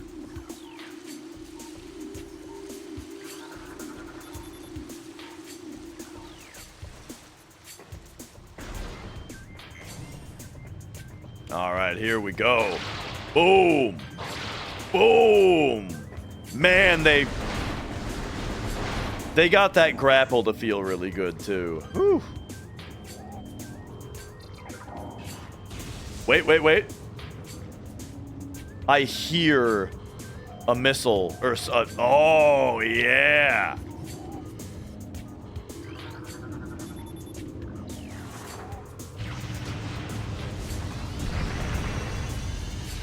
That's cool. I could just hear it in there, you know?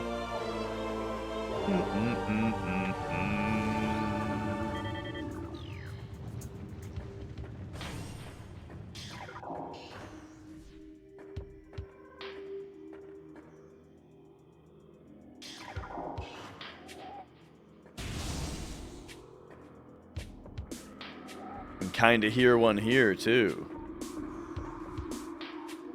I can't tell if it's in the next room, though.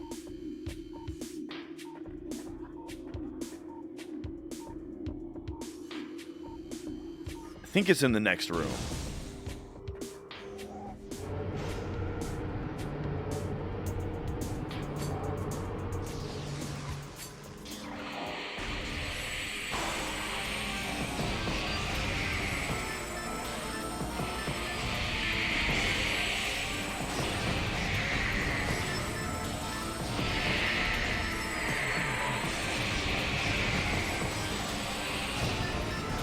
Oh!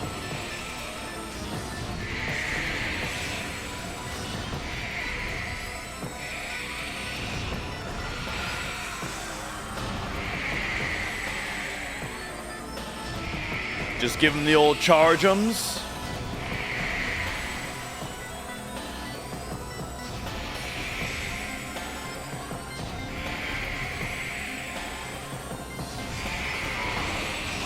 Oh! Didn't expect another shot so quickly there. There we go.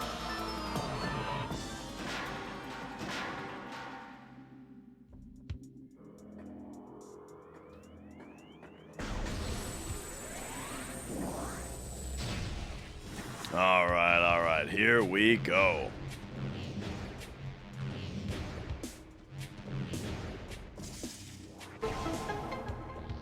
Boop, boop, boop, boop.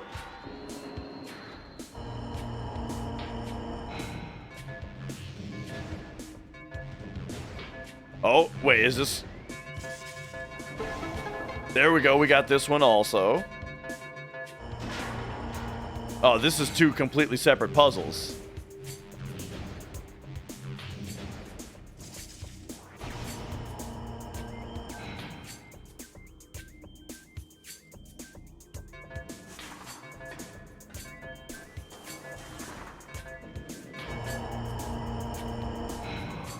Yeah.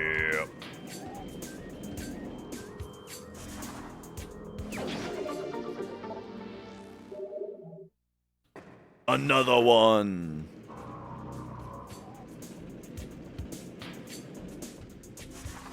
Okay. So then, if I go back in here, it still sounds like there's something in here, huh? Oh, could it be up here? No. I thought I found it for sure there.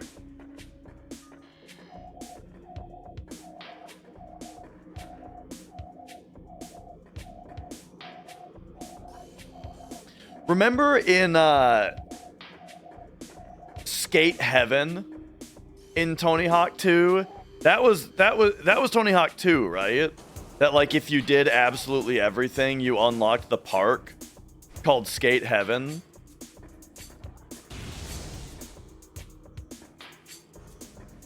And in the first one, you unlocked Spider-Man, right? Was the thing. Oh, yeah. In the first one, it was Spider-Man. And then in the second one, there was Skate Heaven. And also, you unlocked Wolverine, right? Am I going nuts? Or pretty sure that was a thing.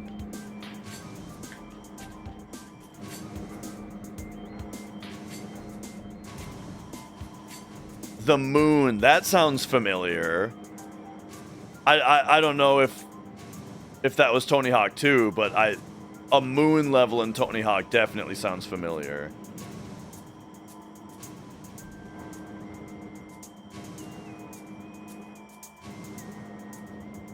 I really like traversing pistons in video games, you know? They might crush you, they might lift you, yada yada, you know? Whatever it is, pistons, man, they're fun. Fun video game thing. Alright, so we finally got that missile pack. Piston tunnel.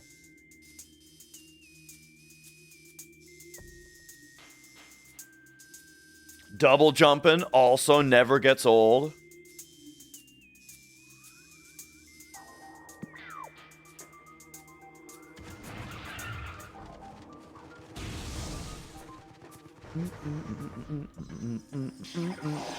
What do you think was the first game to ever have double jump? Like what person invented double jump? You know? I hope they're getting their dick sucked in hell. That's all I can say. That's all I have to say about that.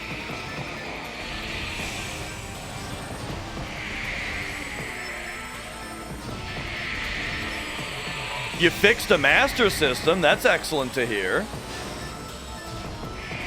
What games are you going to play on that thing?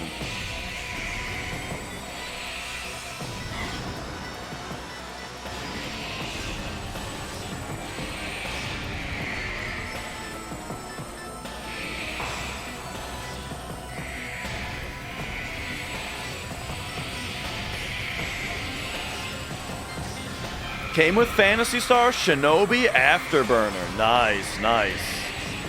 I have Shinobi. Phantasy Star seems like one of the better games on the system. And then Afterburner. Afterburner is a game that I played a lot on NES as a kid. That's part of what locked inverted... That's part of what pounded inverted Y-axis into my head at a young age, right? Was playing all that Afterburner. I don't know if I had to fight those guys, but, like... I'm not sure if I got everything in here. Like, I don't know if I don't think I've boost balled this. I think this is new. This is new content, I think.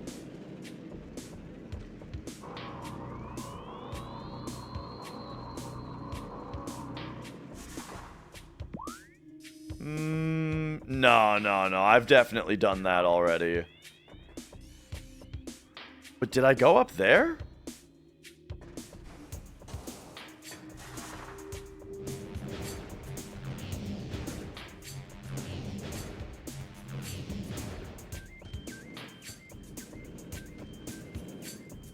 Yeah? Okay. Man, I don't remember doing that.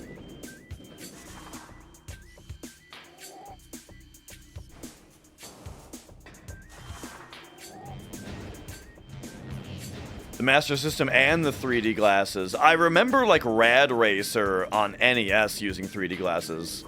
What on Master System used it?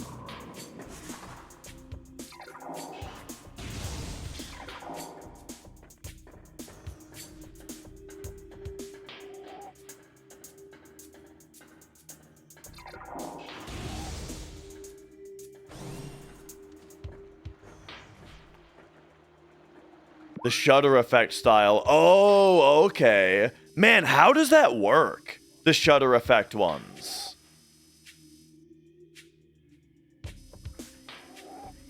It's gotta be like little flaps that spin. Yeah, it syncs with the frame rate, but I'm saying like what's the mechanism inside the glasses that's changing in order to make that happen? You know what I mean? Oh my god, I'm back here and I don't have any missiles? Yeah, the shuttering mechanism. What is it?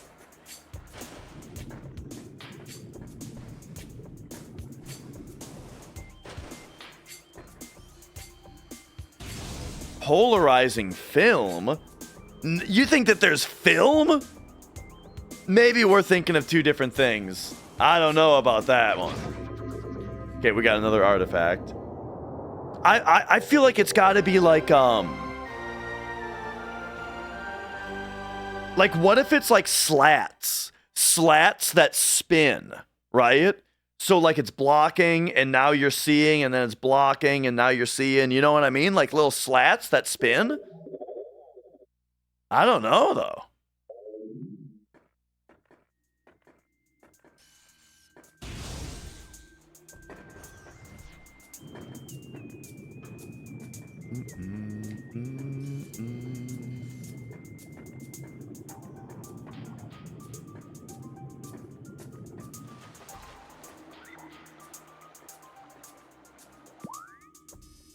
Okay, I'm a super dumbass, and I now need to go back to...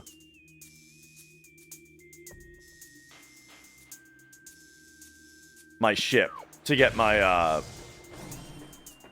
my missiles back.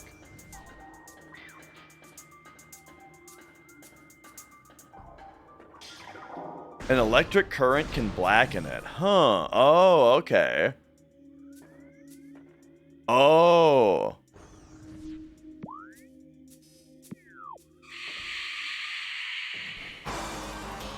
Sounds interesting.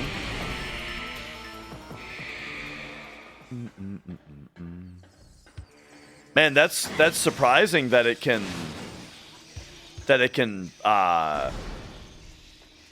go that rapidly then, you know? Cuz yeah, the NES Rad Racer, that's just the red blue shit, you know?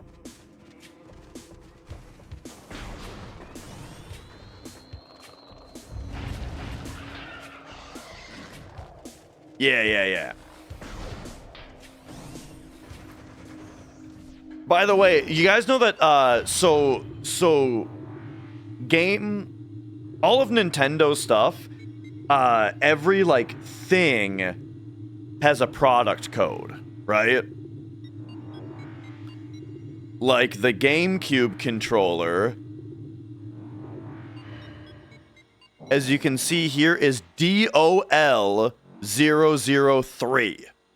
Right? That's the product code for a Nintendo GameCube controller. And everything GameCube is DOL because of Dolphin. Everything Game Boy is DMG. DMG is the 3-letter code for everything Game Boy and Game Boy related. And I only somewhat recently learned that it stands for dot matrix game. Dot matrix game is what that stands for.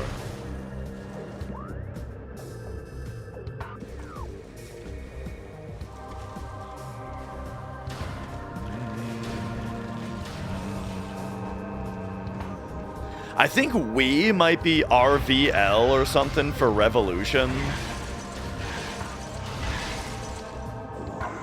Let me check. Wii Remote.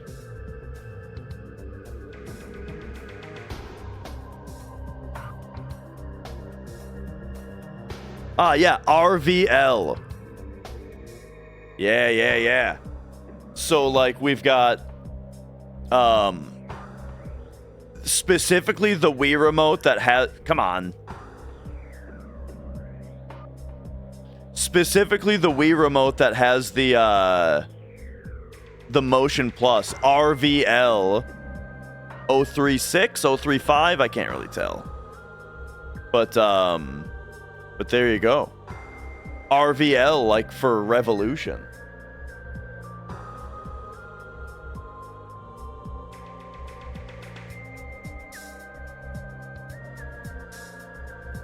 Oh, yeah.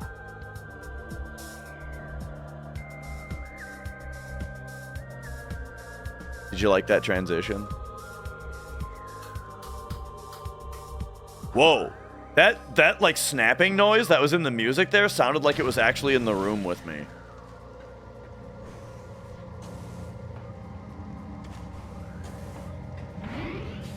Dookie doo-doo?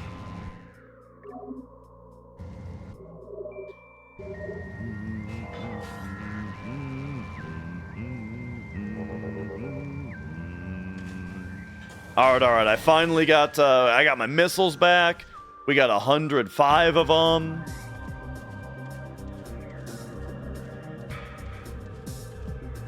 Let's go get the wave I think it's called the Wave Buster, if I remember right. Let's go get that finally. Oh.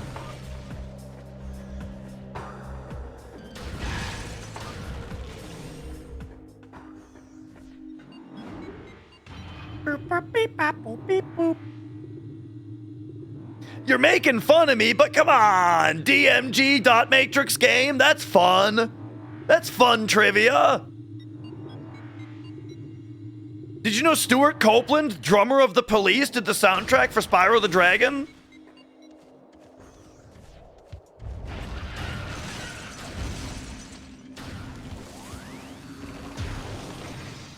That's fun!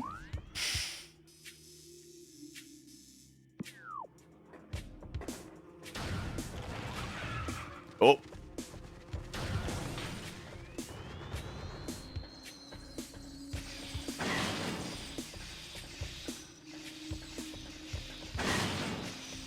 Man, that does quite a bit of damage to you when you just walk through it.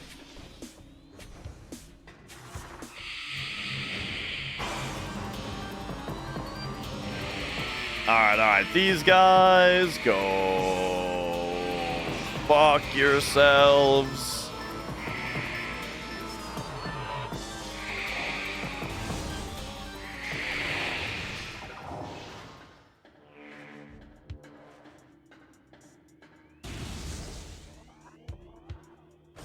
Yeah, alright, here we go. Finally time to do this. And let's count how many missiles you actually need.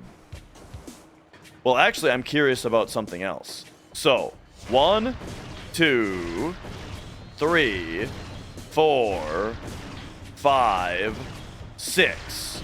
But what if you do a single power missile instead? Ah, see, that works. So it actually only takes 5 missiles per crack.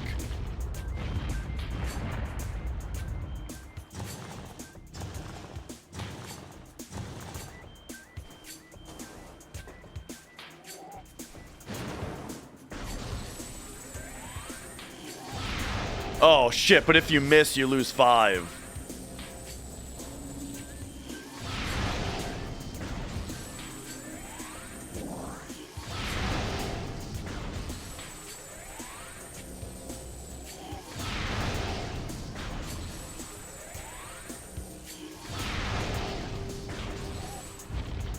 All right, all right.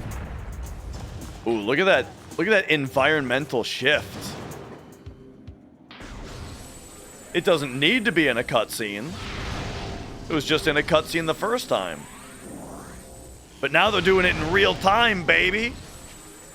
J.J. Abrams, please.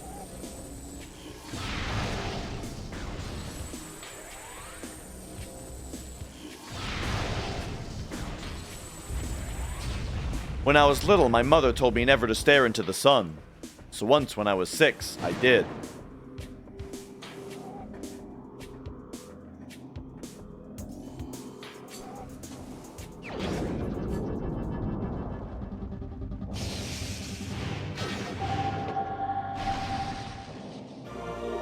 It was called the Wave Buster, yeah. All right, cool. Power missile for the wave beam. Whee! Oh, woo!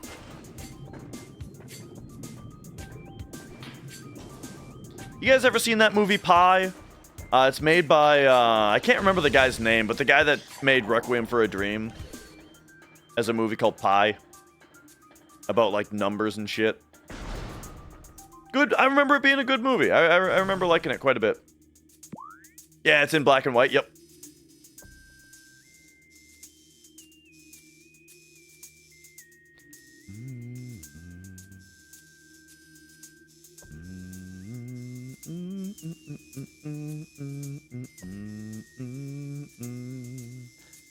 I don't know if anything more that I want is found in the Chozo ruins.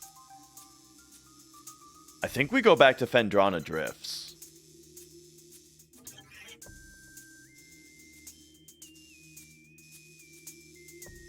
Like, there's this suspicious thing right here.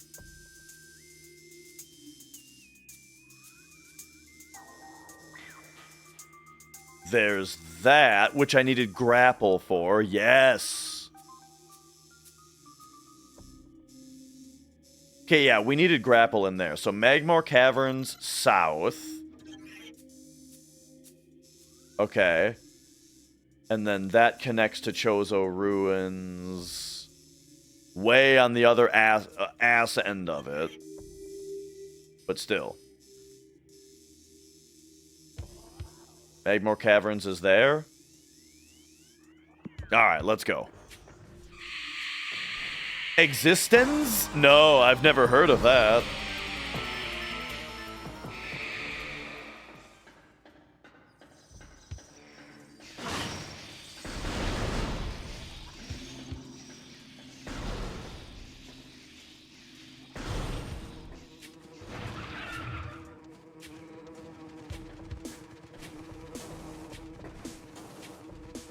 Cronenberg? Is that the guy that we were just discussing? David Cronenberg. That's the Requiem for a Dream Pie guy.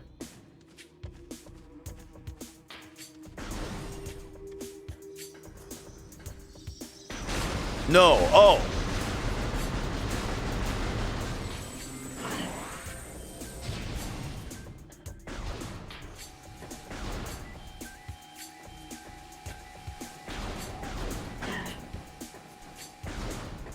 Like body horror stuff. I think I hate body horror.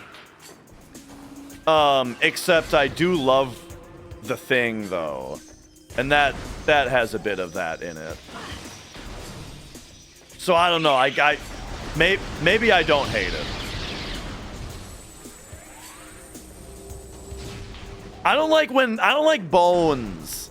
I don't like when I can see people's bones. I especially don't like when I can hear people's bones. I'm not into bones. I'm into skeletons, right? If we're just talking it's a skeleton, I'm fine with that. But if it's like a person's bones coming out,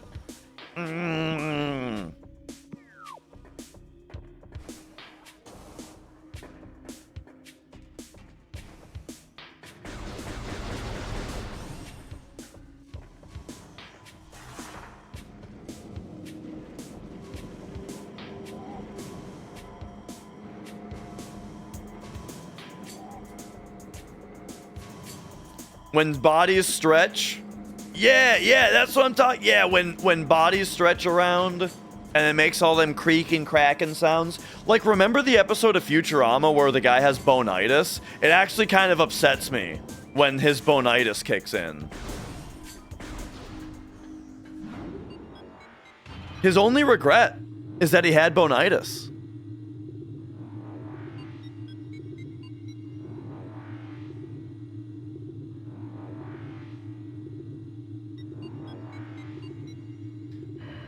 All right. So we got a Magmore Caverns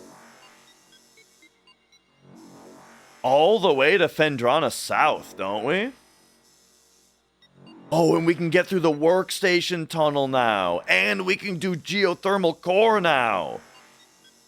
Oh yeah, this is where we're supposed to be, baby.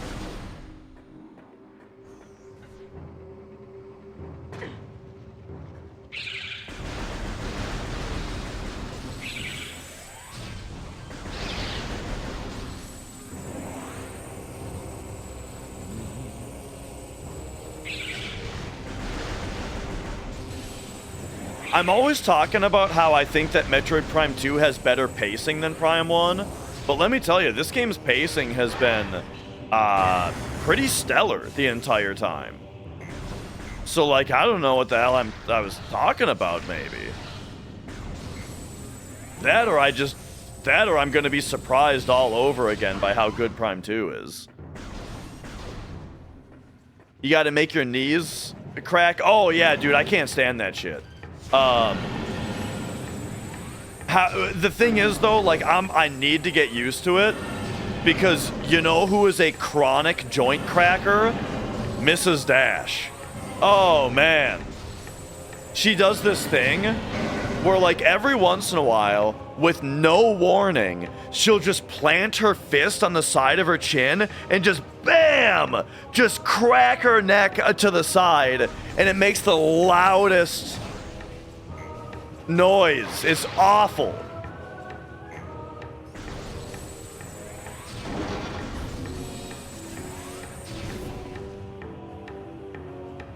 Yeah, lovingly.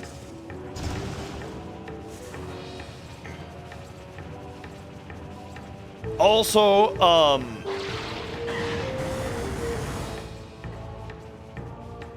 and that the thing about the knuckle cracks is that it's gotta be all of them one by one. You know what I mean? Some people, like our buddy Fantastic Quack, right? Joe Schmo Amazing. When I'm around him, yeah, every once in a while he'll just do a good, you know, and it's like, okay, I can handle that. Just like boom, boom, you know? All right, we're fine. Mrs. Dash, though, she does like one knuckle at a time, one sickening crack at a time, over and over again. Oh man, by the time she's done, I'm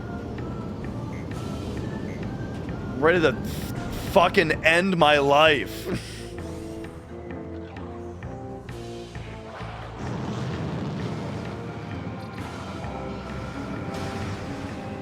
You know who she doesn't do it as badly as, though? As far as the one knuckle at one crack at a time problem, Flex Retro is much worse about that. Because Flex Retro, he has to crack every one of his knuckles, right? The way that we just described. But then he's got to crack them all one by one the other direction. And then he can crack them all by pulling them one by one. Ugh.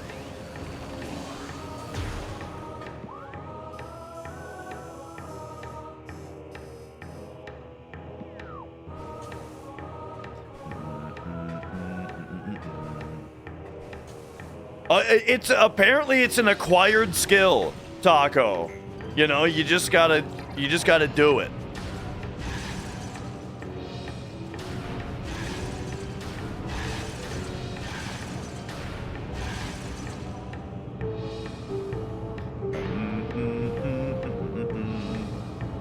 The thing about me tearing my nails off by hand is that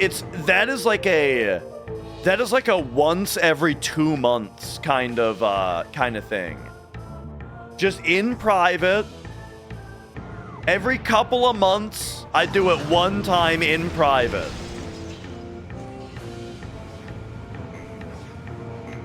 But these chronic knuckle crackers, though. Uh-oh, am I allowed to say that? Am I allowed to say cracker in that context?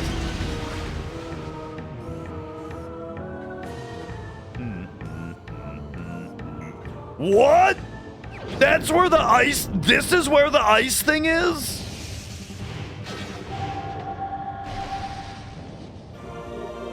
The ice spreader. Funny. I don't even remember what this looks like. Oh, wait, I think I kind of do.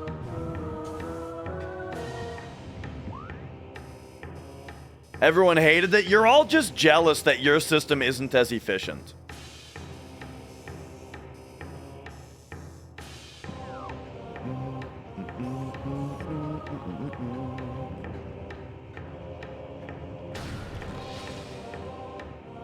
But yeah, well, I demonstrated it publicly one time, yes, but that's what I'm saying though.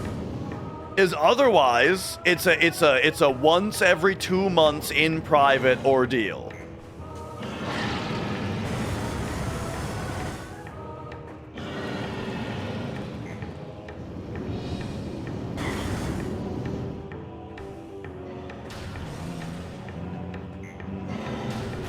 There was a more recent one, yeah. I was being interrogated about it. It was requested.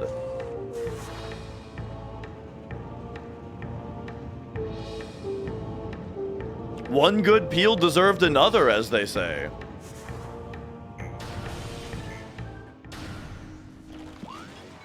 We're not going here. That's Talon Overworld.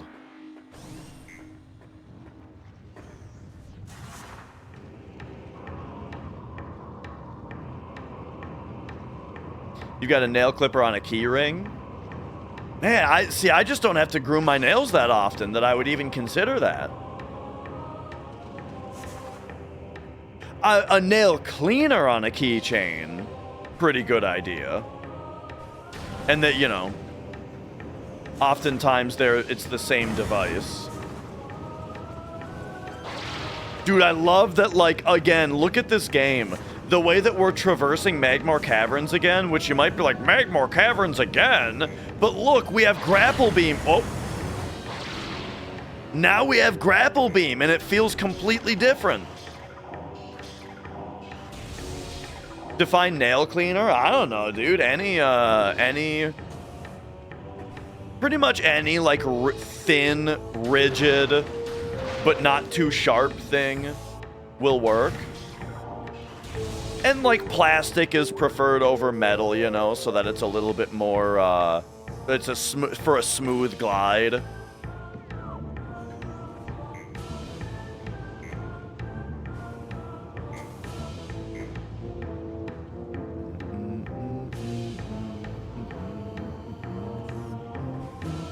Coworker left his nail clippers on a communal work desk, and another coworker spilled the nail shavings all over him while trying to move it off the desk. See, that's the thing, too. I feel like people are just, in general, a lot more grossed out by nails than I am. Or, like, nail clippings. Like, if I got someone else's... if I got, like, a cup full of nails, of clipped nails dumped on me, I don't think I would care even a little bit. You know? I would just be like, oh... nail clippings, huh? Better get the vacuum out, right? Like, if they got in my mouth, that would be one thing. If I was like, what's that? Right as it was happening, and they got in my mouth, then I would be like a little bit upset. But even then, I don't think it would be very much more than just a kind of situation, right? I'm not gonna have nightmares over it. Oh shit, we can hit these.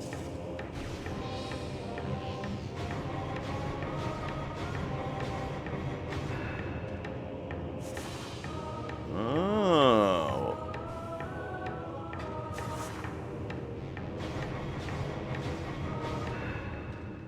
You stepped on a roommate's toenail and it dug into your foot?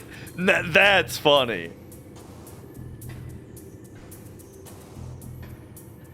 Because I could definitely see getting like it being like a sliver almost.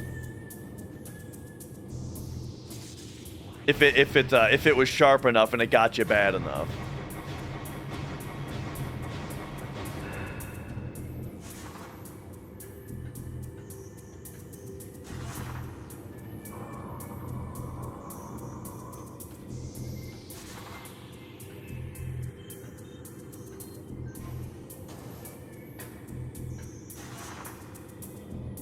Okay.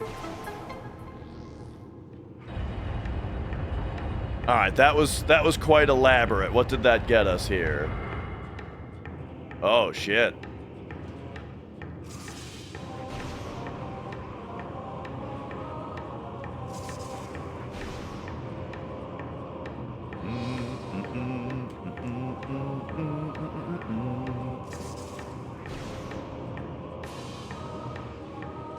Oh, I'm dumb.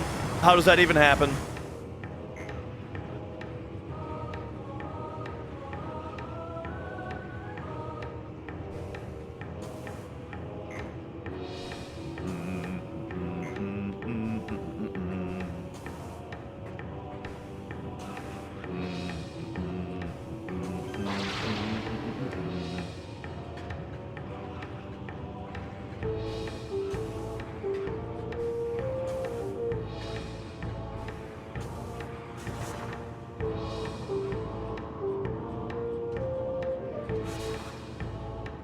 All right.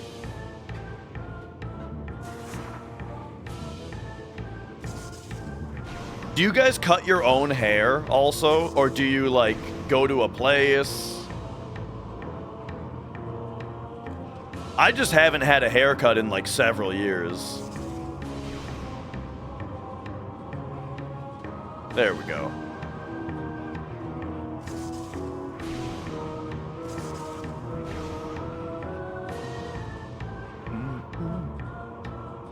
With the front flips, you mean, Kino?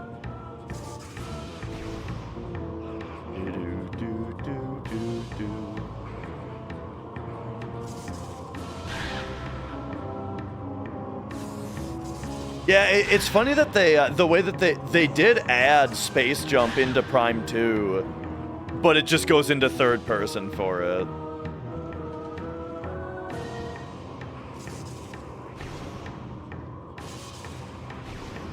You go to a place, what do you say to them? Like, what's your order? You know what I mean?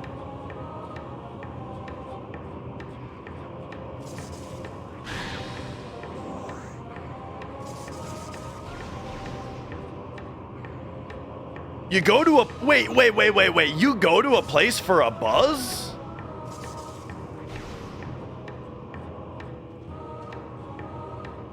That's like the least manly thing I've ever heard.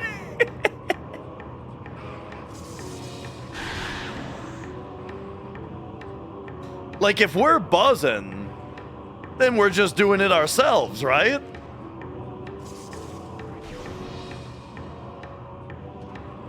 Okay, hang on. Is there... Did I miss something down here? No.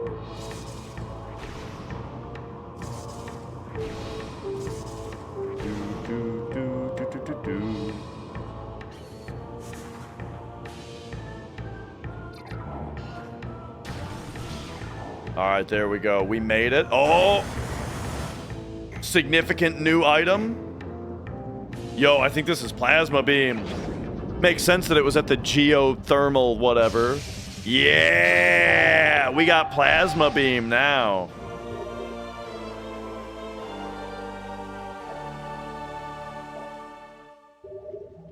Oh, it needs to look good with the beard. It needs to fade into it. Gotcha, gotcha. Okay. So we got regular beam. Right. Everyone pay attention if you haven't seen this game before. We got regular beam. Wave beam, bloop. We got wide boy. And then ice. Boop, we got Tall Boy. Tall Boy for Ice Beam. Now plasma, check this out. Whoop! Oh, Long Boy. Oh, man. We got Long Boy Beam now. And when you charge it up, whoop, it even longers. Yeah.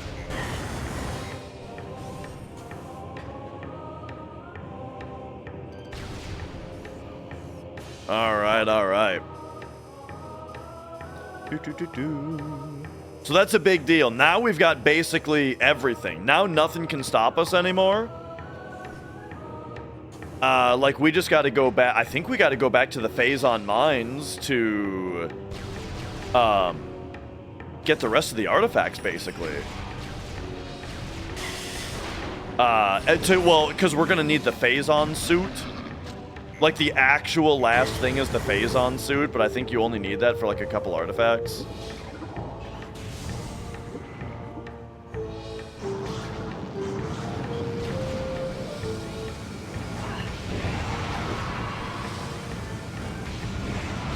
Does this just one-shot these guys?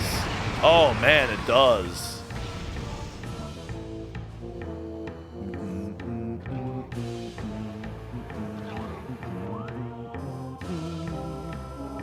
Oh, that thing's happening where I think I'm looking at the bottom of the map. Okay, there we go. It's better. You guys ever get that?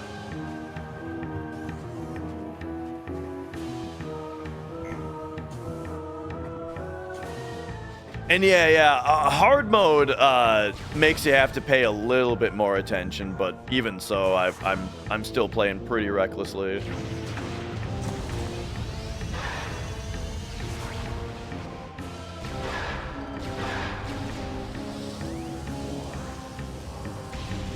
So now there's a couple things that we're going to want to go back to Phendrana Drifts for.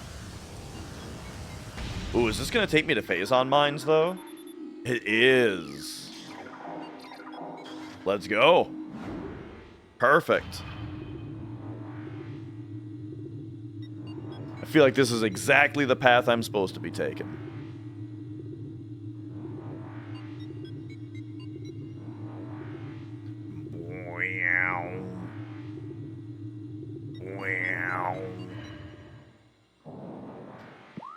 All right.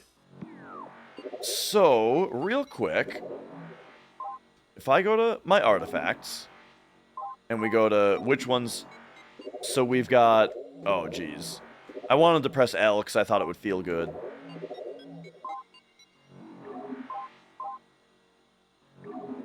Okay.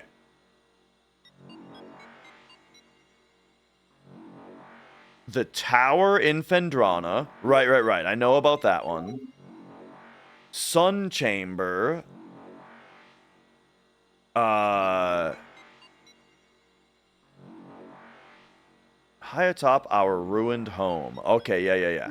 So that one's in Chozo Ruins. Oh, this one's question marks. And so is that one. Interesting. We don't have all the... Oh, those ones are probably in Phazon Mines, and they didn't want to give us those clues yet. The Great Hall. Oh, yeah, the Great Hall. We have plasma for that now. And then Phendrana. So there's 2 in Phendrana.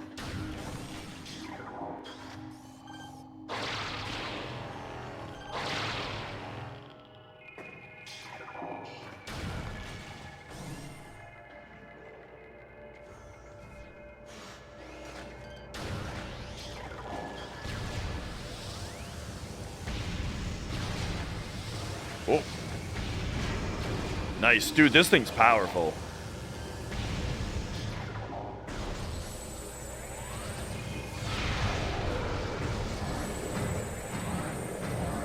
Oh.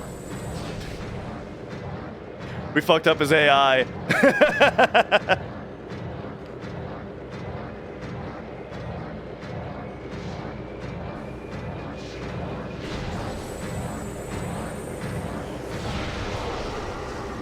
Sorry, dummy. Alright. What's going on with this moving platform here? I feel like you usually traverse this room from the other side.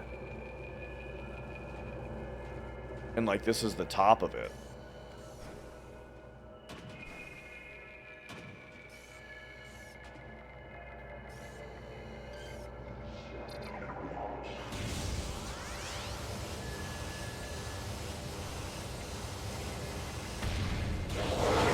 Gotcha. Oh no! Oh, the landing animation!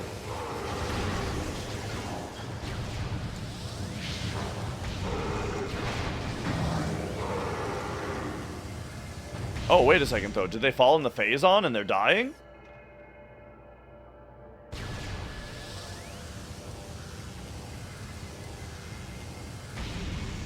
Oh.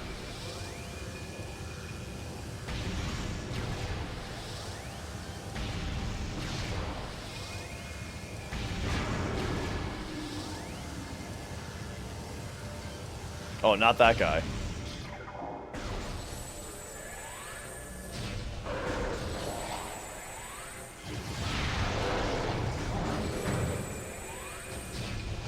Oops. Oh, jeez.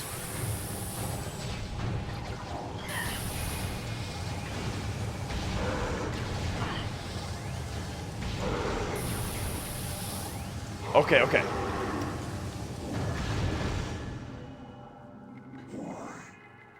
There's another fun thing about this game that I want to show, but we need an enemy to lock on to. Ah!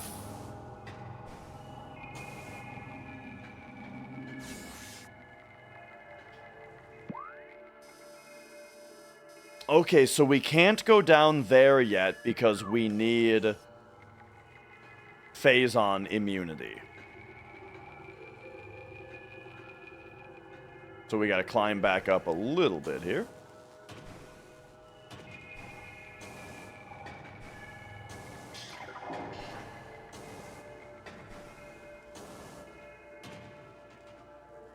So, Mrs. Dash and I were about halfway through Season 2 of Fish Tank. I think I liked Season 1 more so far. But it's still, it's been good.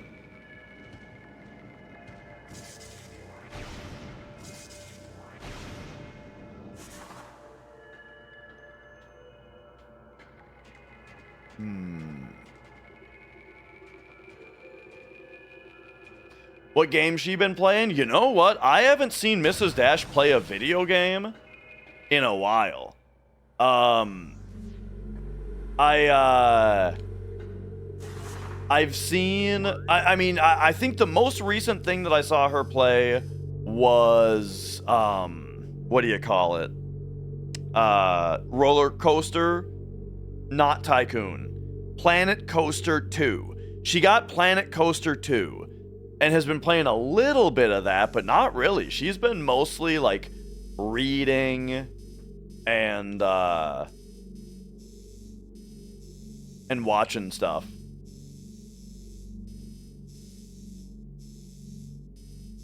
Yo, ultimate car guy. Exploitation House of Weirdos? Yeah, kinda. Yeah, it's like a group of people they sign up to be basically locked in a... Not locked. They can leave at any time. Anyone can leave at any time. But the challenge is that they have to stay in the house with no internet or like access to the outside for 5 weeks or something.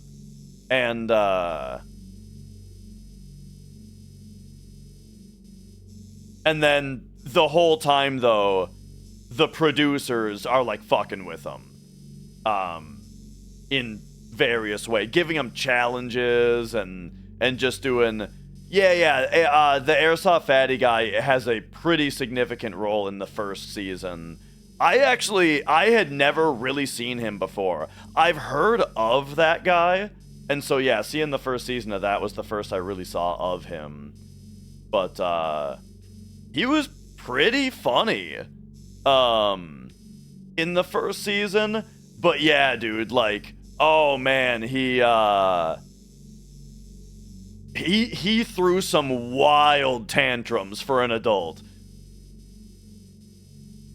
Oh yeah, Mrs. Dash and I, we went to Menards, and picked out some paint swatches, and then once we were done like taking the groceries in, you know, I threw away all of the empty bags, but one of the bags was not empty. It had the paint swatches in it, so I was kind of in the doghouse for a day.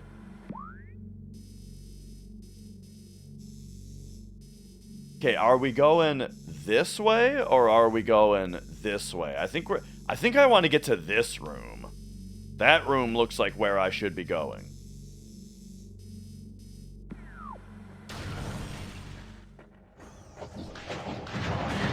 Ah!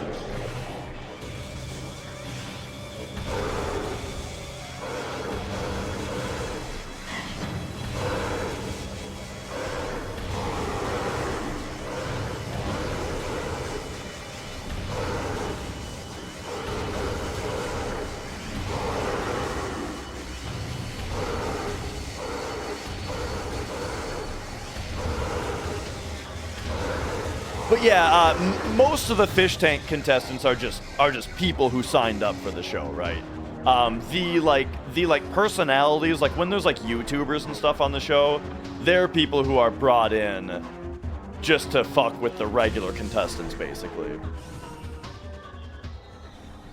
In the first season, they called them freeloaders, right? The fish were the people who were contestants in the show, but then there was a series of freeloaders that were just people that they brought in for one reason or another, or people, sorry, from one background or another that they brought in just to raise hell, basically.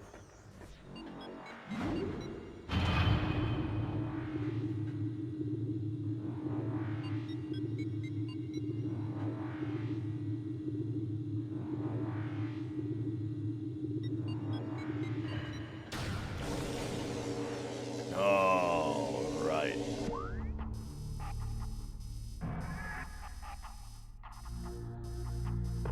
Okay, yeah. I see where we're at.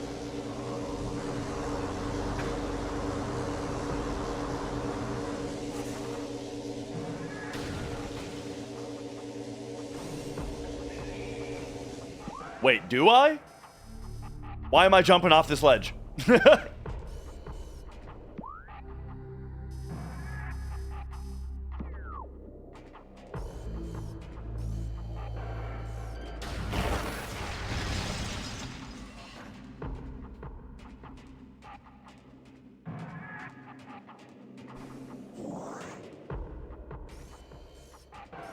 All right.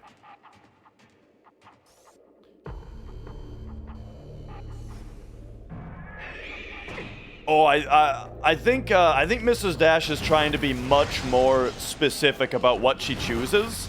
You gotta understand, the 5 paint swatches, or like 7 paint swatches that she picked out, were all just extremely similar shades of white. Or shades of off-white, kind of. To the point where, like, depending on what order you were holding them in your hands, you really couldn't tell them apart very easily.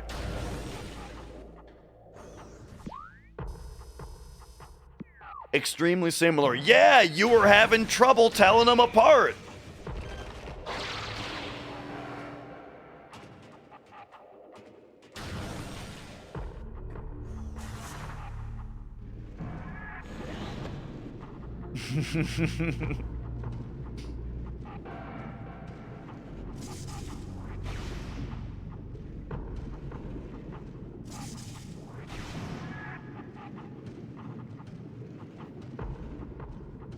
I mean, are you disagreeing with what I'm saying though? Where this is a job that, just like a AI Photoshop,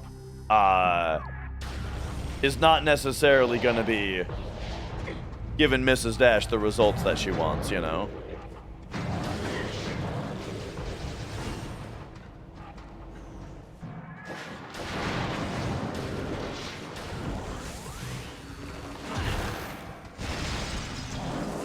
Wait. These guys take the ice combo?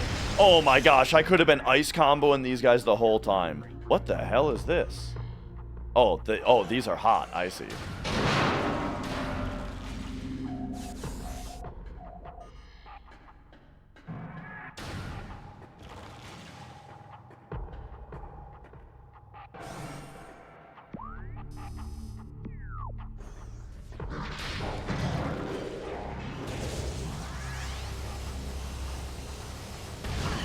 Whoa!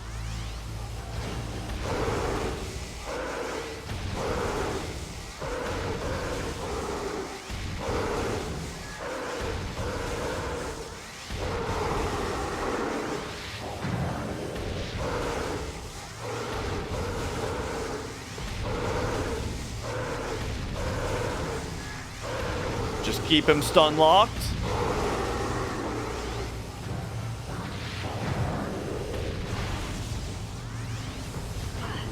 Oh. See, now you see why I was bitching about the remaster taking away the charge beam, or the charge meter. It's so useful for this, where we want to keep them stun locked by just shooting them with half charges. But it's got to be over half.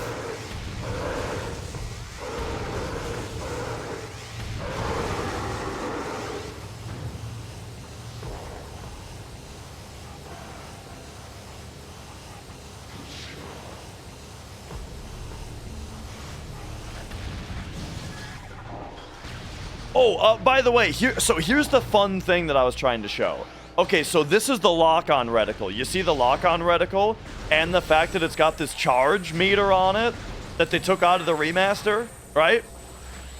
Here's the other fun thing about the reticle, is notice the location of it, but when you switch to wave beam, now it's over there, and it goes up that side. And then for the ice beam, it's up there, and for the plasma, it's down there. Isn't that fun?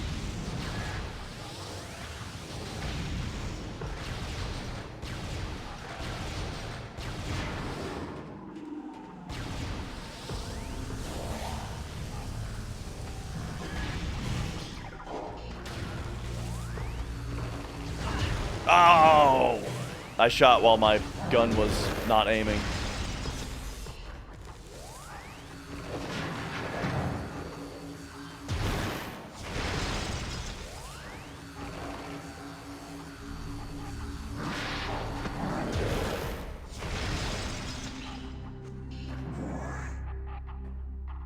Okay.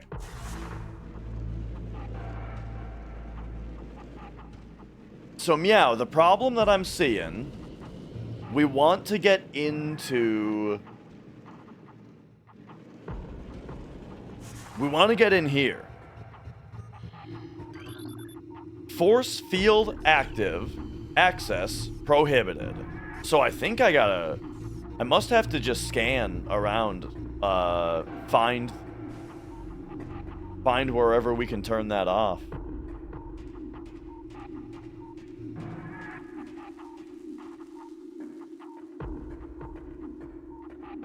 Walking around with the little zoom in from the scan visor is kind of disorienting. Security bioscan locks in place. Locks keyed to space pirate life signs only.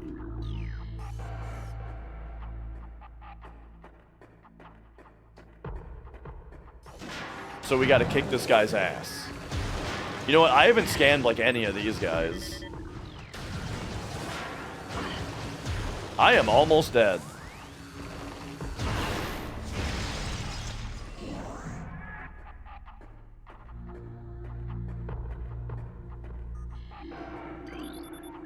Ah.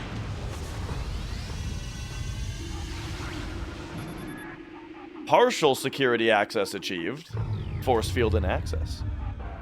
Okay, I actually totally forgot about this one. I didn't even have this one written down for some reason. Or did I? Is this the maintenance tunnel? No. Oh, I didn't write it down because there was a plasma door visible on the map, so I knew that I didn't have to come back here until I had that anyway.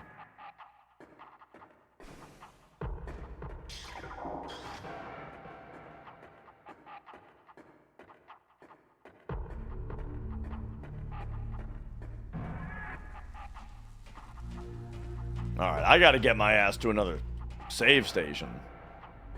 There was a lot of combat in this room.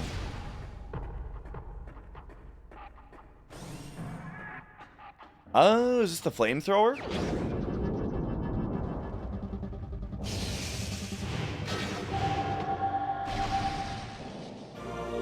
Yeah, okay, okay. So there you go. We've got the power beam. Or the, sorry, power missile, wave buster, ice spreader, and flamethrower.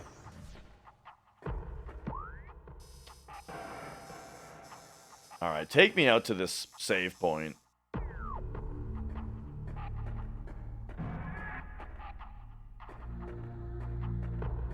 And then we'll be talking about our next steps. Looks like this is going to be a 3-stream game. Oh.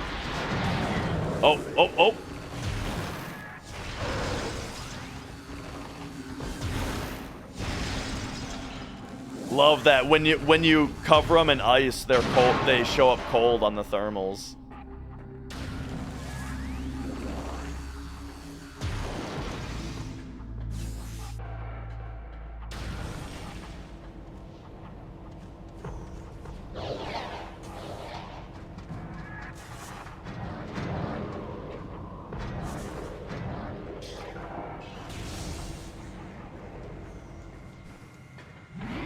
Very nice.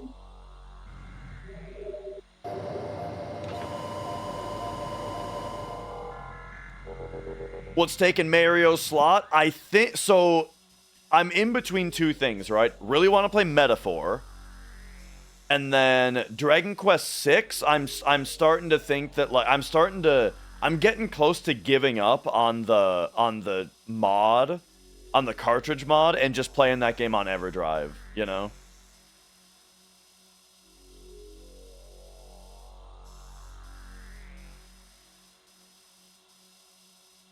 So, kind of depends on where I land as far as that goes.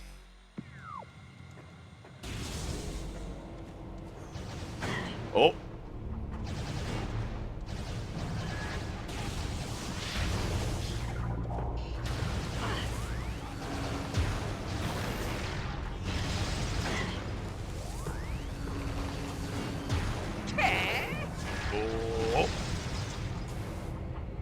Huge Silksong news, playable demo at Xbox Gamescom. Huh. I mean, shouldn't that shit be coming out pretty soon? But that's pretty huge news, though. Oh, but yeah, speaking of, like, hotly anticipated indie games.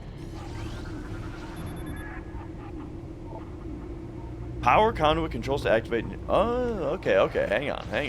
There's shit we actually have to do in here. It looks like. Mugenics has a release date of in February. So not until February, but Mugenics is coming out in February. How about that? That shit's been in development for a long time. If you don't know what it is the next Ed McMillan game. The Binding of Isaac guy. And the End is Nigh guy. And it will be it is a cat breeding simulator and tactical RPG.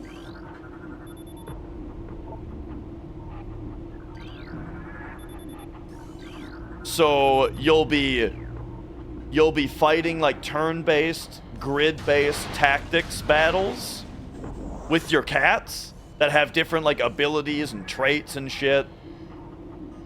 And then yeah.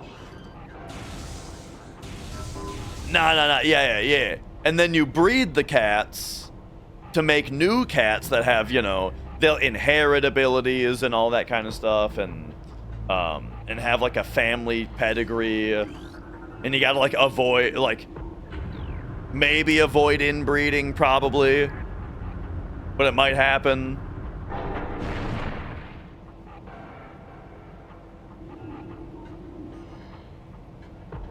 And then fight tactical turn-based battles with your cats.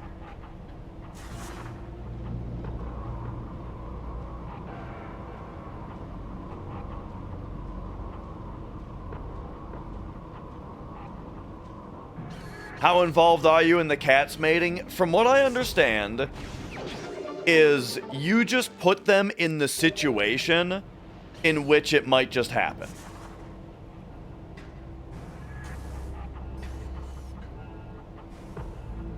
But it's up to them to make it happen.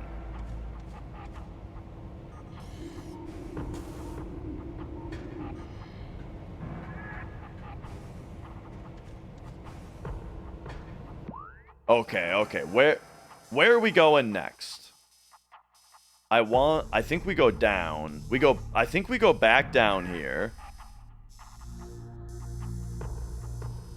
And then we need to get going like this way. Back to the central dynamo. Because I think we need to get here.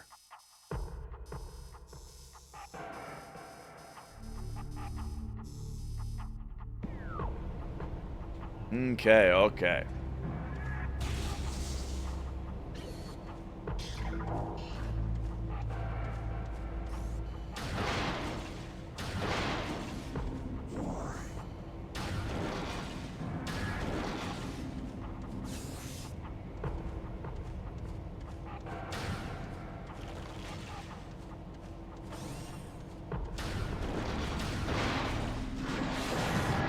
Oh.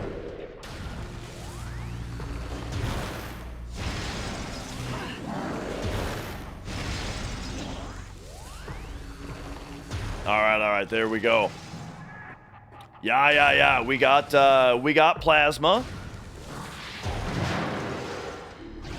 I've decided I want to scan that enemy type. Oh. Jeez.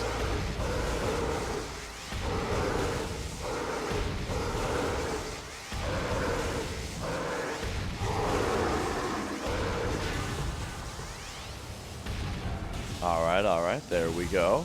Are you talking about Mugenics, Kino?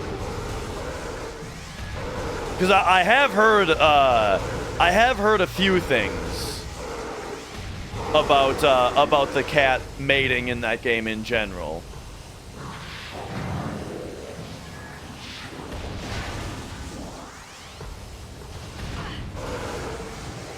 Oh.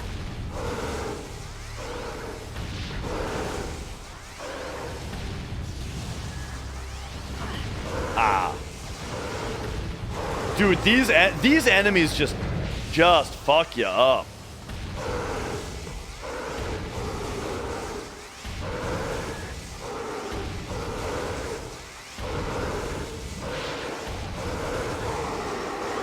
Okay. Who's next?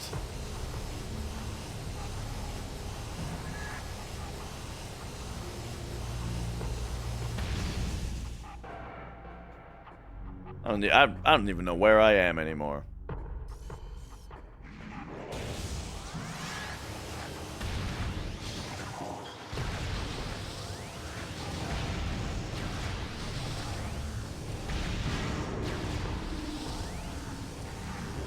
Okay.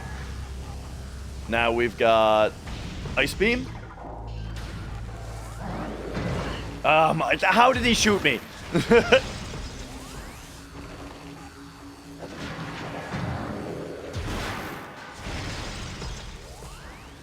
Now this one comes out of the ceiling. What? That didn't freeze him? Was it because he was still in his animation?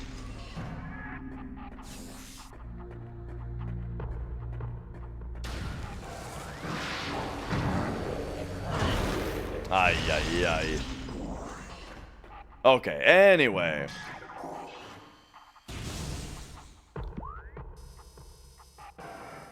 We're through. Man, this feels like it's gonna take forever. I wonder if the other direction would have been faster.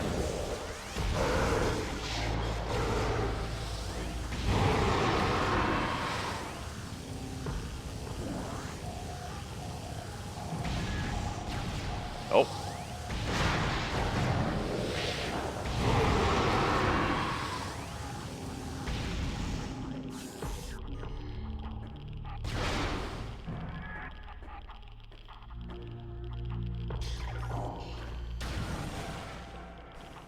Okay, okay. Yo, DBZ.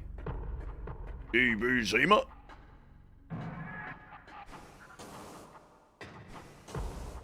Yeah, just making my way to whatever the last big break is gonna be today. But yeah, I think the like literal last like power up in the game is the Phazon suit. Other than that, we're fully traversable now, and so we just gotta collect the artifacts and end it. Which I think, like, I feel like that's gonna happen pretty quickly.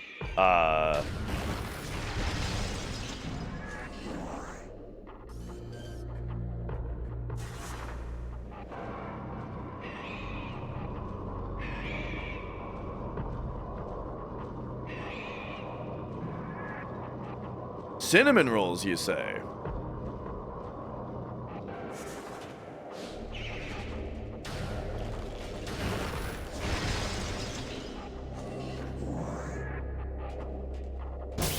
Oh, oh. Okay, now they're on the same side. Yeah, yeah, yeah.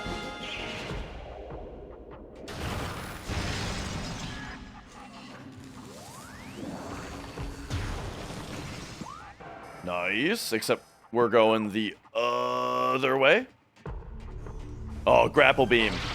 Oh, dude, the grapple beam is so fun.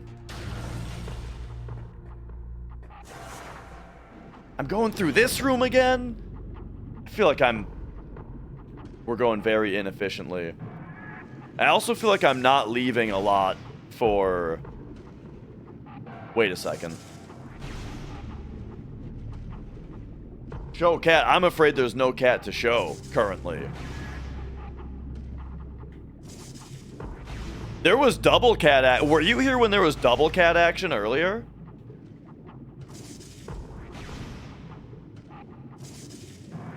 Oh, yeah, we're just going this way, right? No, that's where I came from? Oh my gosh, I'm... Ay, dude.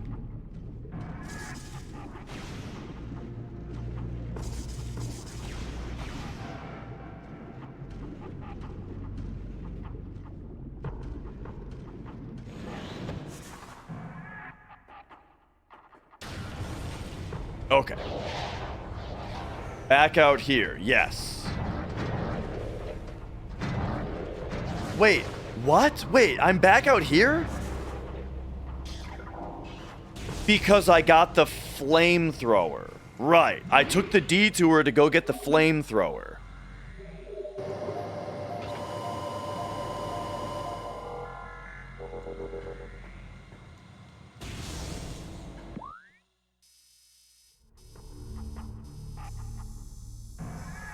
All right. So then this whole area down here... Oh, thank you. Mrs. Dash has provided the cat.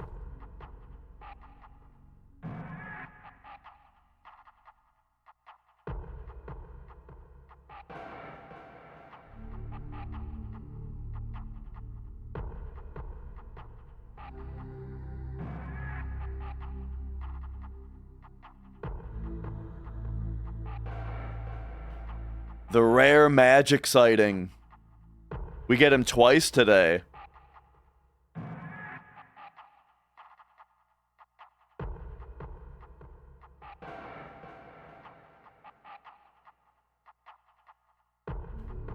Oh, he loves the ear scratch like this.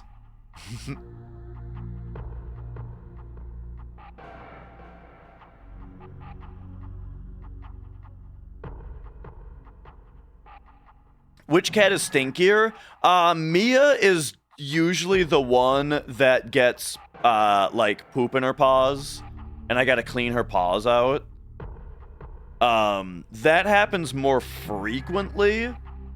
What happens rarely with Magic, though, is with his long fur, he gets a little bit of a poopy butt, and then I gotta bathe him, which is much stinkier when that happens, but it's much, again, it's much rarer.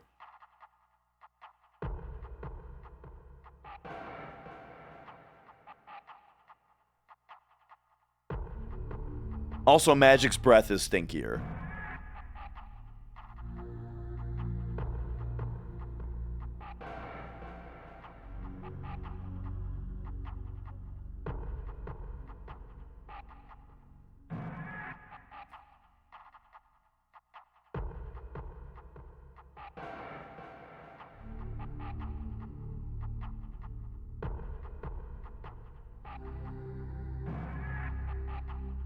Yeah, I mean, it's kind of fun when they meow at you and their breath is a little stinky.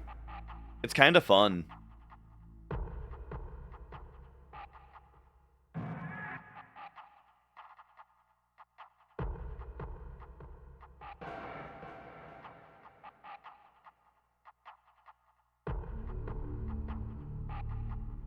All right.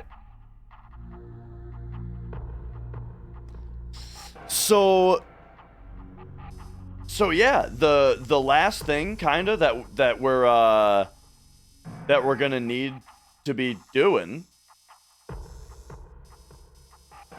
Man, we could have just gone to Magmore Caverns, right? Instead of all this other bullshit that I've been doing. Instead of like traversing this, going down this, going through all this, which I just screwed up.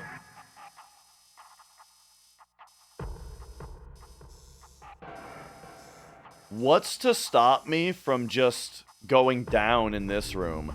Phazon suit. That is what it is.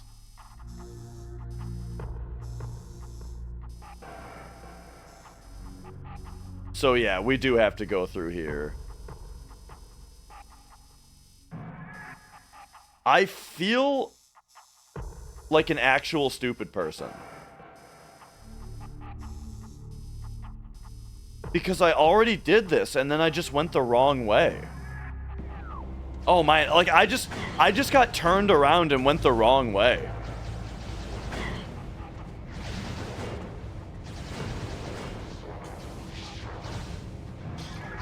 Alright, so hang on.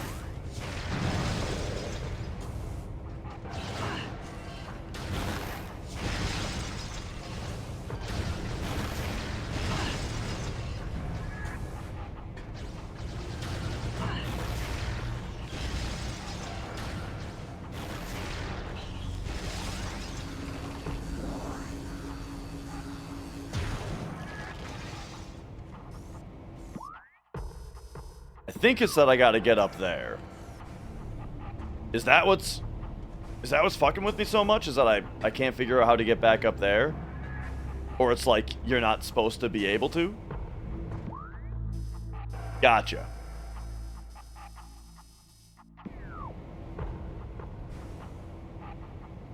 Alright.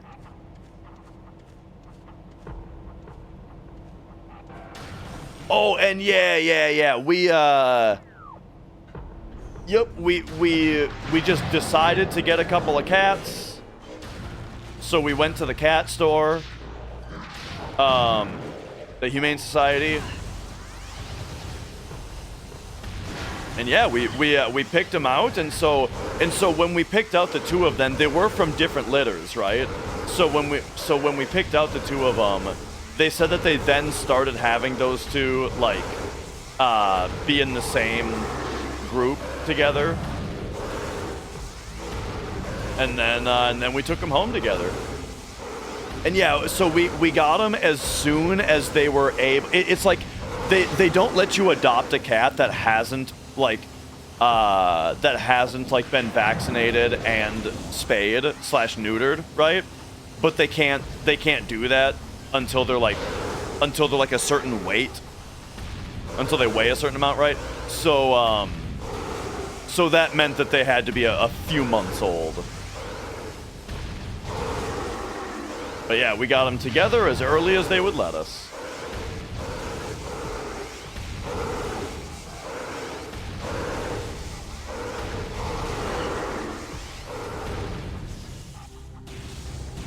Yeah, well, I know that I'm a stupid person. No, there's a big difference between feeling like a stupid person and knowing that you're a stupid person.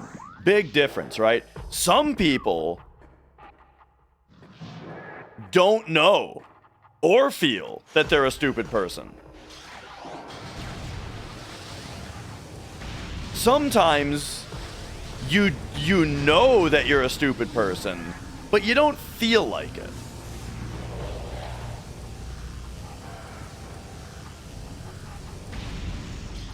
Sometimes you know and feel. Oh my god. Oh, fuck. Stop.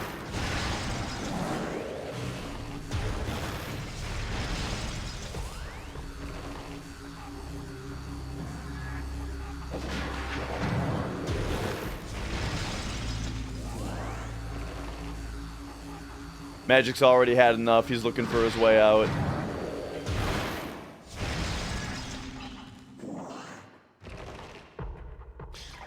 You don't like it? I like it. I think it's fun.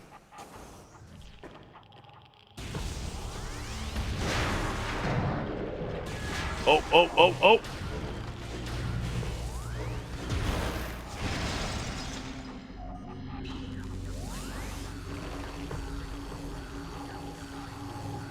Oh, I see, I see. Destiny had that. Where, like, there were 3 different damage types, right? And then enemies' shields were different colors. And there was like a rock, paper, scissors system for what element's damage was good against which shield element. Which is something that I think a lot of people played the game and didn't know.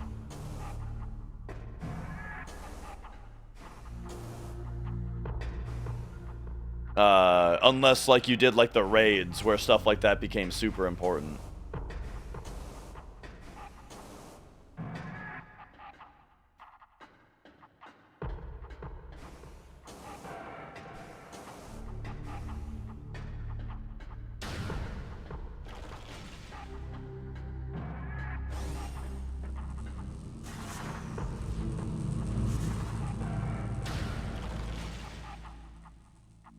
I'm getting big time deja vu. I feel like I've been wandering around this area.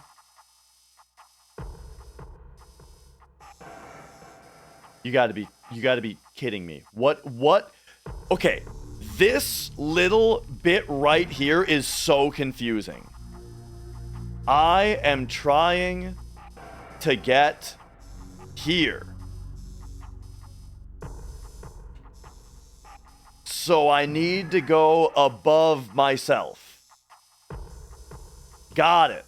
I think last time I went here, and then I went back, and then that, like, just ended it, you know?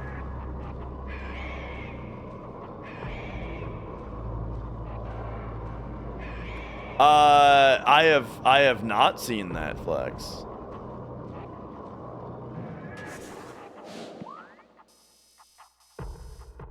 Okay, so this way. Yo, Sparrow. Wait, did I...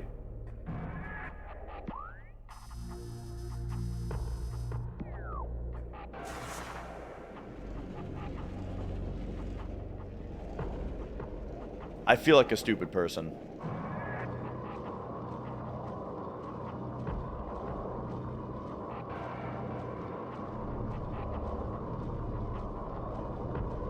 Oh my god, look at all these Metroids.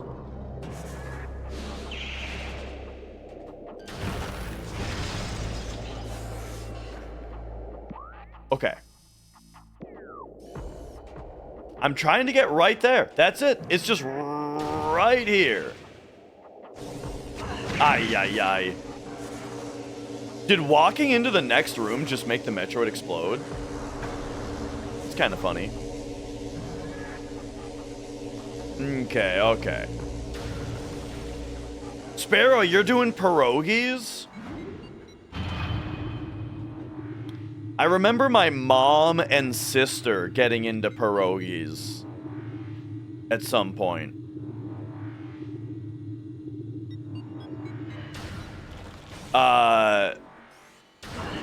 Whoa! Oh no, yeah, Flex is correct. Not pierogies, Pilates. Pilates are like a workout. Pierogies must be a food? Pierogies are a food, right?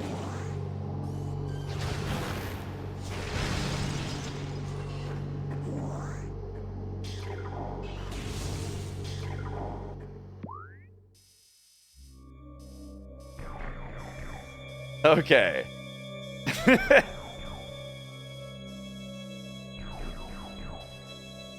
Where the hell am I going? Dude, I'm going like actually insane trying to navigate this fucking place. I'm trying to get here. I want to get here.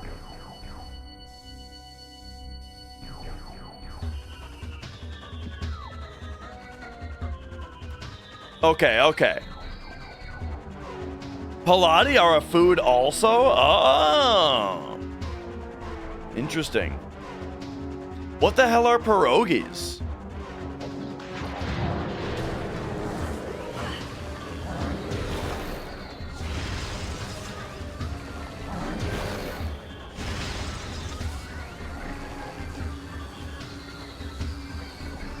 Oh.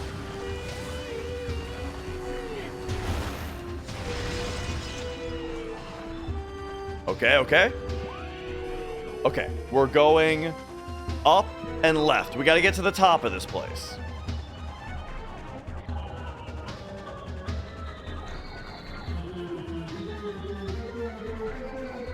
Little stuffed dumpling things. Bro, I don't think I've ever had one.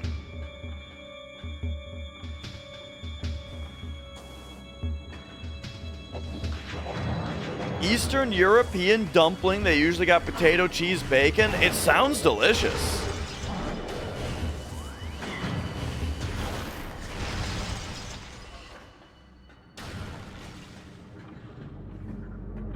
But I'm fairly confident I've never had one.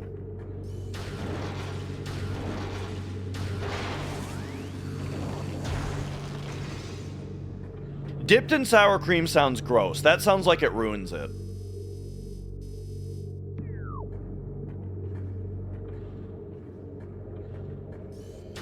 People are getting too fucking fancy. Some people just don't know when to quit with food, you know?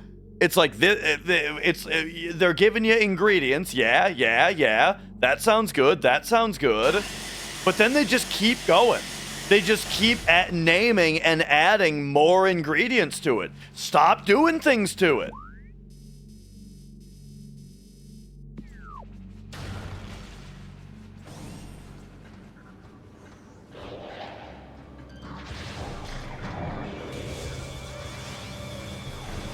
Okay. Get that guy. Get this guy. All right. We've got this guy in the spin cycle now. The wave beam spin cycle.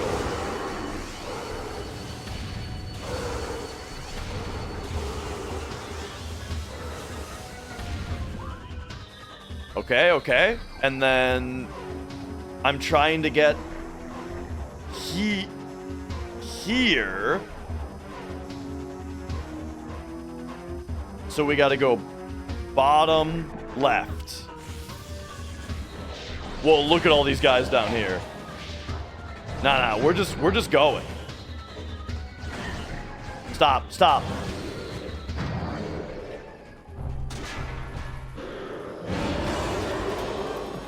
What? What the hell, man?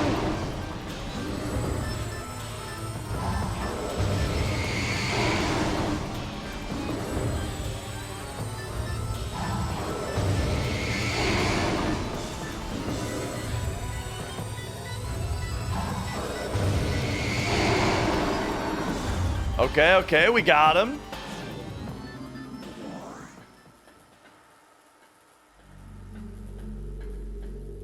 I think Bomb His Feet is Metroid Prime 3.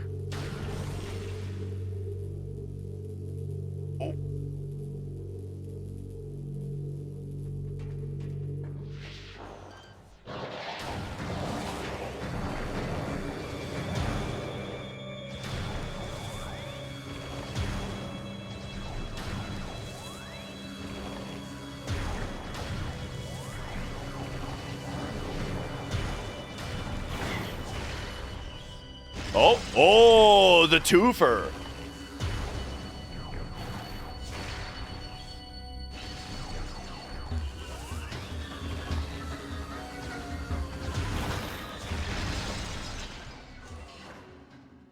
All right.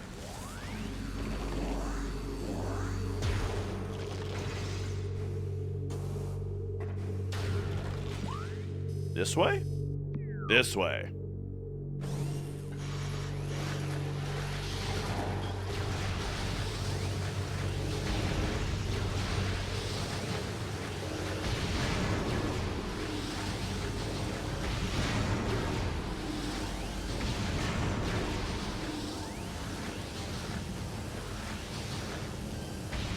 Whoop.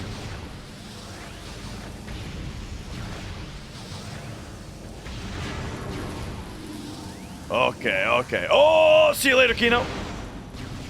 Have a good night. Thank you for watching.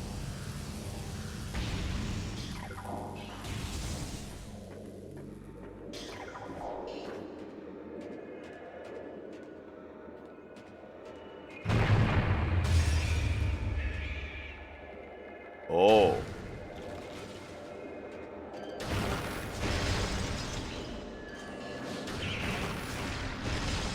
So this room I didn't go all the way through before?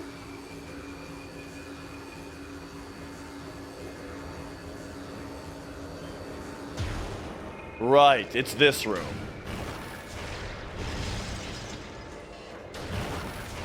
Hey, third time's the charm, DB Zima.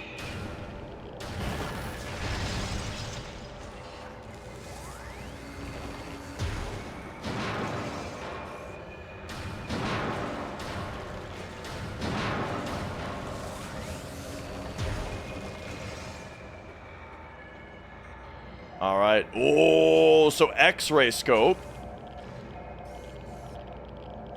That's cool. Yeah, yeah. So that's why I didn't get through here before.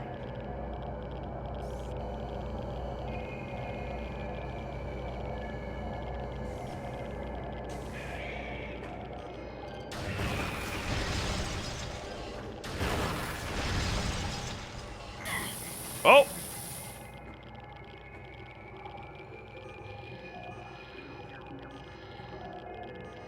Okay. Let's go just a bit further into the unknown. See, now we're getting zapped by little bits of phazon, right? Which makes it seem like, oh, we're probably going to get the thing that's going to help us from that soon, right? Oh, I see.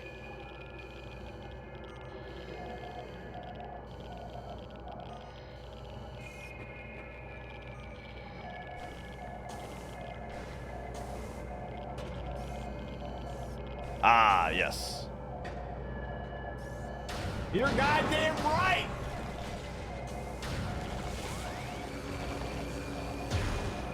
That's right, that's right. What's phazon? It's the, it's this stuff.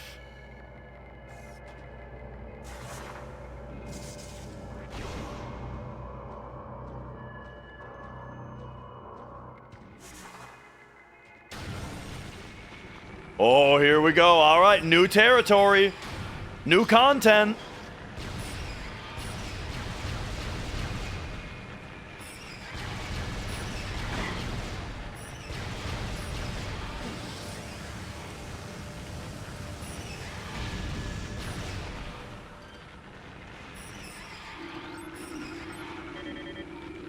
What's with these little fuckers?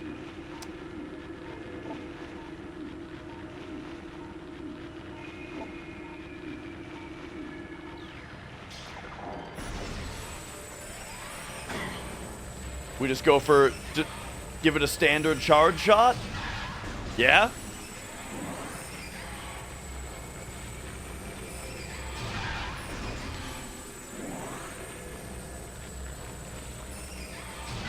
There, well, alright, alright.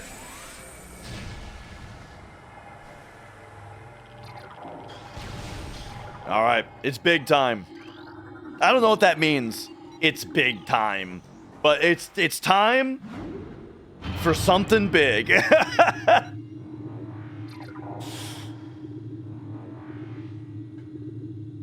Getting a little tired here. But alright. Pew! Would I rather have something ant-sized crawl up my penis or something mouse-sized crawl up my ass? I think I'd take the mouse up the ass. I feel like, the idea of anything solid, like, the thing is, like, my ass is used to, I mean, look, I don't even know if I need to explain it. My ass is not used to mice in it. That's not where I was going with that. But it at least where I was going is that the ass is somewhat designed to have somewhat solid things pass through it, right? The urethra is not designed for anything solid whatsoever. Now, I'm told, I have heard that there are men out there that fantasize or perhaps even fetishize having like a thin pole shoved up their penis. I perish the thought. I tell you, I perish the thought. Hunter Metroid, Adolescent Metroid, Energy Siphon Tentacle increases its threat level. As Metroids develop, they become more efficient predators. An energy-draining tentacle allows them to attack at a distance. Quick to anger, a Hunter Metroid will charge troublesome prey and attempt to ram them into submission. That sounds annoying. Cold-based attacks are still quite effective against these creatures.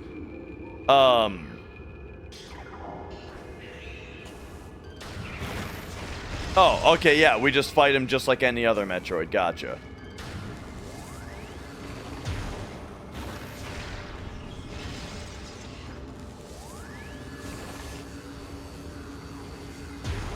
But anyway, what were we talking about? Holes getting shoved into penises? Yeah, not for me, I don't think.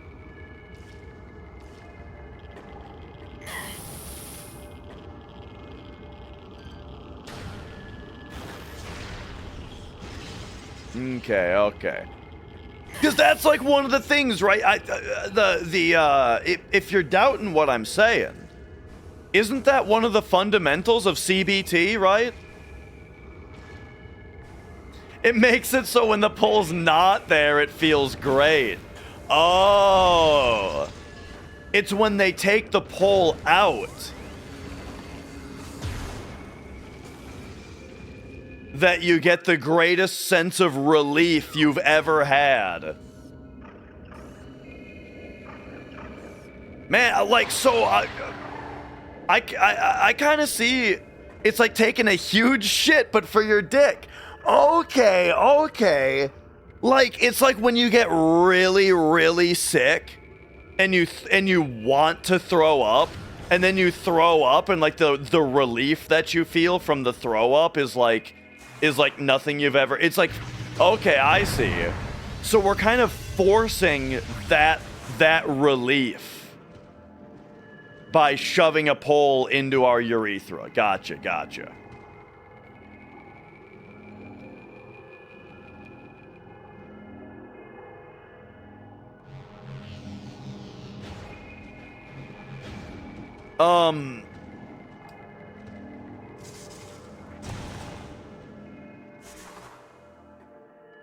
Yeah.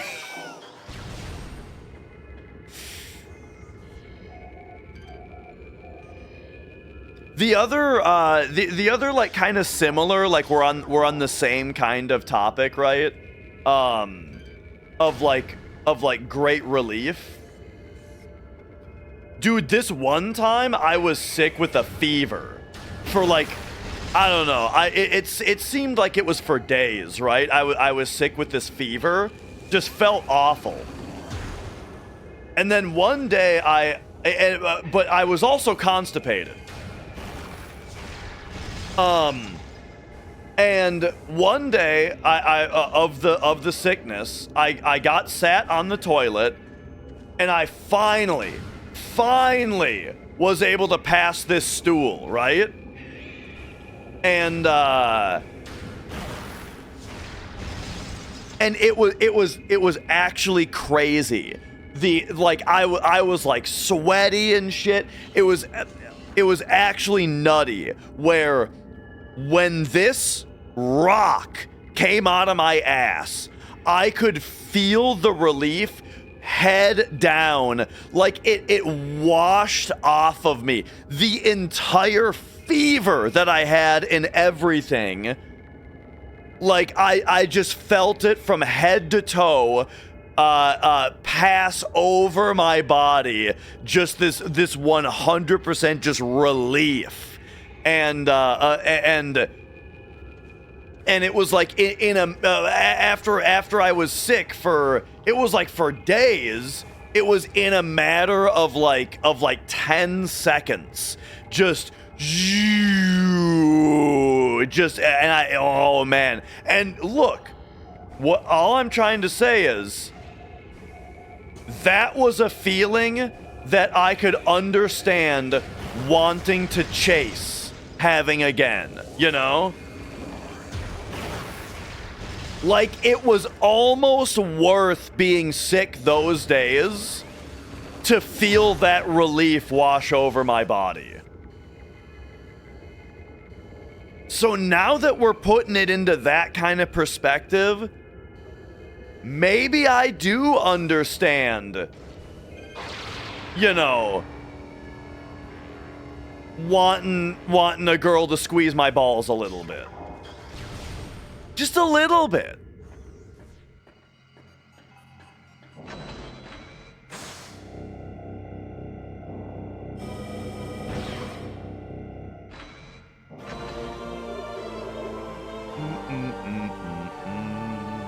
Oh.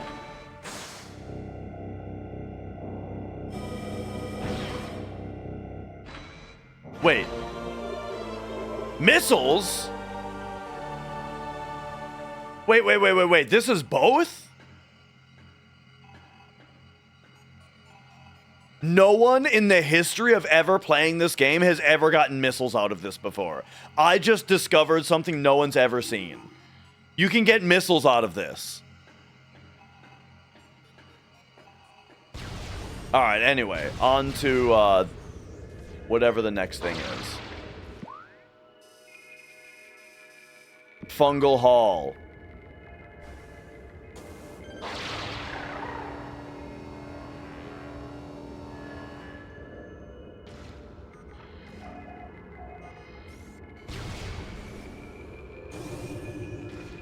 Oh. Okay.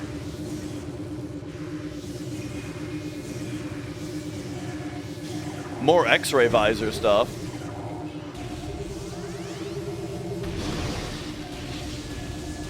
These guys in general are just vulnerable to wave beam, right? Yeah.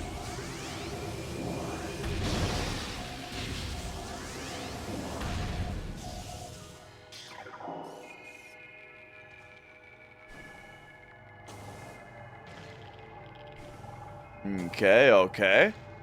Man, I gotta say, when we finish this game tomorrow, I think it's actually gonna go really. Oh, dude, I'm over time. I didn't realize I was over time.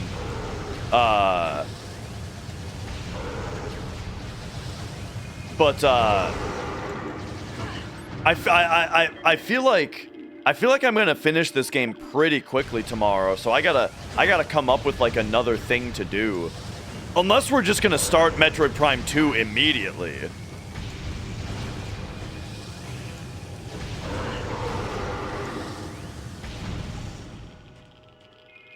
Could be that.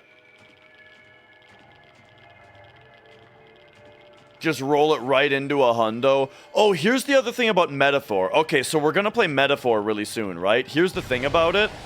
I think that I am going to rerun my 2 days of playing that game. I did 2 streams of Metaphor already, but that was so long ago that I'm gonna need to do a rerun of those 2 days so I can get caught back up to where I was in the game. You know what I mean?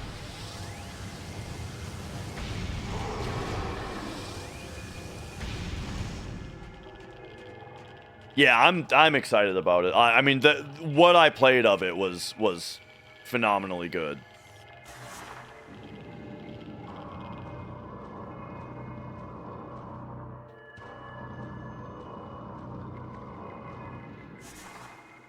And then Dragon Quest VI, and then Shin Megami Tensei Strange Journey.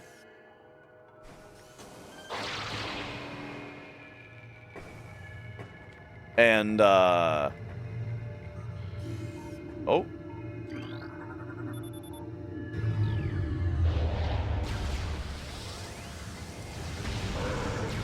All the while, replaying the Metroid Primes. I'll probably play other Metroid games also. I love this series, dude. And I just get, every once in a while, I just play a shitload of Metroid. All in a row.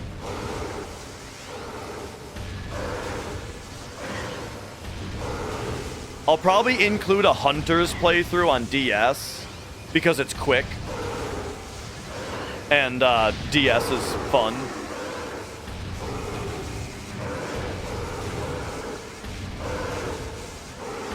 And then been a long time since I played Zero Mission and Fusion also.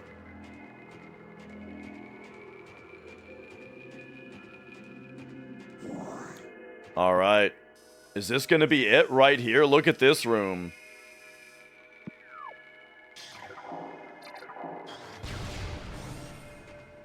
Oh, no, it's a save station. Gotcha. Okay, I should probably save here and be done for tonight. By the way, am I getting advertised on the front page again? Are some of y'all here from the front page? Because Twitch is doing that sometimes lately, it seems. They're just slapping me on the front page sometimes for some reason.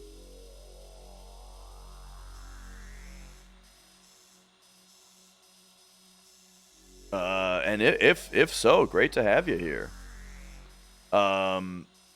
Oh, and this is gonna put me out at the bottom. Yeah, we know Phazon Suit is here because we're gonna get put out here, which is all covered in Phazon at the bottom. So there we go. All right, all right.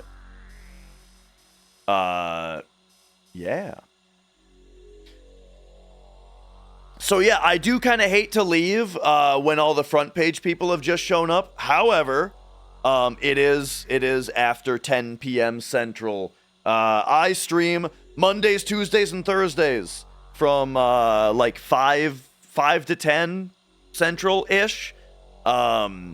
And then I also sprinkle in streams extra days as well. Like Saturdays and Sundays, I don't have a set schedule, but I usually do get at least a Sunday morning stream in. That's usually a music stream.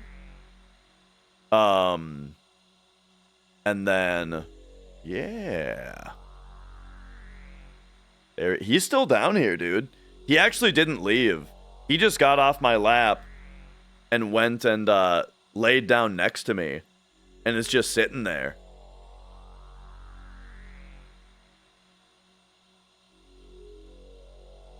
All right, all right. But yeah. Hope you guys enjoyed the Metroid Prime. I think tomorrow I think we're gonna finish Metroid Prime and probably just immediately start Metroid Prime 2. And then that'll be that. So let me take a look at who's streaming here and who we're gonna raid. Who are we sending you guys over to? Grunchus is playing UFO 50. I love UFO 50. 2024 Game of the Year UFO 50. Go say hi to Grunchus for me. Have yourselves a great night. I will see you tomorrow. Bye.